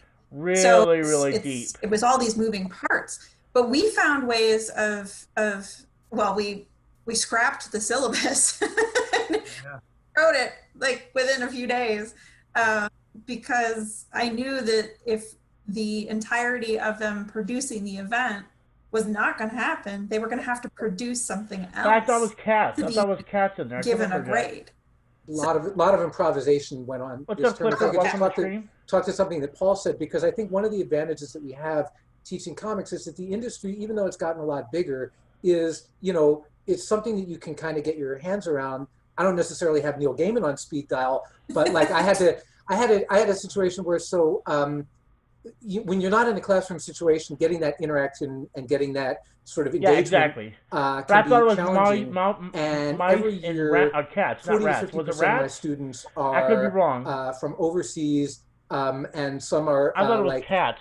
From Asian countries that are not English first language. And the women in particular, there's sometimes a cultural barrier to get them to feel comfortable speaking up in class and engaging and stuff like that. So for the second class, I thought, let me see if I can break the ice here. So I just kind of on a whim reached out on Twitter to a graphic novelist named Xingyin Kur, who did a really delightful graphic novel last year called An American Dream, which is about her experiences doing the Route 66 road trip as a young queer Asian woman from Malaysia. Oh, nice. And she's I've never seen contemporary it, with the students. though. I mean, I would say But I hope you enjoyed it. I got a lot of friends that love your academia. It was like, as soon as they saw, come back to the stream, like I this, can introduce it was you to them. very, very important to have faces that are not exactly. yours. That's what I thought, Jack. Talking, and I thought you said rats at first. Instantly I'm got sure everybody it was leaning cats. forward, and she was very engaging. So I and didn't know if it we were was, talking about kind the of a same way thing. to give permission. And it's like that was I had put her book on a top 10 list and stuff like that. So I had a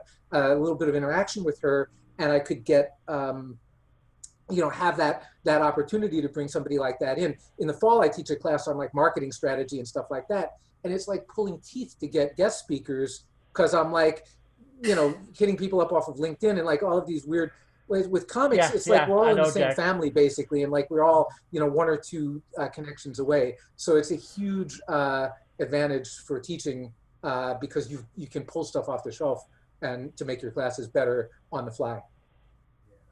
Absolutely. Yeah, absolutely. Just connecting with one another. I actually come from a theatrical background. So when you talk about family, that's very much the same case. When you come from a theater, I mean, you start to network with people, but it doesn't feel like networking, it's family. Yeah. Yeah, well, that's great. Let me ask a question. This kind of sparks about something that you said, Karen. When I was a kid, my dad took me to Cornell, and we went to the Cornell bookstore. And there was this book there, this crazy book called The Gospel According to Superman. But the cover had this Murphy Anderson, beautiful Murphy Anderson, the long-lived DC artist, this beautiful Murphy Anderson cover, and I knew it was like, gee, this is real, this is legit. Even at a young age, I knew it was legit. And then I thought, is this what college is like? Like, you kind of read comic books, but they're, but they're fancy or about religion. And I was, so excited to go to college that day. And when I went, it didn't really work out. I'm very curious what you all find it like when students enroll in one of your courses. What are they expecting? What do they get? What are their reactions to have, a course? And maybe for this section, it might be interesting if you could just, if you haven't already, give a little background on the type of course that you're teaching too. So Karen, would you mind starting us off, please? Sure. I teach a summer course that I inherited from a grad student in the English department who designed it. And then when he finished his PhD and went on to teach at Penn, they asked me to take it over. And he called it Comics as Literature. He came from a literary theory background. I'm trained as an historian. My background's in medieval history. So I had going down his list of just suggested paper topics, I didn't think even I could write any of them. So I turned it into more of a close reading course. Like, how does this medium work? What is the language of comics? What is it that comics do that allows them to tell the story in the way that, say, cinematography and soundtrack and sound effects, etc., do for film? And that's what it's evolved into. And eventually I changed the title from Comics as Literature to Comics, because you need a colon in academia, Comics, Reading the Medium.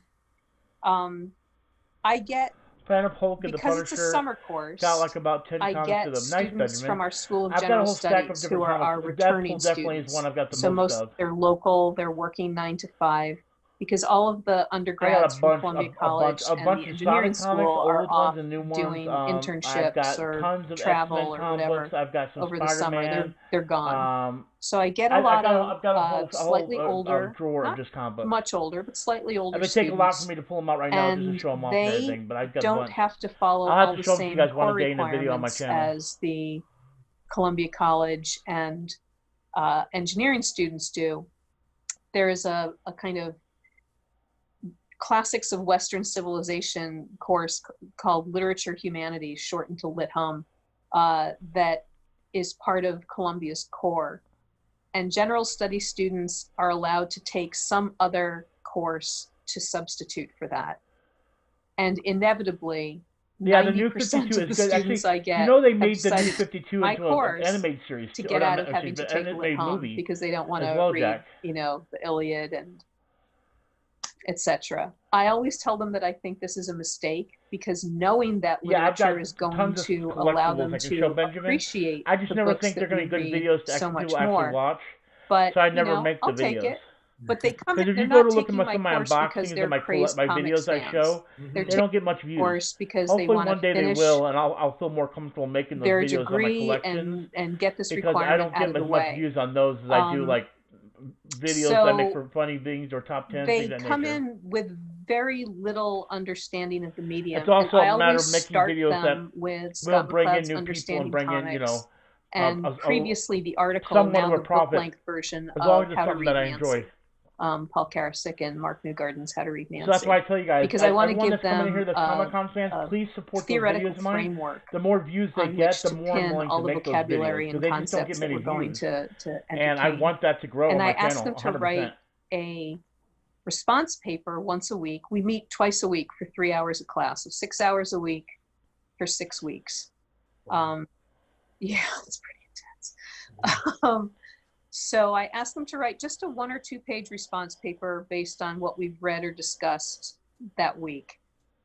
And the responses that first week are so gratifying, first of all, but they're all like, I had no idea that comics were such a complex and sophisticated art form. Yes, This is amazing. Scott McCloud said this, and Newgard and Karasik said that, and after that, it's kind of clear sailing, because From being an they inker refer to back to McCloud without my a panel prompting director constantly to through the rest of the there's so much that course. goes into comic books. So that's my experience. I'm excited about Benjamin. I don't know if I'm able to get it myself. Yeah, I want to play it, but I don't know if I'm able to get it right away. We also used It looks understanding good. comics It's because a matter of how does it play. there's inevitably kids in the courses that are Like, is it going to be smooth? That's what I'm worried about, because they're going to have to go through a lot of different characters. Then there's others that are just fulfilling a requirement, like you said. And little did they know that they were going to end up taking the course that was actually going to be harder. Characters that are going to play in a different or way. at least more. So it's going to be very hard to make, and hopefully they did a good They're going job. to expand themselves in a way. I actually utilize Scott McCloud's book and draw parallels between comics and events. You know, the gutter is where things happen that you don't know are happening, and that's the backbone of an event. That there are planning and design and ideas happening in that gutter, and you know, there's all different ways of approaching it. Yeah, all your in, like that gutter thing, I thought was brilliant. I learned a lot from co-teaching with you. That was great. Yeah, what a great idea. Which actor was it, Ryuki? Frank, how about you? What do people come in expecting? Students come in expecting, shout out and to how would you you for hitting that classify your subscribe button, students? and welcome to Gamer Podcast. Jay Lang 27, thank you for hitting that sub. I appreciate it. Shout out to you, Jay Lang. I'm so happy you drawing subscribed. comics. Thank you so much. I appreciate And it. I think a lot of people come in thinking they're going to learn how to draw big feet and funny noses and things like that. Oh, and what I really do is I teach more about like there's the a language of few comics. people in that show that I would love to meet. What happens, and just kind of getting to the point where I never they actually got understand that to read comics is a those language, yet. it's a form I'm of familiar with communication. them. So And I that know the is really connections what to I do, some and of I the don't care. I mean, I get a lot of people outside the art Marvel, major coming in to take this the class. Marvel because Night I don't care series what and you draw everything. like. I just care how you But I didn't communicate get to and read. tell your story. Actually read that and one. that is so. really the emphasis of that. And it's always a little hard after the first couple crits because, I'll have illustration majors. But I heard it was and really people like good. that I would love who to are read it amazing myself. artists, and then I'll have some people in there who are writing majors or poli-sci majors and just want to communicate, and they're putting their little scribbles up against that. But fortunately, there's way most too of their many stuff comics is in the world better nowadays for me to be because able it to read gets up to the every single point one more. of them. Most of these But I illustrators, do show they appreciation overdraw, when people do reviews and talk about them. and a lot of the other and I folks just wish put I in could what read needs to everything. be I wish I done, could and play that's every video comics, game, read right? every I mean, comic book, and comics watch is every movie. just the raw There's no way essence of doing that. it. So that's that class, and then history of comics. Dominic Pace, wait. I really kind of Isn't show that them the older gentleman we that go back, played we start at cave paintings and we move up to what's current day. the name of and, that? and I just show them that these things didn't exist here. in a bubble. I'm gonna look them up real quick. That there's a reason why we tell Pace, stories, and there's a reason why we tell stories pictorially. What did he play? And it was, and they kind of, the first couple's lectures are kind of hard because we do a lot of, I think the first lecture takes us up to the mid 1800s, which is a lot of time, but there wasn't a lot of drawing going on. So, especially comics. And then the second lecture is, we get into the Yellow Kid Bounty and things Hunter like Gecko? that. And then when we get into about the 20s and 30s and we start getting into the 20s, that's when it pops. And That's then, of pretty course, cool. we get in the Golden Age. That's when everybody. I'm not that they familiar start- with that actor, though, it starts unfortunately. to cultural references at that point that they really know. Yeah. But it's weird because, all he was these Gecko the Mandalorian. students now probably weren't born in the 21st century. Big fan a of lot King of these Kong. kids, Definitely excited so, for the King Kong versus Godzilla. No, that is. I'm. so it's I their am a point of Godzilla reference fan. is, King like Kong, my I'm sweet okay. spot is But always, to see that, oh my god, I can't late wait. Silver Age, Bronze Age. I mean, Yeah, Dark Knight Returns is definitely one. Or their stuff is like, I think you're doing the Batman. Webcomics. Yeah, webcomics, yeah, exactly. And things like that happened like 1995, like Image Comics is like, whoa, that's like old stuff. That's like World War II. Is Image really considered old? That's it's funny. always- I remember when you know, Image first came out. Kids have never read comic strips in the newspaper. They've never read Calvin and Hobbes, Oh, yeah. No, they No, probably no. have new ones, but like in the heyday, Oh, no, I used to read yeah, comics maybe never every in that Sunday. newspaper format, just in Yeah, so it's a really Sunday comics. I used to read you Sunday know, comics. it's My favorite was explaining a lot it of was times this about family the of print blonde hair medium kids, and is one kid was something a that geek. you have to do. You're like, well, it was really cheap, and it was so it's a really there are a lot of aesthetics going on there that need to be covered. Yeah. Yeah, good. Do they do your students? Do you find your students got what they thought it was, or is it a different class once they're hip deep? Right. Yeah. No, I think they didn't realize that sometimes that how deep it was. You know, I mean, it's hard because we can't really do deep dives because there's so much content.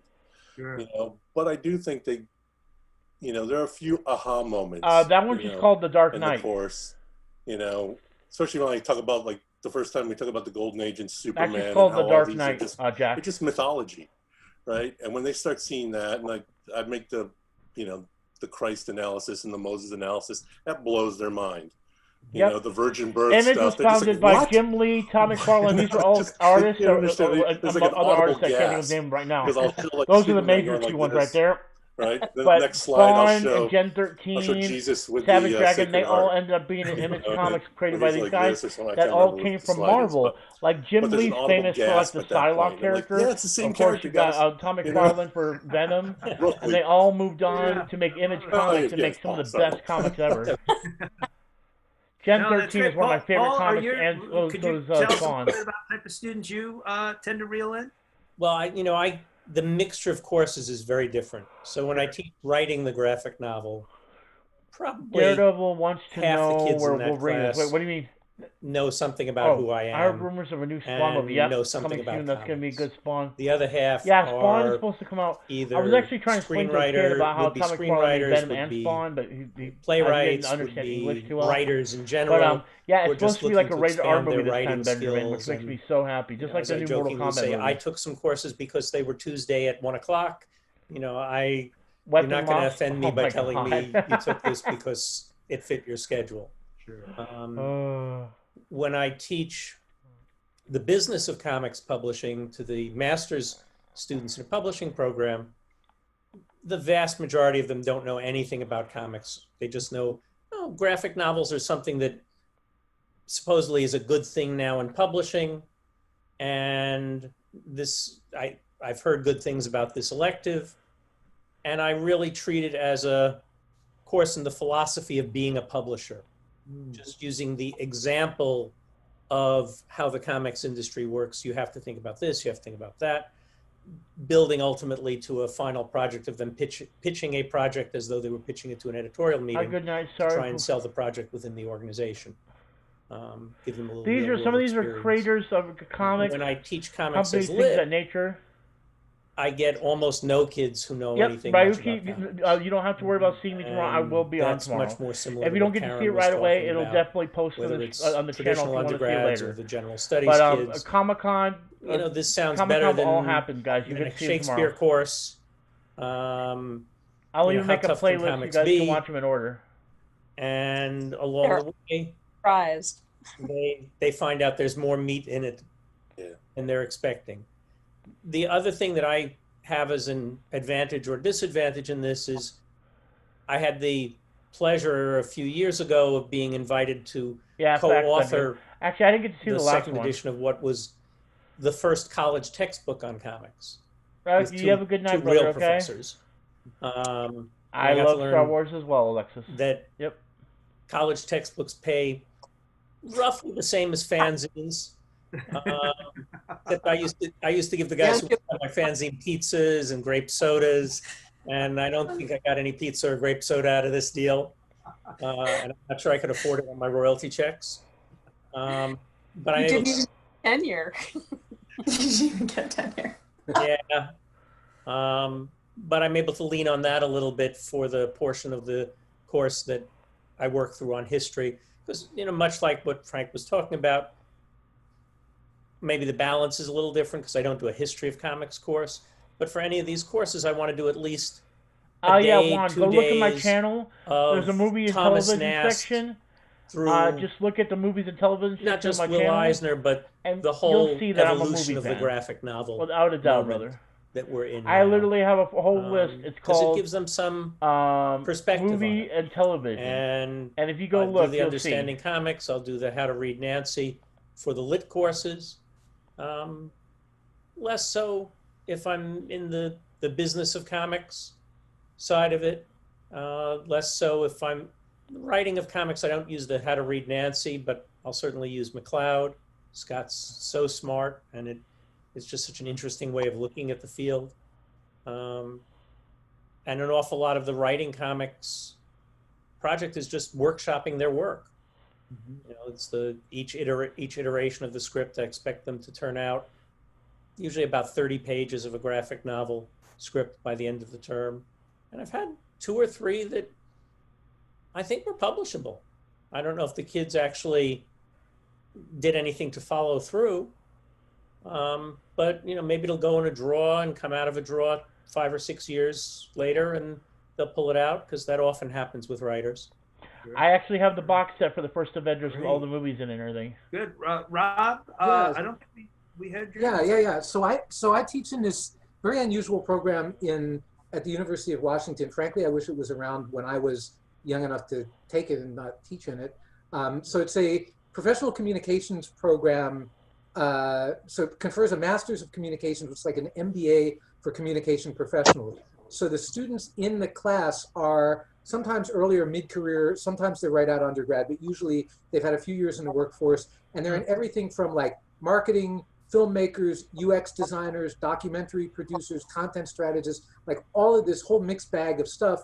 And in the program, they take classes in everything from like how to do like podcast production and interview techniques to design for visual communication, just all kinds of different things, and a lot of it around community engagement and stuff like that. So I have it always kills me when I see like comics being used in other media, like in advertising and stuff like that, from people that have no idea like what the hell they're doing. It's like, let's put the product in a cape and like, hey, it's comics, I'm definitely a Marvel fan. And so I feel like I am doing a little bit of ecology work here, a little bit of cleanup to get students thinking about it, as the rest of you guys are doing, to think of comics as a complicated medium, as a storytelling platform, and basically from the context that these folks are in the program as another tool in your arsenal, that if you're a storyteller, you don't have to be a cartoonist. So one of the things, I have a professional cartoonist It'll happen, Juan. They're gonna make in one of the classes, and actually talk about how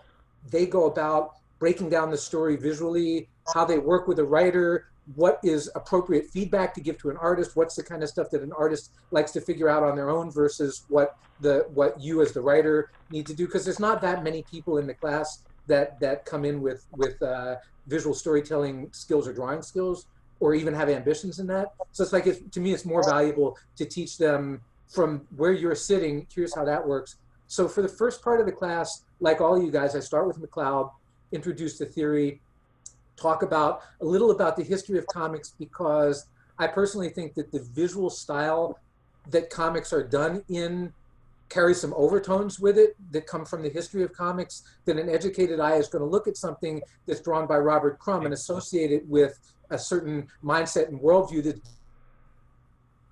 different from what Jack comics, but having some background for what that style is gives you as a communicator some more fine-grained levers for the impression that you're trying to create with what you do. From there, I move on to, so we do a module on graphic novels and basically applications of comics to fiction, nonfiction, graphic medicine, stuff like that. I had Ellen Forney as a guest speaker this year talking about graphic medicine stuff. Really like sort of interesting and unexpected applications of comics. We do a set on comics as community. So Darlin, like what you're talking about talking about conventions and fan engagement and the communities that come with comics.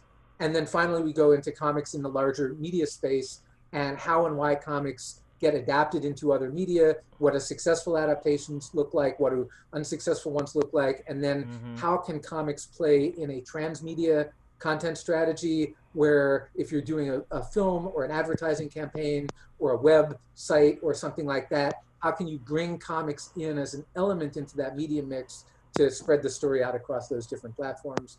And then the students create a proposal for a transmedia project that puts comics at the center on a topic of their choice. And I've had some just amazing, very creative, very interesting and engaging projects come out of this that are, some of them are nonfiction, some of them are fictional stories.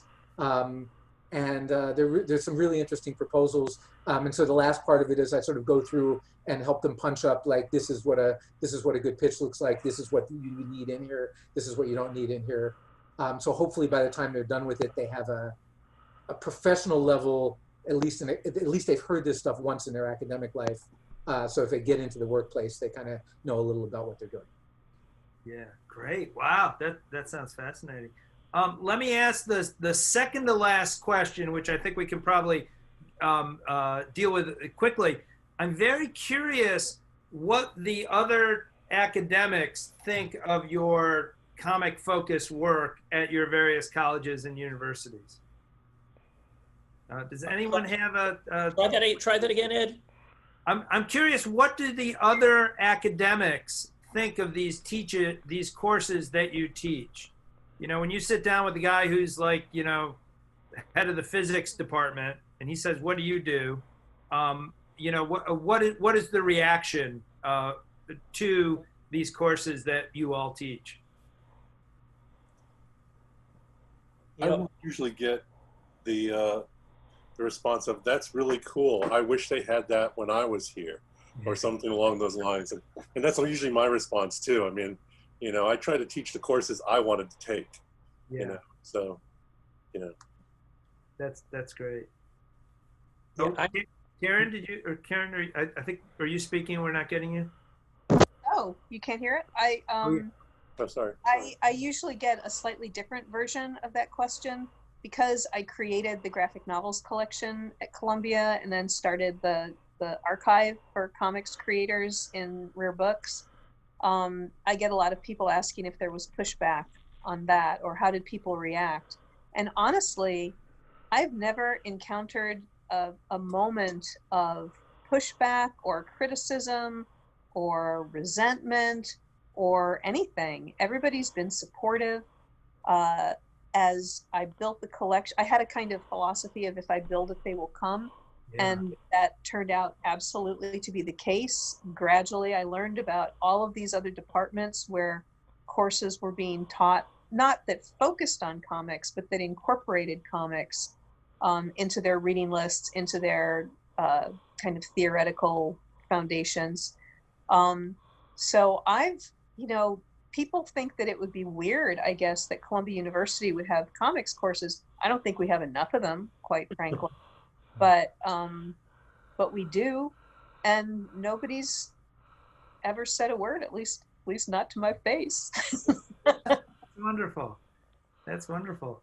Let me pivot to our last question. I'm very curious. What do you think of for the future? Will there be more comics classes at colleges, universities? Is this the best that it's ever going to get? How is this going to impact colleges in the future? Anxious to hear your thoughts.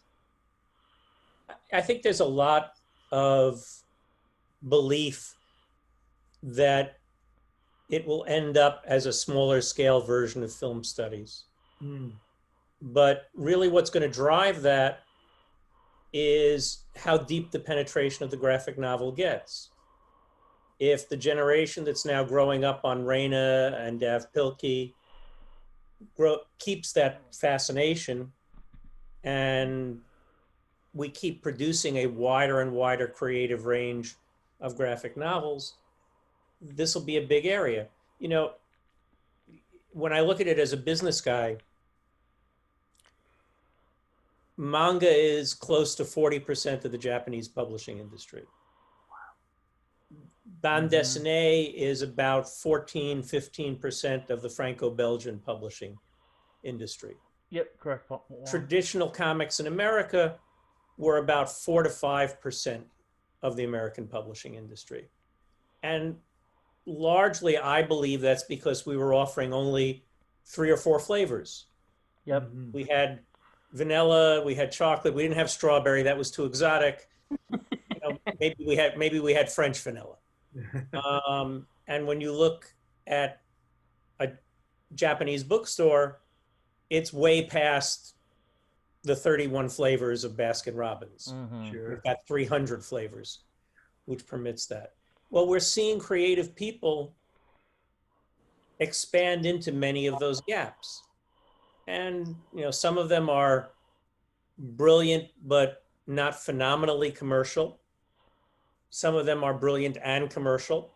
Mm-hmm. And some of them are there.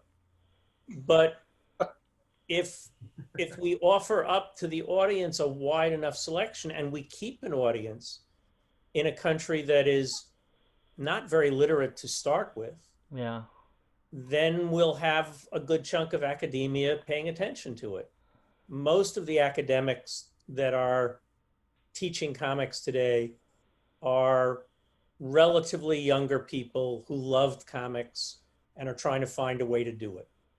When I co-teach at Columbia, I co-teach with Jeremy Dauber, who's a tenured professor, impeccable academic credentials. He's a professor of Yiddish, and he'll do pretty much anything not to teach Yiddish at this point in his career. He knows comics really well. He's writing a wonderful book on the history of comics that he's researching far more energetically than anything that I ever researched in the course of my career. But he's, I don't know, Jeremy's 20 years younger than I am. That's what we're seeing across the country. There were a few older guys who were pioneers, gals too. Thomas Inge in Virginia, who was probably the first academic to really study comics in a meaningful fashion, coming off a media studies approach to it. But what we're going to see is we're going to see these young people mature. And if there's an audience of people who believe in the graphic novel, who believe in comics as a form, taking these courses, then we'll get more courses around it. I don't think, one of the things I do when I do the lit course is I always, in the first conversation about it, point out that Tolkien, when he was a literature professor at Oxford, argued against the novel becoming part of the canon of literature because it was too new. I think this argument took place in the 1920s. We're at that stage. You know, there's some people sort of saying, you know, what is this thing that started 2 minutes ago? I don't think it's going to be film studies. I think it's going to be more like the computer lab.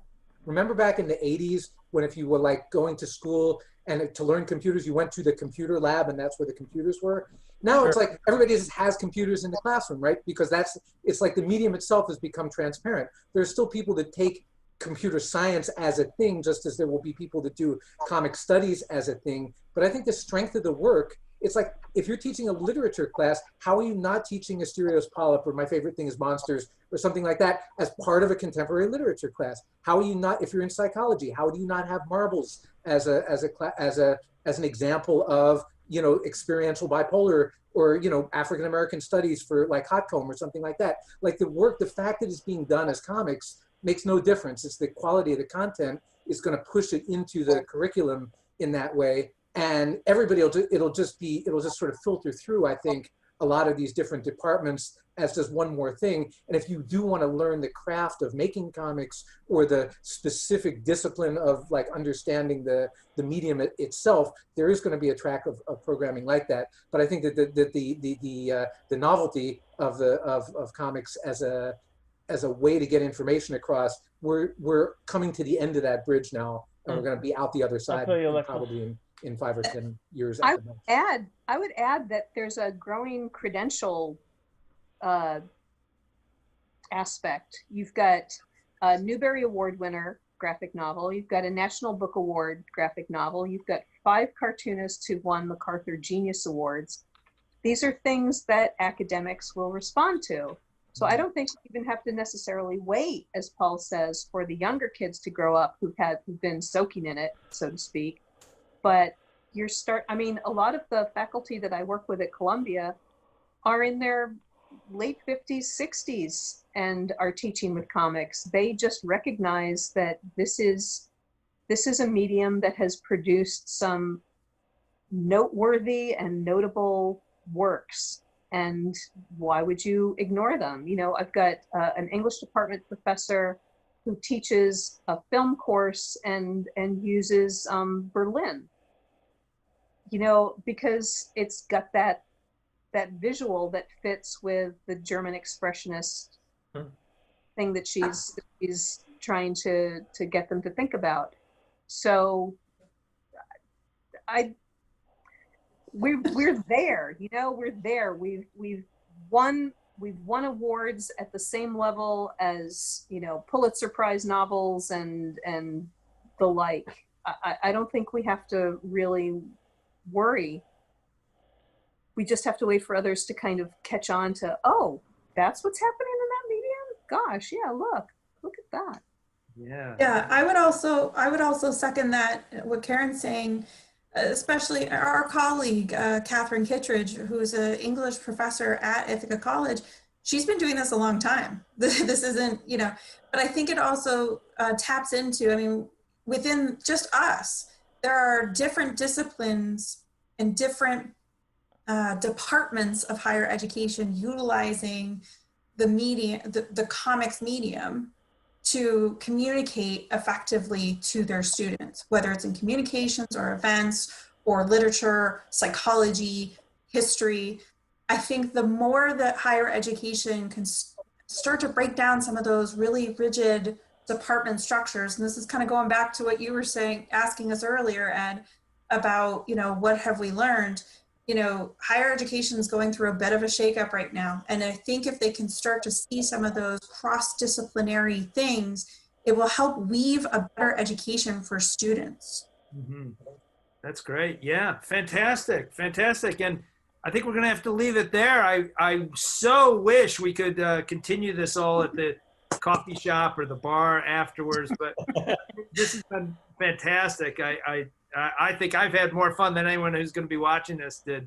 That's great. Let's end up with a quick round, lightning round. If you can tell us one thing that you're working on, it's time to plug. And then also, because this is academia, give a little pitch to make your admissions office happy that this happened. If you could remind us what school or colleges you're associated with. So Karen, please start us off. What are you working on, and where are you working again? So I'm working from home, but I work for Columbia University. Great. The project that I took on to do from home, because it's difficult when your job deals with material culture, to work from home, to not be able to actually be there. We have received several gifts of mini comics collections from M.K. Reed, from Gary Panter, from a collector named Mark Nevins, and then my own. And they've just been sitting in boxes.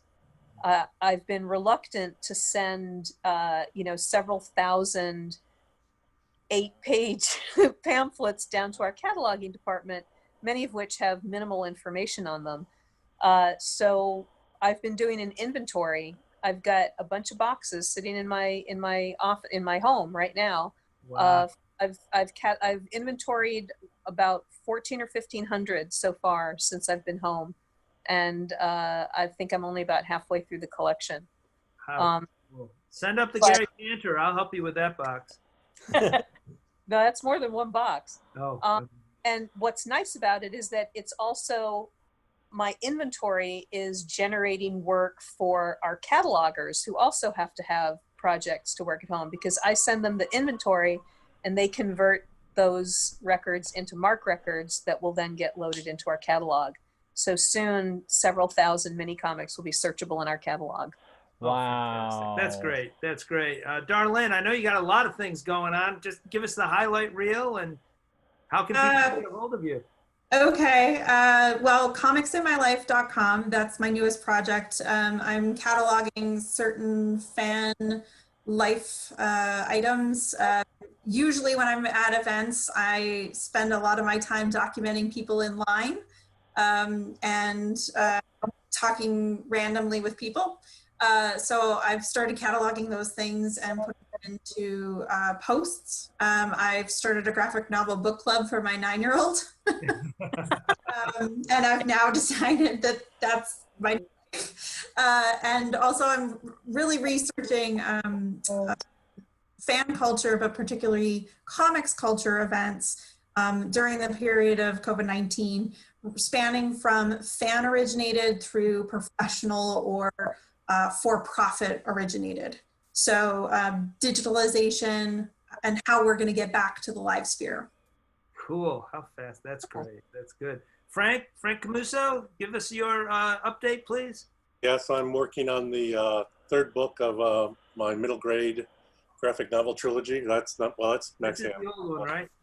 Yeah, this is the series. Yeah, love it.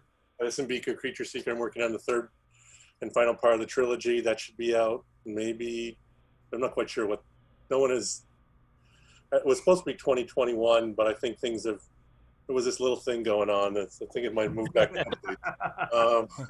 somewhere, yeah. And then I'm teaching at Syracuse University, so in the illustration department, you know. You want to learn about comics? You want to draw comics? Come on down. We got them at Syracuse University. All right. Fantastic. That's great. Good. Paul Levitz, you always have a lot of balls in the air. What's happening with you? So I teach writing at Manhattanville College. Undergrad, a couple of comics courses, one each term at Pace University, and then Pace's Masters in Publishing program on a graduate level. Have the Columbia course this summer, and in the spring, I think we'll be doing the American Studies version of the American graphic novel at Columbia with Jeremy Dauber again.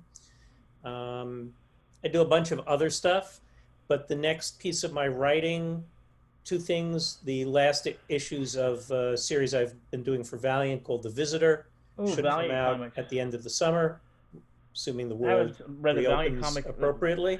Series at all and then Dark Horse has a finished graphic novel sitting there that was supposed to come out in June. If you're not familiar, Dark Horse Comics will is the make ones it out that make by the end Hellboy, of the ladies year. and gentlemen. A rabbi, a priest, and a minister walk into a bar, except they're all dead, and they're there to find out what their unfinished business is.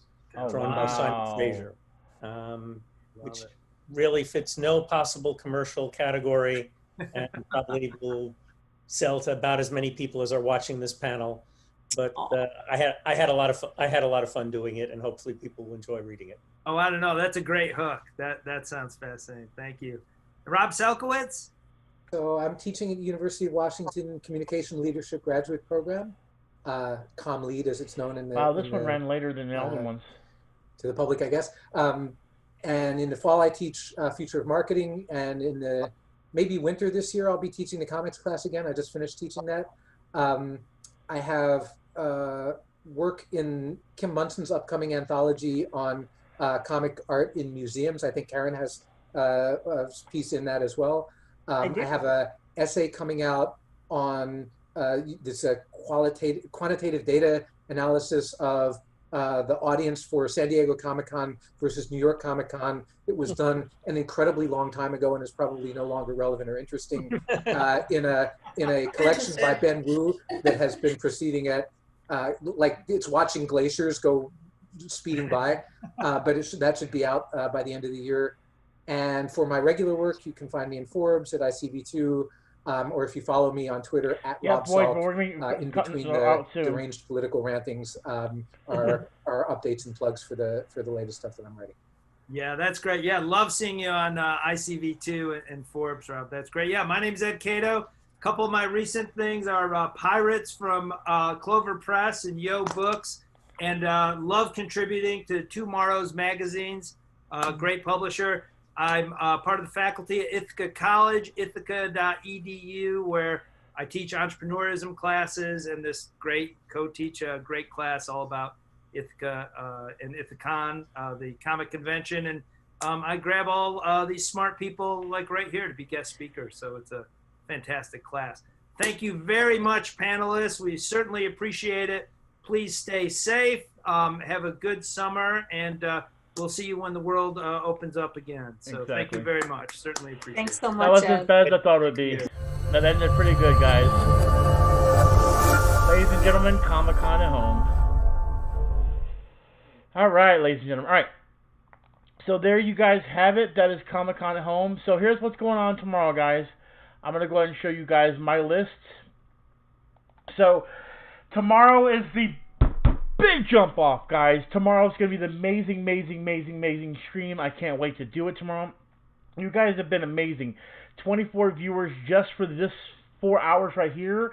That means tomorrow is going to be outstanding. So if you're still watching this and you haven't hit that subscribe button, I would say hit it right now. Hit that notification bell. It's going to be amazing.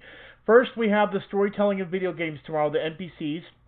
Then we have Solar Opposites. If you haven't watched Solar Opposites, I would say go at least watch 2 episodes tonight on Hulu Plus. It is an amazing show. I've watched the whole series. It is amazing. We have Mattel and WWE Elite Squad fan panel. That's going to happen. It's going to have Edge from WWE there as well.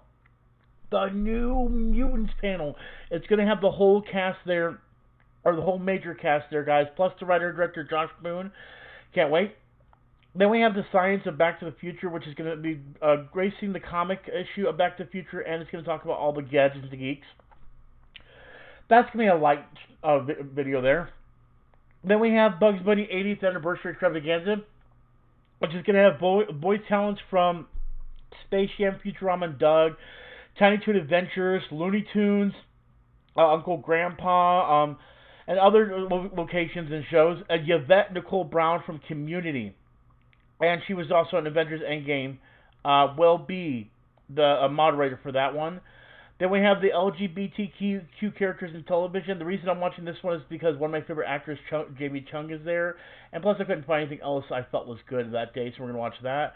And then I feel this is, because this was just added last, but I feel this is going to be the coup de grace, the creators of Mystery Science Theater 3000, and the voices and puppeteers of Crow and Tom Servo, including also Joel Hodge. The original crew of MST3K is going to happen. So tomorrow is Thursday. That is the whole lineup right there, guys. If you missed it, just wind it a little bit. I'm not going to go through it one more time again, guys. That's going to start at 10 a.m. Pacific time, 1 p.m. Eastern time. I will be starting my stream at 12 with a countdown to 1 p.m. So that'll be 1 p.m. Eastern. So it'll be basically 11 or a 9 a.m. countdown to 10 a.m. if you want to look at it that way, okay? Trailers, Juan, I don't know if we're going to get any trailers. If we get any trailers, it might be the Solar Opposites, the New Mutants, and maybe something for Mystery Science. I don't know. I think it's just going to, if we get any new trailers, it's going to be for this. And Marvel 616, we might get a trailer for that as well. That's a new series on Disney+. So guys, if you're interested in any of those, make sure you come back. We still have the rest of the week. Marvel Comics Next Big Thing. That's going to be on Friday. Friday's a big panel. It's got Archer. It's got Todd McFarlane, the creator of Spawn and Venom. Let me repeat this again. People that came in, Spawn and Venom creator, guys, is going to be on Friday. We're also going to have the creator of Ninja Turtles, one of the creators of Ninja Turtles, Kevin Eastman, 12 Mounts panel as well, with the voice actors as well. I looked at Hulu's Hellstrom. If you've ever heard of Hellstrom, it's a great comic. You should definitely check it out. And then, of course, Archer. And then, of course, Saturday is the big day, so make sure to be that day. So, guys, again, put notification bell on, guys. Make sure you guys hit that subscribe button. Guys, it's been an amazing night. Absolutely outstanding. This 4-hour panel alone was amazing. And now we still have all these to go. So make sure you guys are ready for that tomorrow. I love and appreciate you guys for coming out to the stream. All the new people, all the people that are regulars. The new people, you're now considered regular in my eyes, and I appreciate you guys coming out. And as always, I am Putty Man with Gamer Potheads. And do not forget, we're all about the high score. Peace out. I love you guys, and I'll see you guys tomorrow, bright and early, 12 p.m. or 9 a.m., whichever time it is for you. All right. Peace out, guys. I'll talk to you all tomorrow.